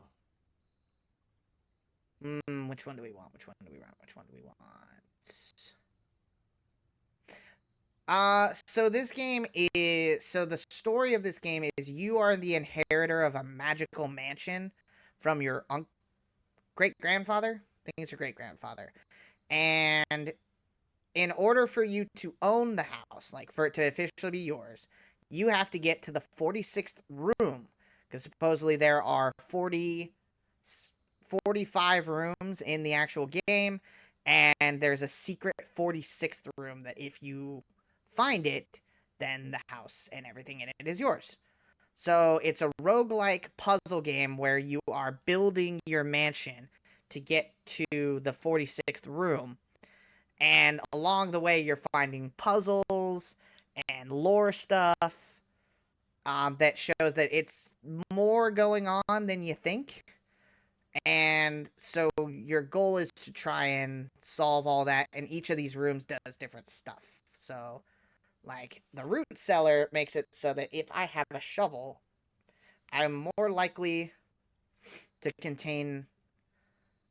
for my spot to contain a dig spot, which would be very helpful. Shelter is also very good, though. So if I have shelter, it stops. So the red rooms it's talking about is when you're drafting from a different spot, like in the house, and you get these 3 choices. If one of them is a red room, those are usually negative. And for the first 3 of those, I can just negate their effects for the entire game, which can be insanely helpful. But root cellar is really good too. But I feel like shelter is just... Nah, we're going to take shelter. Shelter is just too good. We're not going to go into the shelter, though. Right now. What we want to do is go to the other side. Because we unlocked the crystal cave, which gave me 2 gems. So you'll get some resources that'll help you build different rooms. So right off the bat, I think we're doing pretty good. Let's bring it over here now. It's all coming back to me, the places we have unlocked. All right, so here's the crystal cave. I don't know if there's anything in here. Gemstone cavern. Lore. Managed to move all the minecart. Okay, so there's one cart down in the reservoir. Alright, and it's basically just telling us they can only have two. What does that do for us? Can I grab any extra gems? No. So I can't grab any extra gems. I feel like there has to be... Oh! One of these things. Nice.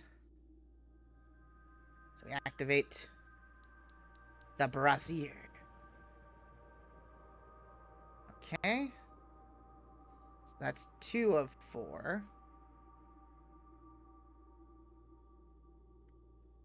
Is there nothing else in here? Yeah, there's nothing else in here. Alright, cool. Back to the house, I guess. So we already went over there. Over there. So there's nothing over there. Can't go that way. So we have 80 steps, 4 gems. Honestly, we should be good. I don't think we unlocked anything down here yet. Let's see.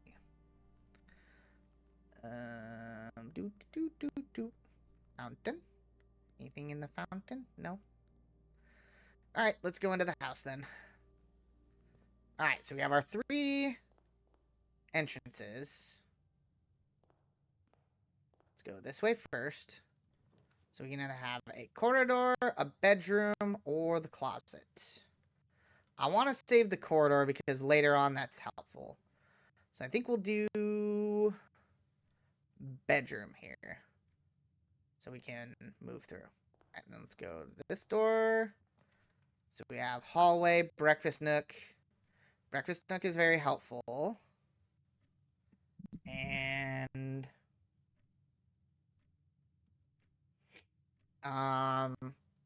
hallway, spare room. Spare room gets us forward.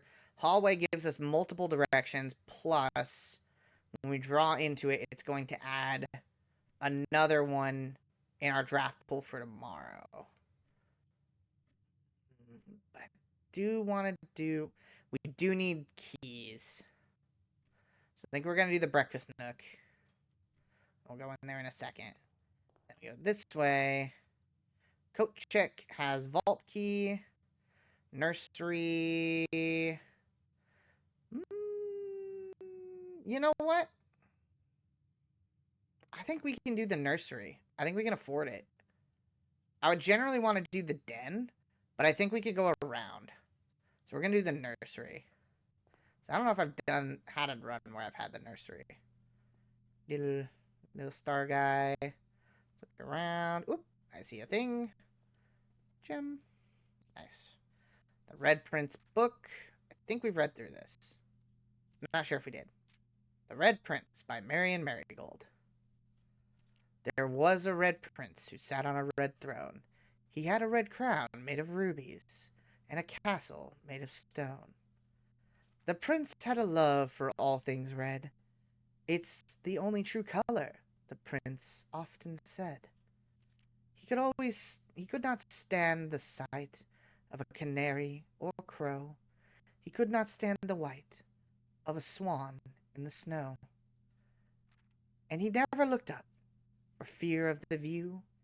He heard the sky was not a red hue.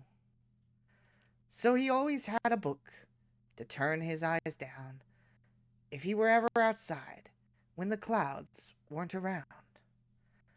And do you know which book the prince always had? The one that made him happy whenever he was sad. The story he had read in the bath and the bed, and maybe you can guess with the clues that we've said. It was the story of a boy who also wore red, and he looked like our prince from his toes to his head. And as you, my reader, might already assume, this book is quite near you, in fact, in the same room. A story about you, if it needs to be said, about a red prince and his book, the red book we just read. Aw. Okay, so a story about a red prince.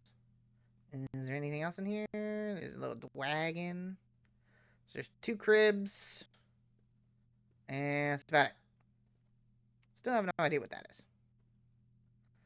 Oh, I forgot to pick up my allowance. Duh. Wait, what is this? Master Simon, good morning. It's come to my attention that you've been granted a daily allowance to use while on the estate. If it's convenient for you, I will leave the required sum here at the entrance hall each morning. If there is anything else you require, please do not hesitate to ask, even though we've all been requested to remove ourselves from the premises during your stay. I can assure you that I'm still personally overseeing the estate, at least operating at a baseline standard of service that I hope you will one day come to expect of us. Anne Babbage, house manager. Okay. Interesting. Alright, so that's a dead end. We have stuff in there, or we can go that way. I think we go this way first. Let's get our bacon and eggs. So this adds a morning room to the draft pool and gives us 10 more steps. Okay, so we have a key. So let's go this way. So we can either do the pantry and get 4 gold. We can do the commissary, but we don't really have a lot of money. Or we can do the closet, which ends off that whole thing.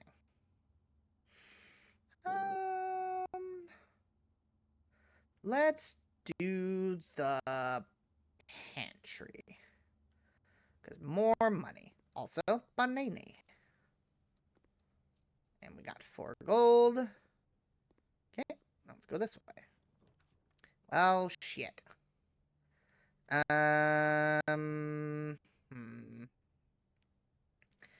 I think we now use the hallway, because that's going to give us more directions. I think. That's what we're going to want to do. I'm thinking hallway. Let's do the hallway. Okay. Now we have that direction and this direction. Let's do this side first. Okay. We can have the passageway. We can have the storeroom. Storeroom's not terrible. It's not the best. I kind of want to save the passageway for later. If possible. Could do the guest bedroom, because it would give us 15 steps, but I'm not really low on steps. I need money and gems and stuff, so do this one. Okay. There's a pawn in here. Okay. Interesting. Boo-ba-doo-boo-boo. Okay. Well, alright. Game. So, I can do the parlor, which gives me 3 prize. I can do the corridor. I think we'll do the passageway this time. As it makes way more sense for it to be up here. So we'll go...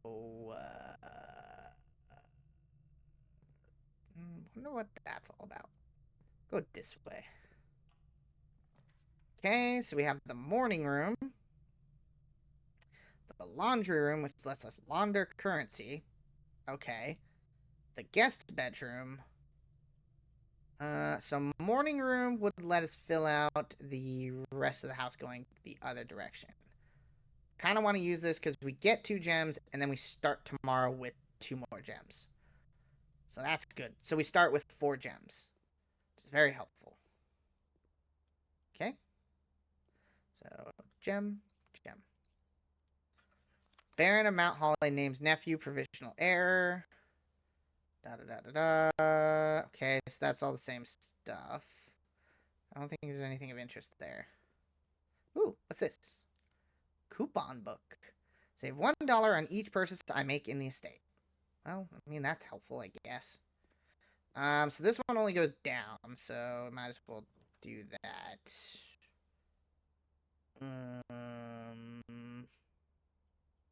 I mean, I guess I could lose 2 spaces. And then we lose a gem. So a gem just goes in the green rooms, I guess. So might as well. Look around for stuff. Gem. And that's telling me about the below stuff, but I don't have a shovel. now we go back. And is there now another gem in here? So we only have one green room? Yes, there is. Hell yeah. More gems. Okay. Now we're gonna go this way. Let's see what we get. Okay, that way is locked. We'll go this way. Okay, we have the hallway, so we could get another hallway. We have the den or security. I don't know why security, and I feel like we need to do the hallway because that's the one that's the best for us in terms of like direction. I don't know why this one is doing it that way. That doesn't make sense. But I guess it's where the doors are on the room. So yeah, like the den would go into the storeroom, so it would just be a one-way street. I feel like the hallway is just a better one. So now we get 2 hallways added to our next one. So we're just stacking hallways, which is good. In theory. Okay, and is this locked? Damn it. Okay, let's go this way. Okay, now we have the corridor, the parlor, which gives us a prize, or the commissary. So commissary takes us down, but we already have the bedroom the other way. We do have 7 gold. We get 3 more gems, and make sure that we're always going up. But we have a bunch of pathways going up, so you know what? I'm gonna take a risk. Let's do... Having more directions going up is not terrible, though. We could always get the commissary on the other side. Alright, we're gonna do the parlor. More direction go up. Okay, so this is the one that has the statements that are weird. Alright, let's look over the statements. First puzzle. The other 2 boxes are true. Okay. But wait, if that's true and the other 2 boxes are true, that defeats the game. So this has to be false. The other 2 boxes are blue. Okay. So that's a false statement. The other 2 boxes are empty. What? Wait. Okay, hold on. My brain hurts here.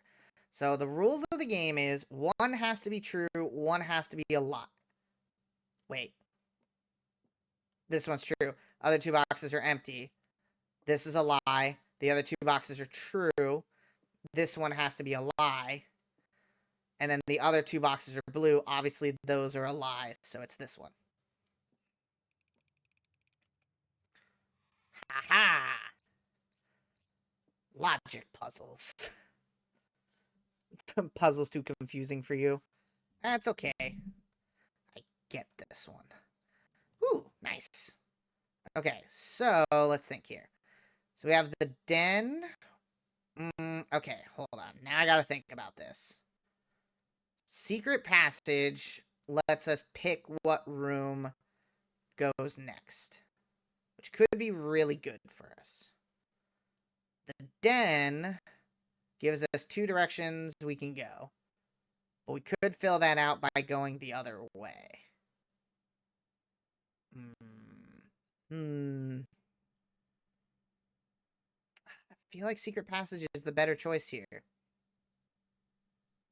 Because we still have a lot of directions we can go. So I'm thinking we go secret passage. We go secret tunnel. Okay, so now what kind of room do we want? We could either do gold sink. So this is a shop. A bedroom. I don't know why we'd want that one. A bedroom, which is the purple rooms. A hallway. Or green room. Green room. Because we have a lot of things for greens. Alright, what do we get?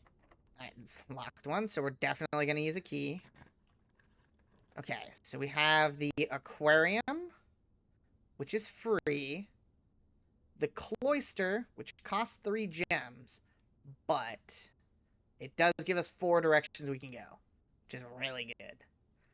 Or the courtyard, which lets us have 2 of those 4 for only 1.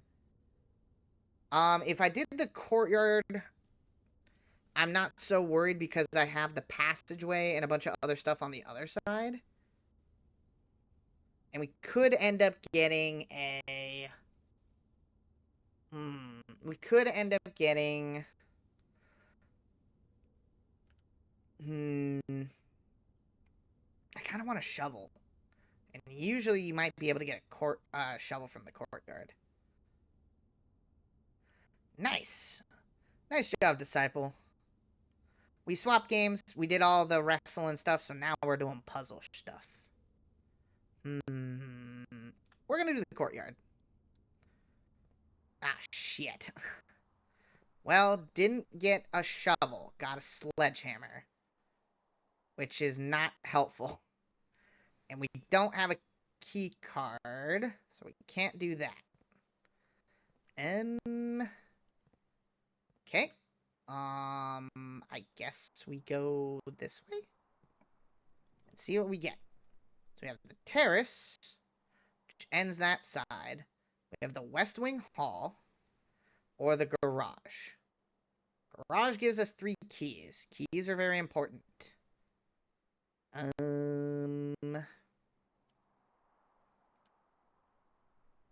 But West Wing Hall lets us do what? So the West Wing Hall gives us 2 directions.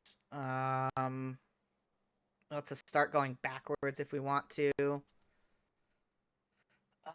This is tough because this is helpful if we get more green rooms because they won't cost anything, which is good.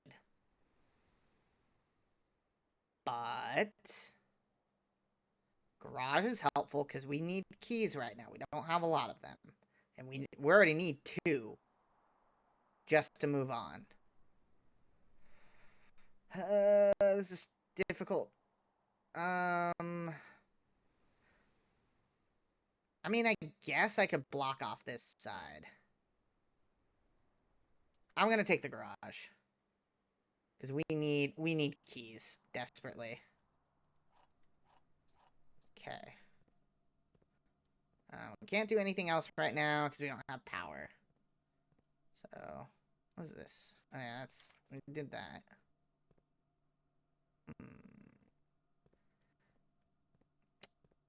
So this also has a vent in it, so I needed to connect this to a vent thing. I wonder what this leads to.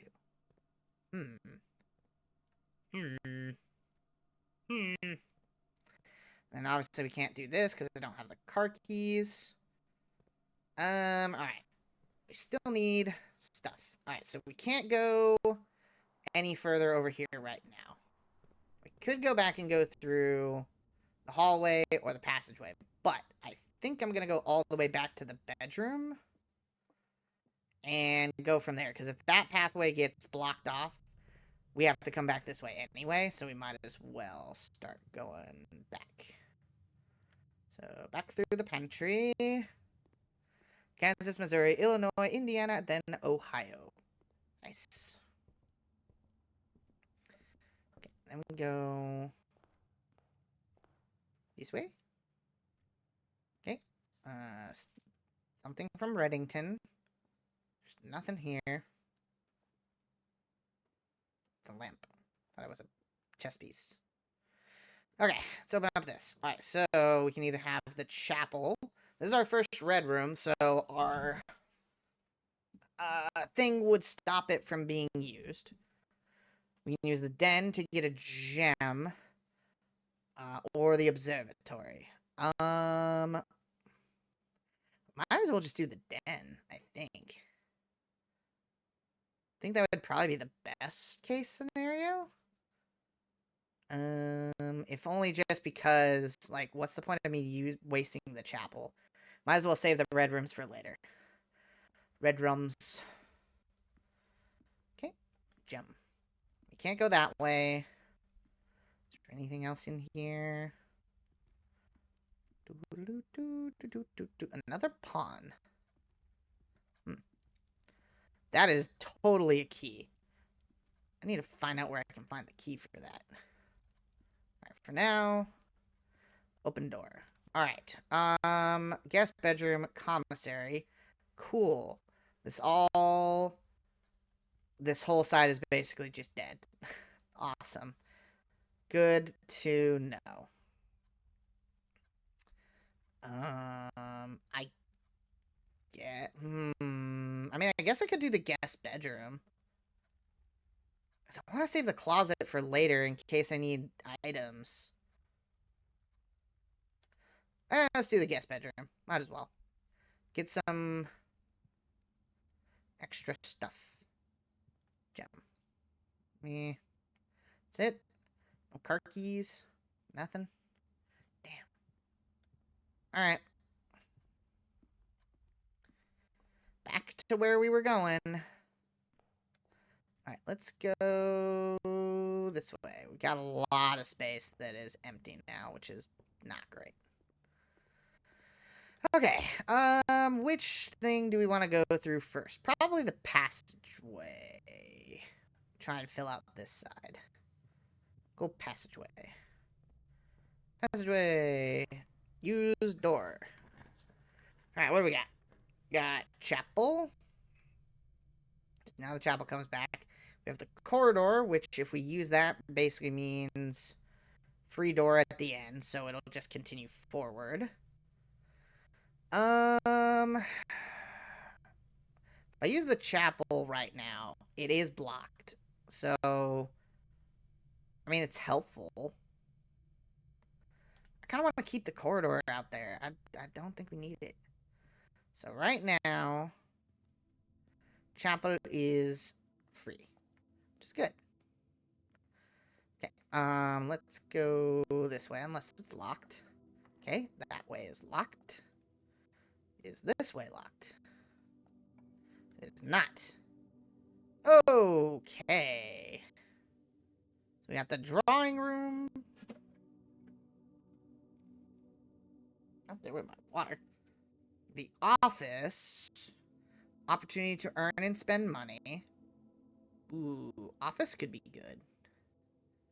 Or the dark room. Dark room opens that hallway. It's also blocked. So we would have a path going up. I feel like the dark room's the only one that makes sense to me. The other one just doesn't make sense. We might as well just use the one for the dark rooms, then that way it's like, it's used. So let's do the dark room. Let's see, is there anything in the dark room? So there's the hallway. That opens that door, so we don't have to worry about it. Aha! The lockpicking kit. Yes. Nice. So we got the lockpicking kit.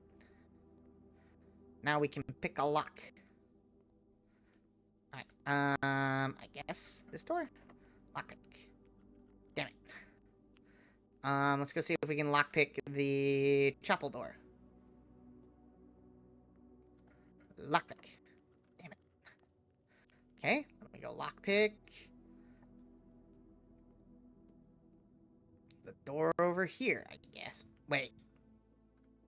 Courtyard, we can't. I forgot. Can't do that one. Because that's not a lockpick door, that's a keycard door. I guess... dark room? I guess we open the dark room. Alright. Open door. So we can either have the commissary, the furnace, that seems dumb, or the corridor. So corridor lets us go forward and we don't have to get anything. Commissary lets us buy something, which could be helpful.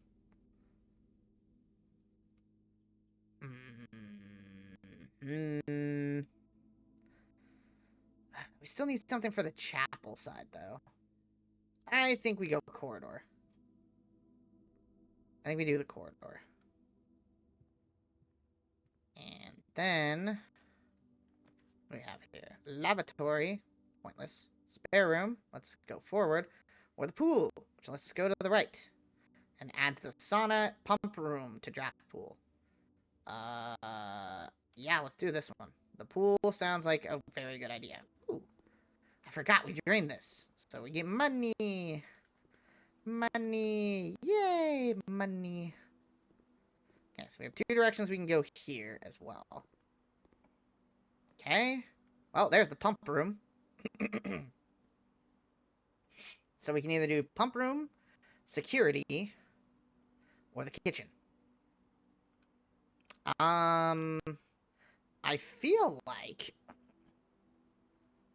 security is the better choice here. Because it goes down, so we can get the thing below me. And it also goes to the right, so if the thing in the chapel ends up being a dead end, we can still use the path we're on. So I think security is the best choice here. So we're going to do security. Okay, now we're in security.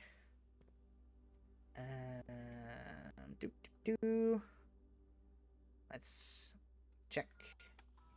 Estate inventory. Okay. So nothing currently in the estate. Kitchen. I think we're okay. We don't need steps. Ooh, what we can do is change this to low. And then we want offline mode to unlocked. For this, for the keycard system. So now, if we get a thing to shut down the keycard system, we can open up that keycard door for free. Let's do this door. Well, we got the closet, spare room, or the commissary. It would make no sense for me to do the commissary because it would break that. So, closet it is, because the other ones don't make sense. All right, what do we get? Got a key and a dice. Dice is helpful. Reroll. Okay. All things are coming up Millhouse. Getting a lot of free rooms, which is good. Alright, so we can either do the billiard room, which sends us down towards the chapel. We can do the pump room, which goes up. Which could be helpful. Could be very helpful. Or we can do the laundry room. The laundry room doesn't do anything for us. It'd be pointless.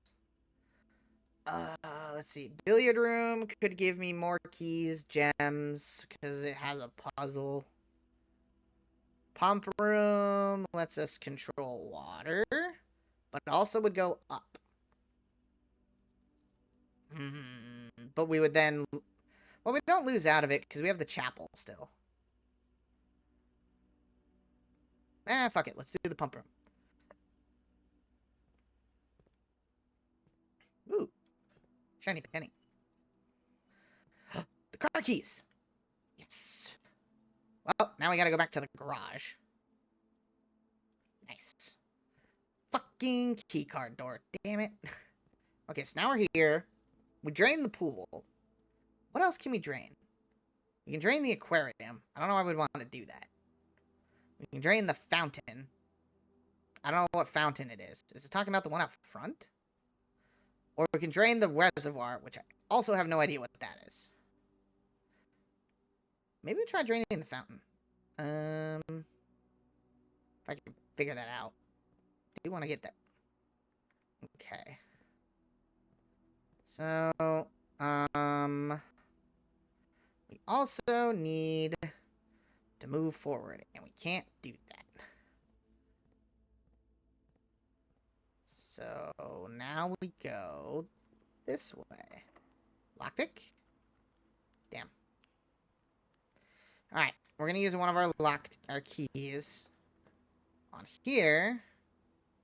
So that leads us into the spare room, which does nothing for us, other than puts us at the antechamber, which we can't get to. If we do the billiard room, we can't use that door of the antechamber, but we can continue and go that way.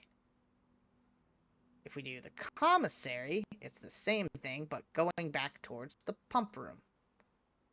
Or we redraw and risk it. Risk it for the biscuit. Let's see what we get. Fuck. I mean, it's not the worst. We got the bourgeois, which lets us have... We could get 2 rerolls out of that. And a gem. The coat check, which gives us the vault key. Or we do the locker room, which gives us a bunch of keys that will now be spread throughout the house. So I can start looking for keys. I mean, it's not the worst. We can also start opening up stuff in the locker room. So let's do the locker room. So that way we're still at the antechamber. It is opened. Oh, the locker room has a vent. Okay. Can I use my lockpick on these? Damn. Okay, I'm not allowed to lockpick these, which is a pain in the butt. I don't know why we can't do that. That's dumb. I'm gonna open this one. We got a key. Okay. I'm gonna open this one. Gems. Okay. I'm gonna open this one. What the fuck? Alright, we got a safe deposit box key and 3 shiny coins. Okay. Is there anything else in here that I can get? No. Alright, well, we gotta go find a key now. So, there should be keys now throughout the house. So, we need to be on the lookout for them. So let me go back into here and see if one of the keys landed here, because we need a key. If we don't have a key, we cannot progress. So I shouldn't have used all my keys like a dummy. Still no key. Okay. I can check the inventory. I know how many keys are going to be here. View estate inventory. There are 5 keys somewhere on the estate. Okay. Let's look for them. Is it over here?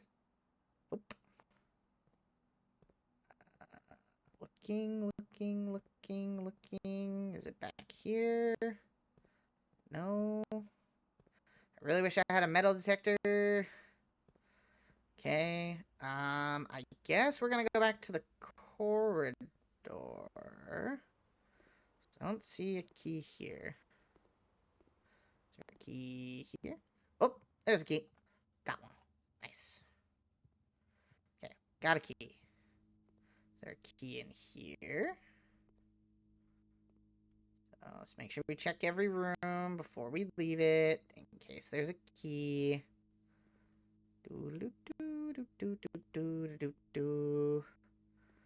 Okay. Check the chapel.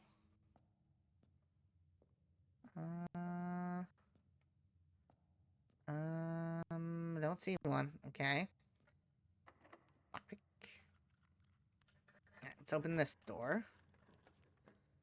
Billiard room, drawing room, billiard room. Because it's going in the right direction. Because terrace, terrace isn't terrible, but I don't have a lot of green room. So, billiards room it is. Okay.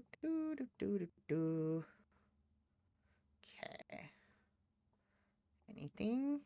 No. Anything in here? No. Alright, math puzzle time. Alright. 16. Okay, 15 minus 7 is 8. 2 times 5 is 10. 10 divided by 2 is 5. Oh, fuck. Okay. 20 minus 15 is 5. Times 3 is 15. Divided by 15 is 1. Ha-ha! Silver key. Unlocking a door with silver key leads to a room with many doors, Ed boy. Life has many doors, Ed boy. Okay. Well, we don't want to waste that here.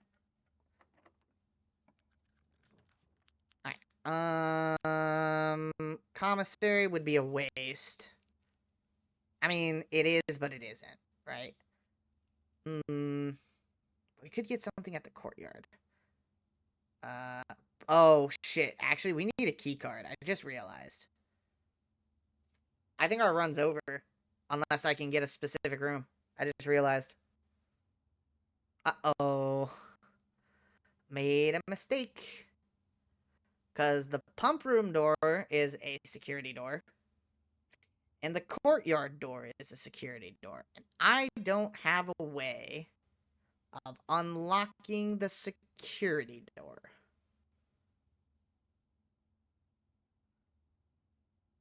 Huh.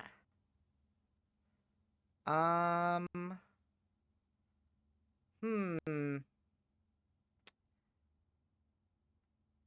Well, I either then need to do the commissary and hope they have a shovel. Or hope there's a keycard in the bunk room. I would rather do the... I don't know if it's the safe route, but a route. Okay. Metal detector is 10. Shovel is 6. So we have a shovel and a metal detector. Let's take the shovel. Oh, wait. Then can't I buy the metal detector? Yeah, I can. Nice. Alright, so we have the metal detector and a shovel. So, now... we'll know when there's stuff. Okay, so at this point, what we need to do is go to the courtyard. You go this way. And I just realized I could have gone through the other path. I'm stupid.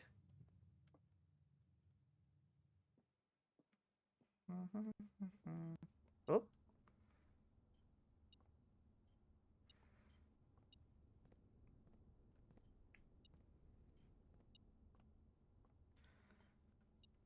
Where's the key? There it is. Aha. So maybe we'll dig up a key card. That's a pebble. Not a key card. If we cannot get the key card, we are in trouble. We are in desperate need. Alright. To open this up, please give us a key card. That's not a key card. That's the key to a secret garden. And a random map?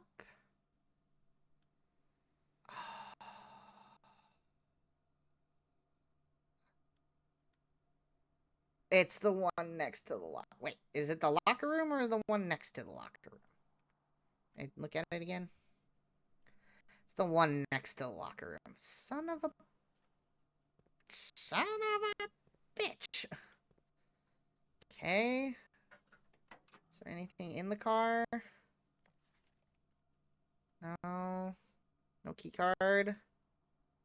Uh-oh. Well, shit. I may have messed up. It makes me angry. Okay. So we can't do anything with that. Huh. We're just screwed, I think. Oh, let me go look and see if there is a spot to dig in the morning room. Hello, diggy spot? Any diggy spots? No, no. How about you? You have a dig spot. Cool, got a safe deposit key. Don't know what that's gonna be for.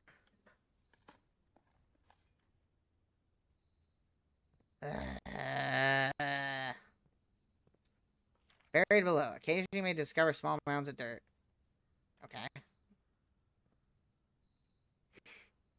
No. No. Alright, well, I think we're screwed. I don't think I can do anything because I don't have the key card, so I can't get through the key card door. And I don't have a way of turning it off. So, guess let's go back to the pump room and fiddle with stuff, I guess. Which sucks, because I have 2 really good keys. I have a bunch of good keys, and I can't do anything with them. Meh. Meh. Alright, let's go fiddle with the pump room. Okay. So I need to remember, to fill up the pool, I need to do this. I think. Or is it this way? Is it this way or the other way? I think it's that way. Pump go out, right? And then I click on the pool. No. Is it the other way?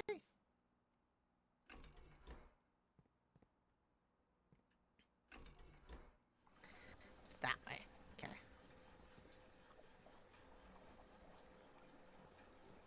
Alright, then we flip.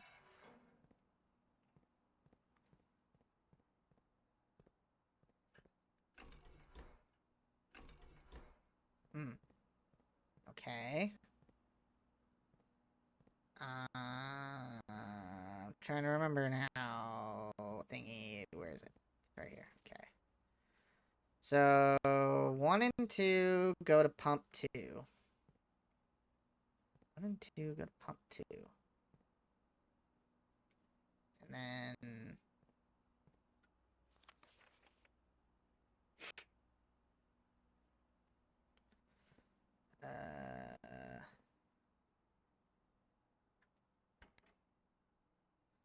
I drain the kitchen?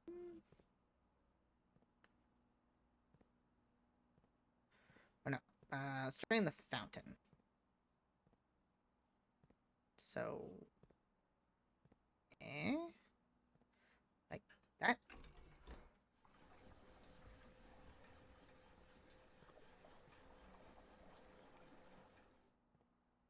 Okay. Oh.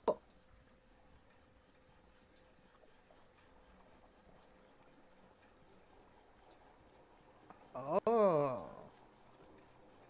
Okay, so that fills that up. And if I fill this up, I can just like keep filling it. Right? That should be enough for me to empty the fountain, I think.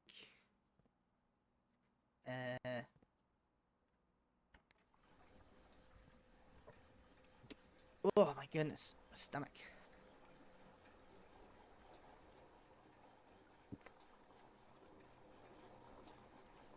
Okay, and then this does 3.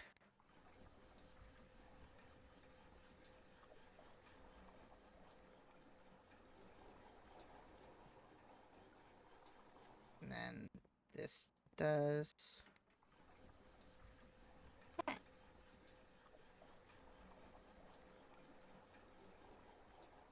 Okay. So now I've done the fountain. I don't know what that means or what it does. Let's go see if we can find it. Okay. Pool full. I think the fountain is... Oh, wait, we have one more key. Maybe we'll get lucky. Wait, you know what's going to be really sad is if I... There's a fucking key right there. Alright. Open sesame.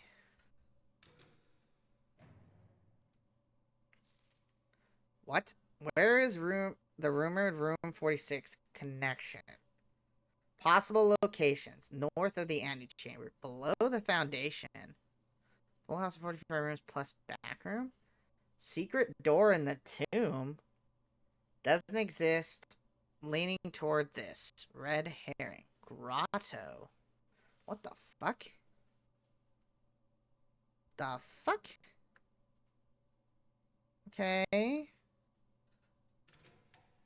Can I get a... Fuck. I want a key card. I mean, I guess I can start walking back, and if I get another thingy, I guess. Man. I'm gonna go check to see if the fountain is the one that I think it is. Just this way. I think we'll have enough steps to get there, but I don't know if I have enough to get back if I find another key. Key.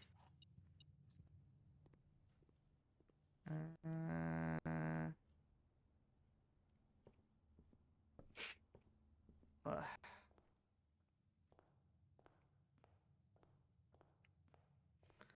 Okay. Oh. The hell is this? Haha.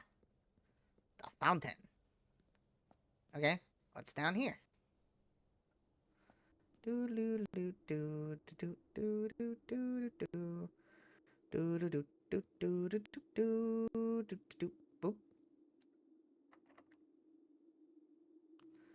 Cool. I need a specific key for this. Son of a bitch. Alright, I gotta figure out where that key is. Alright, so we need to find a basement key.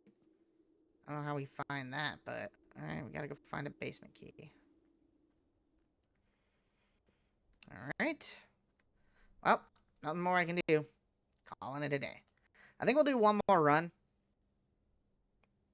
And then I'm probably gonna call it for the evening.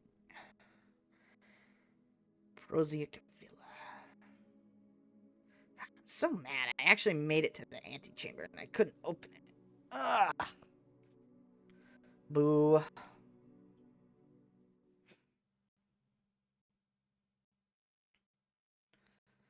Should have got my thing earlier. Oh. Oh, that's right, because yeah, if I do the stuff with the pump room, it stays permanent. Let's forget about that. Which is good. Do. Okay.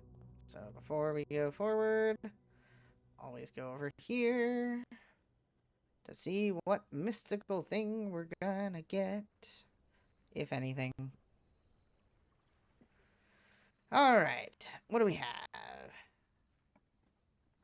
Trading post, root cellar, tool shed. Tool shed. I want... Yes. I got lockpick. Nice. That could be very helpful. And a shovel. Thank God we got a shovel. Right off the bat. Okay. So we have a shovel. So now... we go this way. Okay. Into the house we go. Alright. We gotta pick up our money. Got 2 shiny pennies. Alright. This time, we're gonna go den over here. Because good to have all the doors.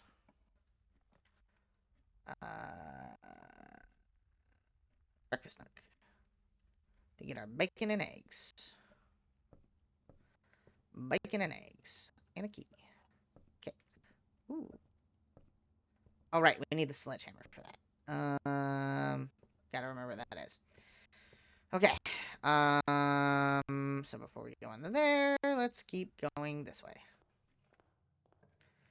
Okay, we got passageway right off the back. Ooh, that's really... it's actually not horrible. Like, it's not the best, but it ain't the worst. Because it means that if I want something here, I could do the bedroom or the spare room. I'm going to use the spare room. So we just use it up. See if there's anything in here. Okay, closet, parlor, guest bedroom.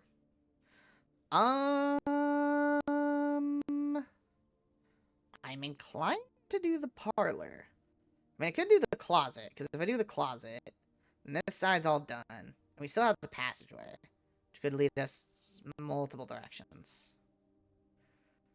But if we do the parlor, then we know for sure this side continues. Parlor it is then. Okay, let me go grab a key thingy.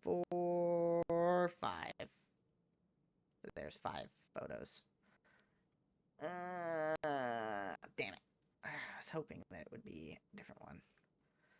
Well, technically there's... Wait. Hold on. 1, 2, 3, 4. And then the little kid. Okay. I have no idea what the code is.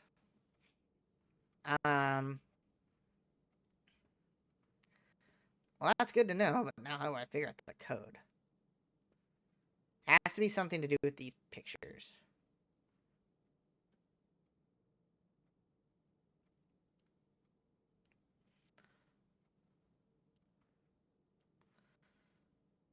God.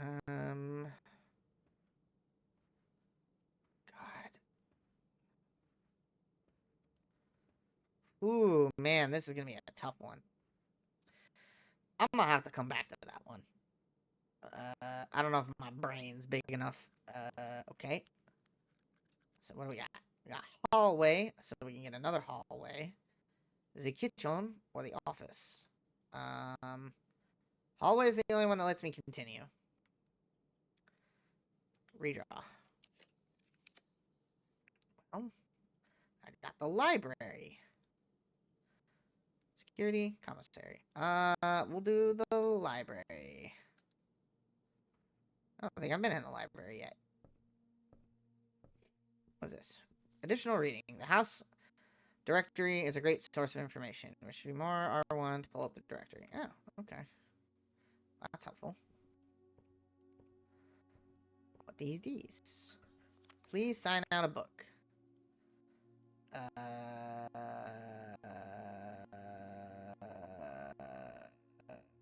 History of India?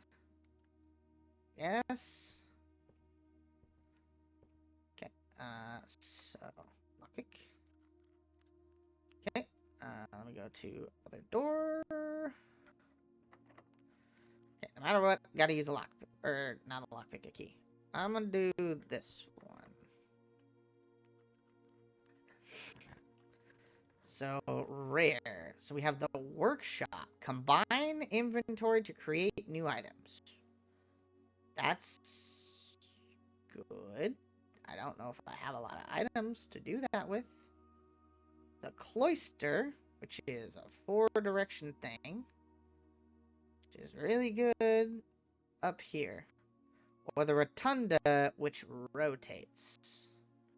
So I could make it go different directions.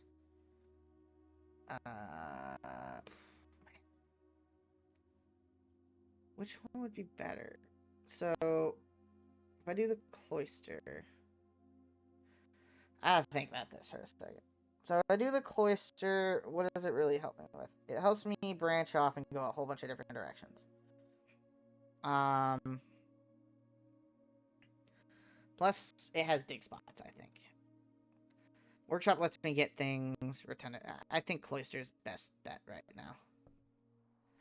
If I remember correctly, it was this, and then over here somewhere. There we go. Aha. Dig. And dig. I don't know why I'm doing all this digging. And then there was the note from the thing. Okay. And now we go this way. Lockpick. Okay. Yes, bedroom. Another hallway. Commissary. Fucking hallway is just a good thing to have.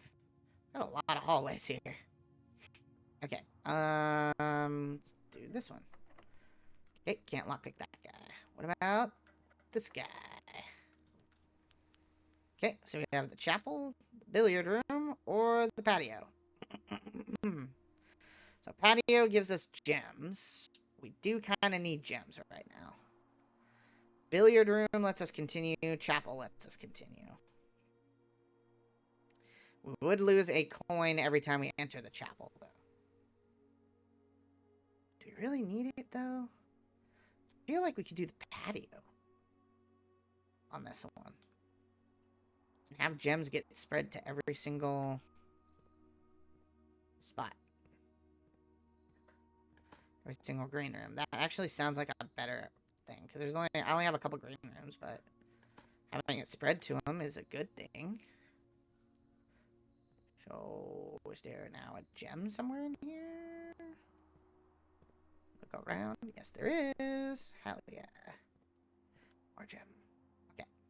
So, one of the doors we have to unlock with a key. We still have a whole bunch of stuff down at the bottom that we haven't done. But let's continue up. Cloister. We already tried that. Didn't work. I always forget. Alright, so we have hallway, guest bedroom, security. So if I don't want to waste my gem, I can do security. I do, I can do hallway. But if I do security, if I do more hallways, that's actually not terrible, because that means we're gonna get 3 more hallways on top of an extra hallway to tomorrow's draft pool. So we would have a bunch of hallways. Hallways are good.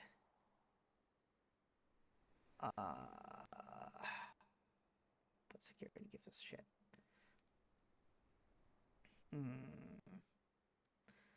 I don't know. I want the hallway. I think hallway. Then we go this way. Lockpick. Damn it. Lockpick. Damn it. Okay, and then we have the other hallway. We should probably go all the way down to, like, the passageway and the den and shit. Before we can get too entrenched and shit. Because we only have 1 key. Yeah.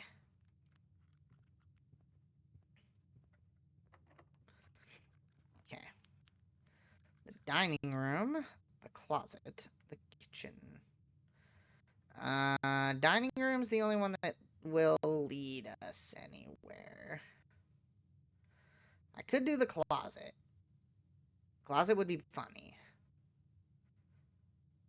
Because we do have ways to go on the other side. So I'm not that worried. I think we do the closet. Let's get it out of the way. Up here. Compass. Draw floor plans leading north more frequently. Okay. It's not that helpful to me. Alright, ooh, we do have 2 keys. The question is, which one do we want? I think we need to go back and start building the other side. Whoa, what the fuck? What? I didn't even know you could do this. What is this? Mount Holly records. Temporal records. So 5 day, longest day, average day. Steps taken, keys turned, draft records, puzzle records, discovery. Huh. Okay. What the fuck?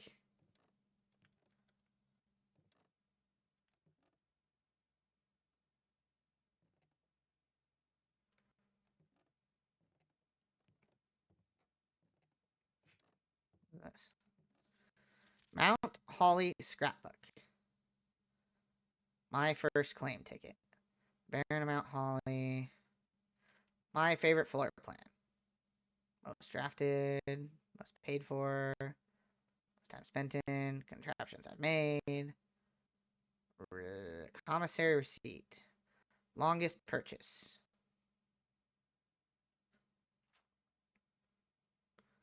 Maybe one day. Most avoided floor plan. Locksmith, furnace, foundry room. Okay. Alright.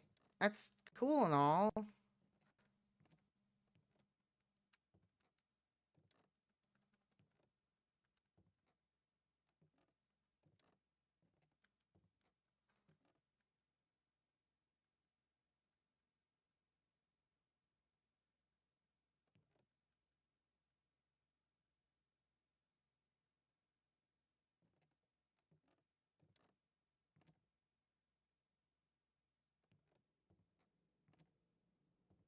There has to be a secret up there. Huh. Didn't even know you could do that. Okay. Where was I going again? My brain doesn't want to work now. I want to go this way. Let me go this way. We go through the courtyard. And then we go... Is it this way? Alright. To the... So we can either do the pantry, the billiard room. So if we do the billiard room, we block the den. If we do the pantry, we also somewhat block the den. Billiard room, I guess.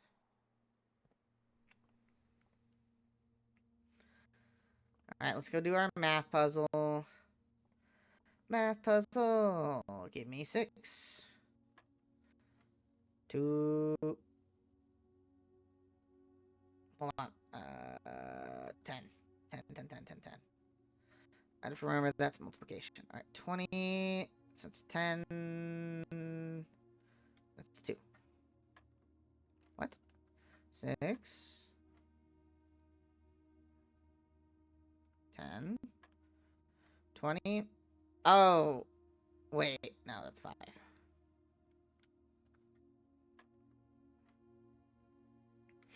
14 minus 2 is 12. Times 2 is 24. Divided by 8 is 3. Holy crap, my brain doesn't want to fucking work right now. Okay. I guess we see what this is. Okay, we have the chapel, which would lead us to the bedroom. And will let us continue forward. The pantry blocks off the bedroom. Kitchen also blocks off the bedroom. But this gives us 4 gold. This makes us lose money. But it is a 3-way path, and it would knock that one out, so we wouldn't have to deal with it.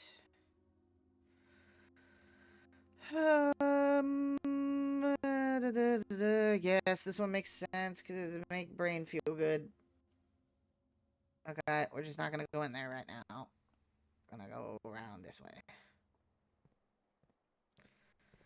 Gotta make your brain feel good. Do do do do do do do do do do do do.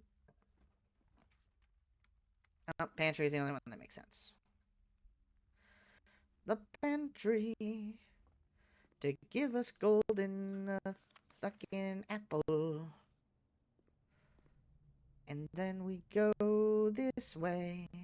So I want to save the other path for something. That is the archives. Fuck.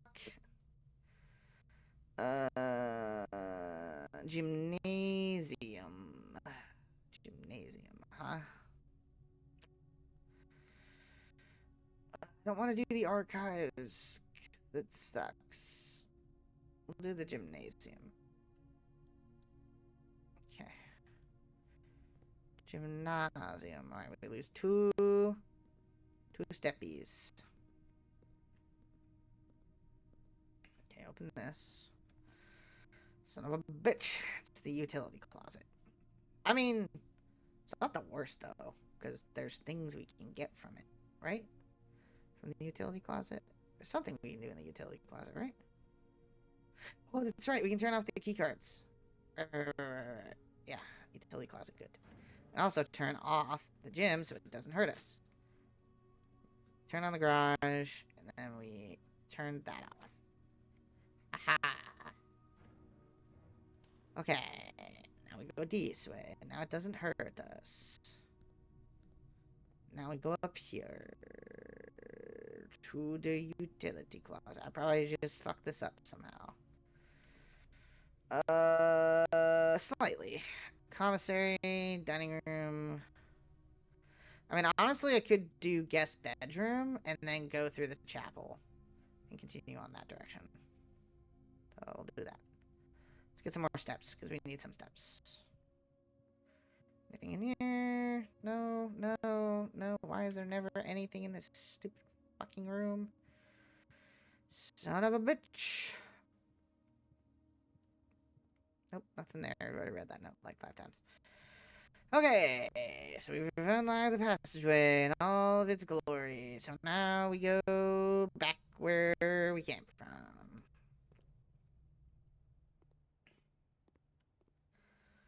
Okay, into the chapel. That's where we go next. Because we have 4 keys, I just don't want to waste them. Where's the chapel? This way. Do, do, do, do, do. I lose 1 money, but I gain money. Ha ha. Ha ha ha. Okay. Fuck. I can do the dark room. Okay, I can do the cloak check. Coat check. Dark room is the only one that's worth anything because it would let me continue my path this way. So that means I gotta go back. Oh wait, hold on. Ah, damn it. All right, I know what I need to do. It sucks. We lose 1 more money. We're gonna end up losing 1 more money, but that's okay. We go this way, and then we go this way, and then we go this way, and then we go that way, and then we go this way. We go up here, and we go over here. We're wasting so much steps. Through the gymnasium. Into box. Open box. Turn on dark room. Go back. Okay. Waste of steps. Waste of steps. Wait. I just realized it is very much a waste of steps that I just did. I'm stupid. That's fine. It's all good. It's fine. We need a room. Ah. Ah. I am in dire need of things. Dire need of things. Is there anything in here? Yes, no. Fucking keycard, you bitch. Ah. Wah. Of course it's locked, and I can't use it. It's so nice of you. I guess I could do the office. I just realized oh, beans. Wait, huh? It's open? Oh, okay. I guess office is permanently open? Question mark? Spread gold through the estate. Spread gold now. No reason for me to unlock the network. My mum brain's frying up my eyeballs. Go this way. Open this. Please lockpick it. Thank God. Okay. Commissary lets us go that way, so we would just lose 1 room in the center. We'd be able to continue going to the right. If we do the boudoir, then the only direction we can go is up. So, commissary. Alright, commissary, what you got for me? Sledgehammer. And a gem. Thank you. Yes. Ooh, we got a morning room. Hell yeah. But we also have the dining room, which is a better choice. Because we need stuff. Ding, ding, ding. Yes. Yes.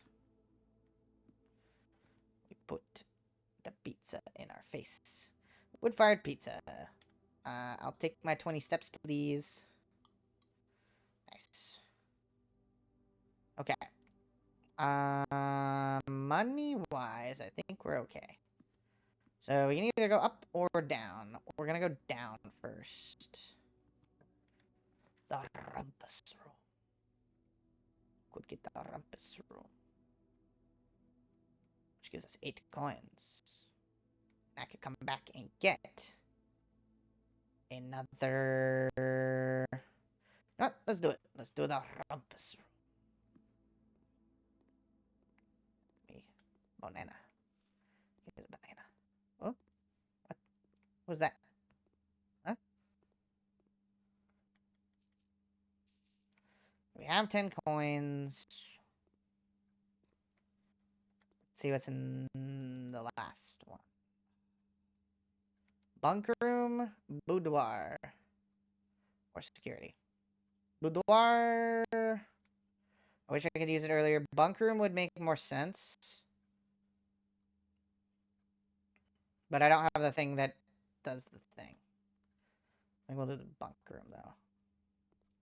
Let's say the boudoir. Gems. Gems, gems. Okay, do we have a thing? Anything in here?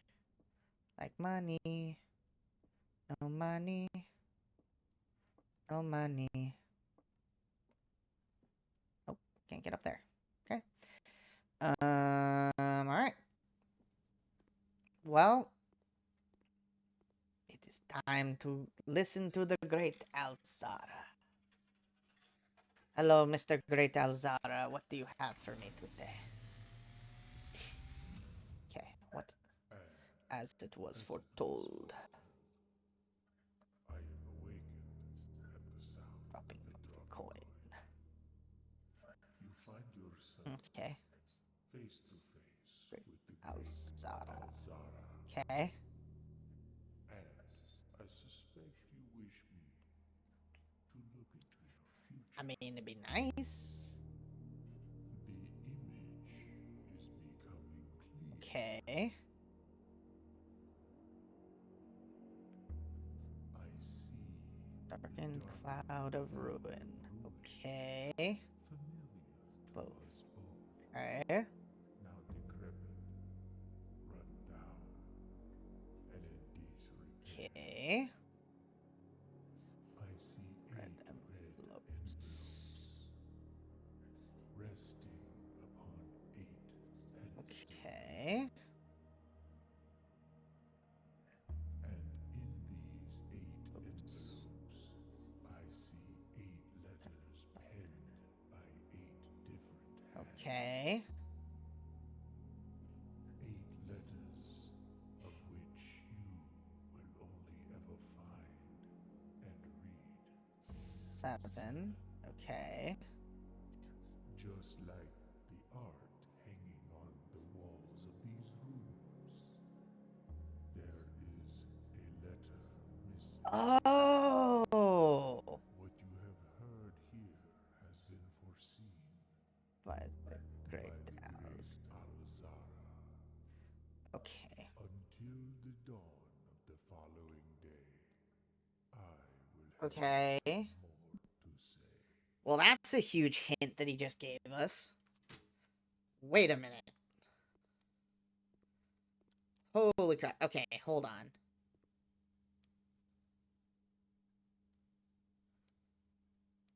What? So what's the coordination with the missing letter on this one? That's a dune. That's an and sign. Dune and. Those have nothing to do with each other. Those are also not paintings, I guess, but that doesn't make sense. Oh! Sand. Sand and. What letter is missing? S. So do I like... Okay, so this room is an S? Is it based off location? I'm so confused. My brain hurt. My brain hurt. I don't want to do this one. I want to build rooms. I'm gonna have to get a whole thing for that. What sucks though is this is probably like my best run for it because I've filled out like almost every room. Let's go this way, I guess. Is there paintings in here? Yeah. Tent. Missing a T. Okay.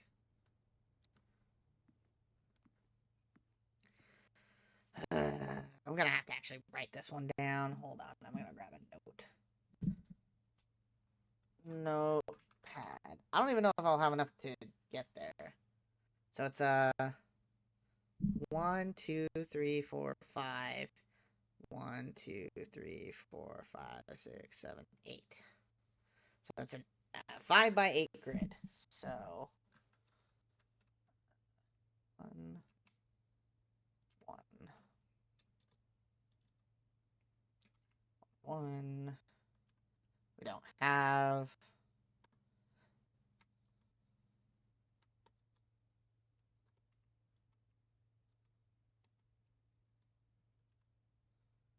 God,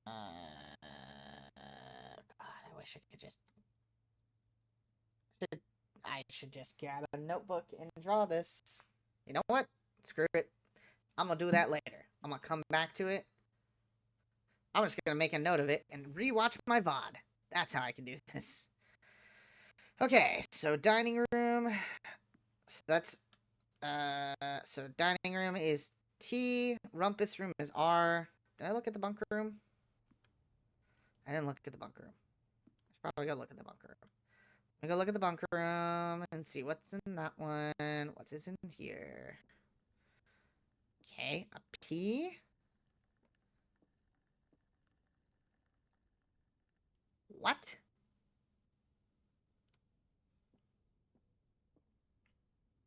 Um.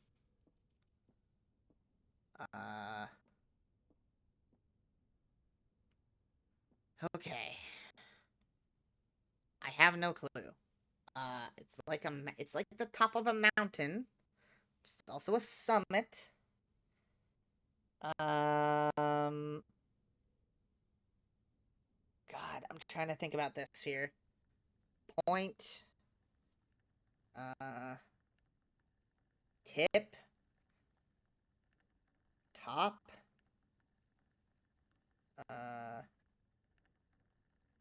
Because the problem with that one, this one is, that is a pea pod. So, this one I don't know. My brain too fried for that. Okay. I'll rewatch it and I'm sure I'll figure it out. And then we're going this way. Okay, we have 3 keys, so we're gonna put 1 here. We got morning room, or the observation. We're gonna do the morning room, so that way we get 2 gems tomorrow. Hell yeah. Then we got, ooh, coin purse. Man, that would be helpful if I could find all the money that I have lying around somewhere. Okay, we open this one. Ooh, the Great Hall, but it really doesn't lead us anywhere. Laboratory. The laboratory, also super good. The pool, not as good. We're gonna do the lab. God, I don't even know what experiment I could do.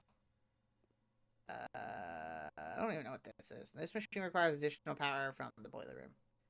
Okay, so apparently for this I need power from the boiler room, which is right over there. Where the thing is. Mount Holly. Experiment setup. So the next 3 times I open a locked truck. For each bedroom I draft after my second. Or whenever you draft a shop item. I can either set my steps to 40, gain 1 key for every 2 hallways in my house, or gain 3 gold from each red room. I mean, I guess I can do this one? Probably the best one we can get. We did get a sledgehammer, right?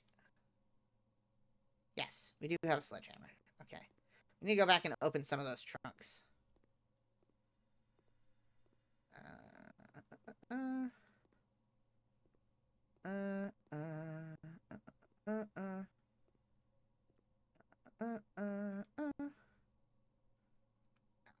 Oops.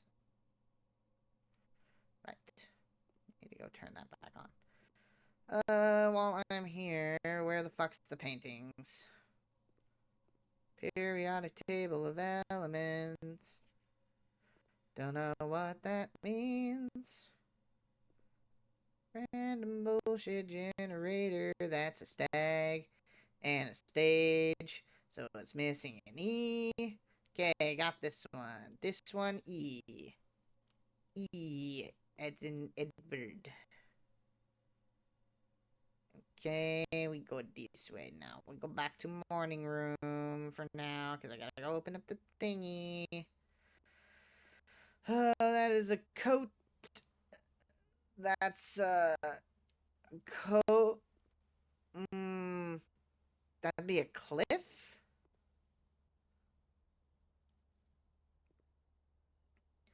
Is it a cliff? Maybe? It's either a cliff or a cove. But that also doesn't help with coat. Because that's missing multiple letters. So I gotta figure out the things that make here's this is it's a cove.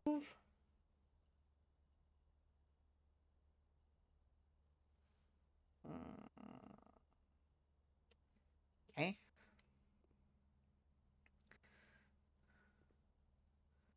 Nope, not ringing any bells. Not gonna spend too much time on it. I'll figure it out later. Okay, we gotta go into the dining room and then the office. Oh, the utility closet is so far away. There's no shot I'm getting back there. So let's see, how many steps am I at? 22? So 1, 2, 3, 4, 5, 6, 7, 8, 9, 10, 11, 12. Yeah, there's no way. Wait. Yeah, there's no way because I can't go back through the rumpus room. That doesn't make sense. So it'd probably be smarter for me to go for upwards by the hallway. I think. That's what we're going to do. So we go through commissary, into office, into here. Supposedly there's money spread out throughout the place, but I ain't seen shit. Freaking chapel. Let's go get 2 steppies back. We are in desperate need. There is money there. Thank God.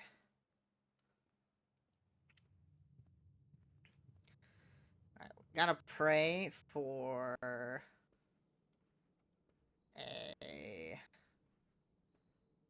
good thing. Go this way. Oh, money, yay. Huzzah for money. Okay. More money. Yippee. Okay, we need to go to the... We did the patio, I think. I guess we do the hallway. Yeah. Do this hallway. Okay, we only have 2 keys, so we gotta be careful. We got the boudoir, we got security.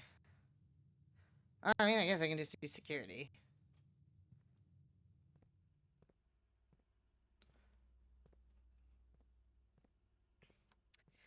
Oh, wait. Security lets us open that thing. I just realized. Because we go... Guard system, key card system setting, set security level to high, and we set the offline mode to unlocked. So those are free. So now... Okay, we have that unlocked. I guess we go this way? Okay, this is open. Ooh, freezes the gems? and money in my account. Ooh, man. We are almost out of steps anyway. So I can't gain any more money, and I can't gain any more gems. But I also can't use gems. Fuck it. Yeah, we'll freeze it. Why not? Okay. There's gems in here.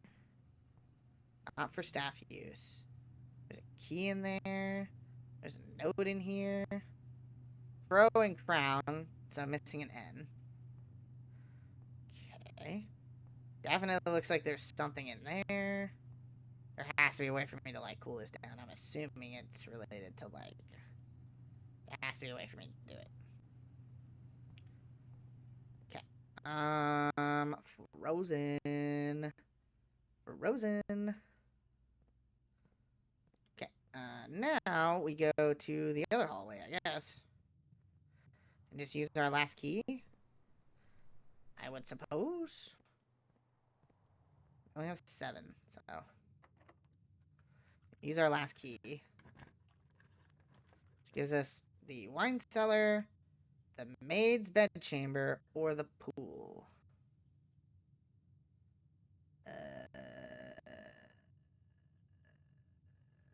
Wine cellar? Can't get any more gems. We also can't use our gems, so we have to do the maid's bedchamber.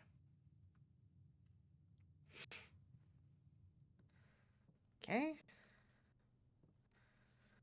The day we dread is final round is with unprecedented standards. We inform you of the death of our benefactor, Miss Babbage. Okay. I feel like we've been in here.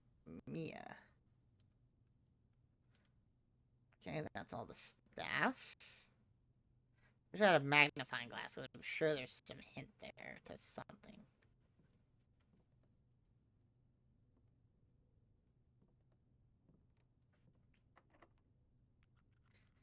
Fuck. Alright, we can't pick that door, so we can't get to that last room. Laboratory is too far away? Wait. Is it? How did I get over here so quick? Wait, I'm confused. I only have 6. 1, 2, 3. 1, 2, 3, 4, 5. That would be 6. Then we get 2 back. I think my day is pretty much over here. I don't think there's anything more I can do. Yeah. Yeah. Damn, I forgot to go back and do the trunks. Oh well. It's fine. I don't even know if I could get to them. Because there's one in the courtyard, I think. And one in, like, the breakfast nook. So it'd be 5. So 4, 3, 2, 1. Yeah, no. Alright. Boo, then. Boo this man. Boo hiss.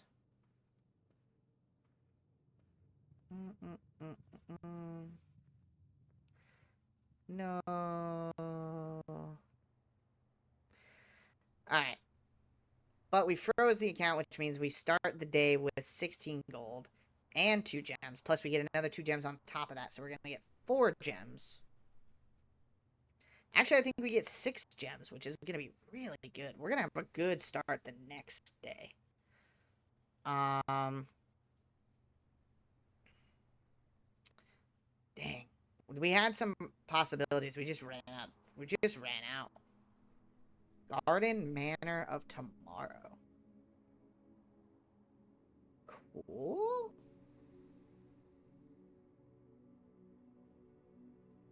Alright. Interesting. 5 tomorrow rooms. Wow, we got a lot of them that were tomorrow then. Holy. Huh. I guess. Oh. Save quit. I think that's going to do it for me this evening. We had a nice 6-ish hour stream. 2 of which was blueprints, 4 of which was wrestling. So I think I'm tired. I think it's time for me to get some sleep. Thank you all for watching. I had a ton of fun playing both games. So I'm looking forward to next week. So I do have a 3-day weekend, so I might end up streaming another day this week if I'm not busy doing stuff. Maybe Monday, Tuesday, Wednesday, stuff like that. Next week I'm gonna be a little busy doing stuff, but I do plan on having a ton of fun. So I'm excited. I want to play some Warframe and stuff. So depends on what I got going on. If not much is going on, we're good. If I have a bunch going on, then is what it is. But we will have a stream next week. Latest date would be Wednesday for Warframe Wednesdays or 10:00 Tuesday, depending on which day I have more energy. And yeah, that's where we're gonna go from there. But thank you all for watching. It's been a ton of fun. I'm gonna head to bed. Good night, everyone. Enjoy your evening, morning, whichever of those comes first. Bye-bye for now.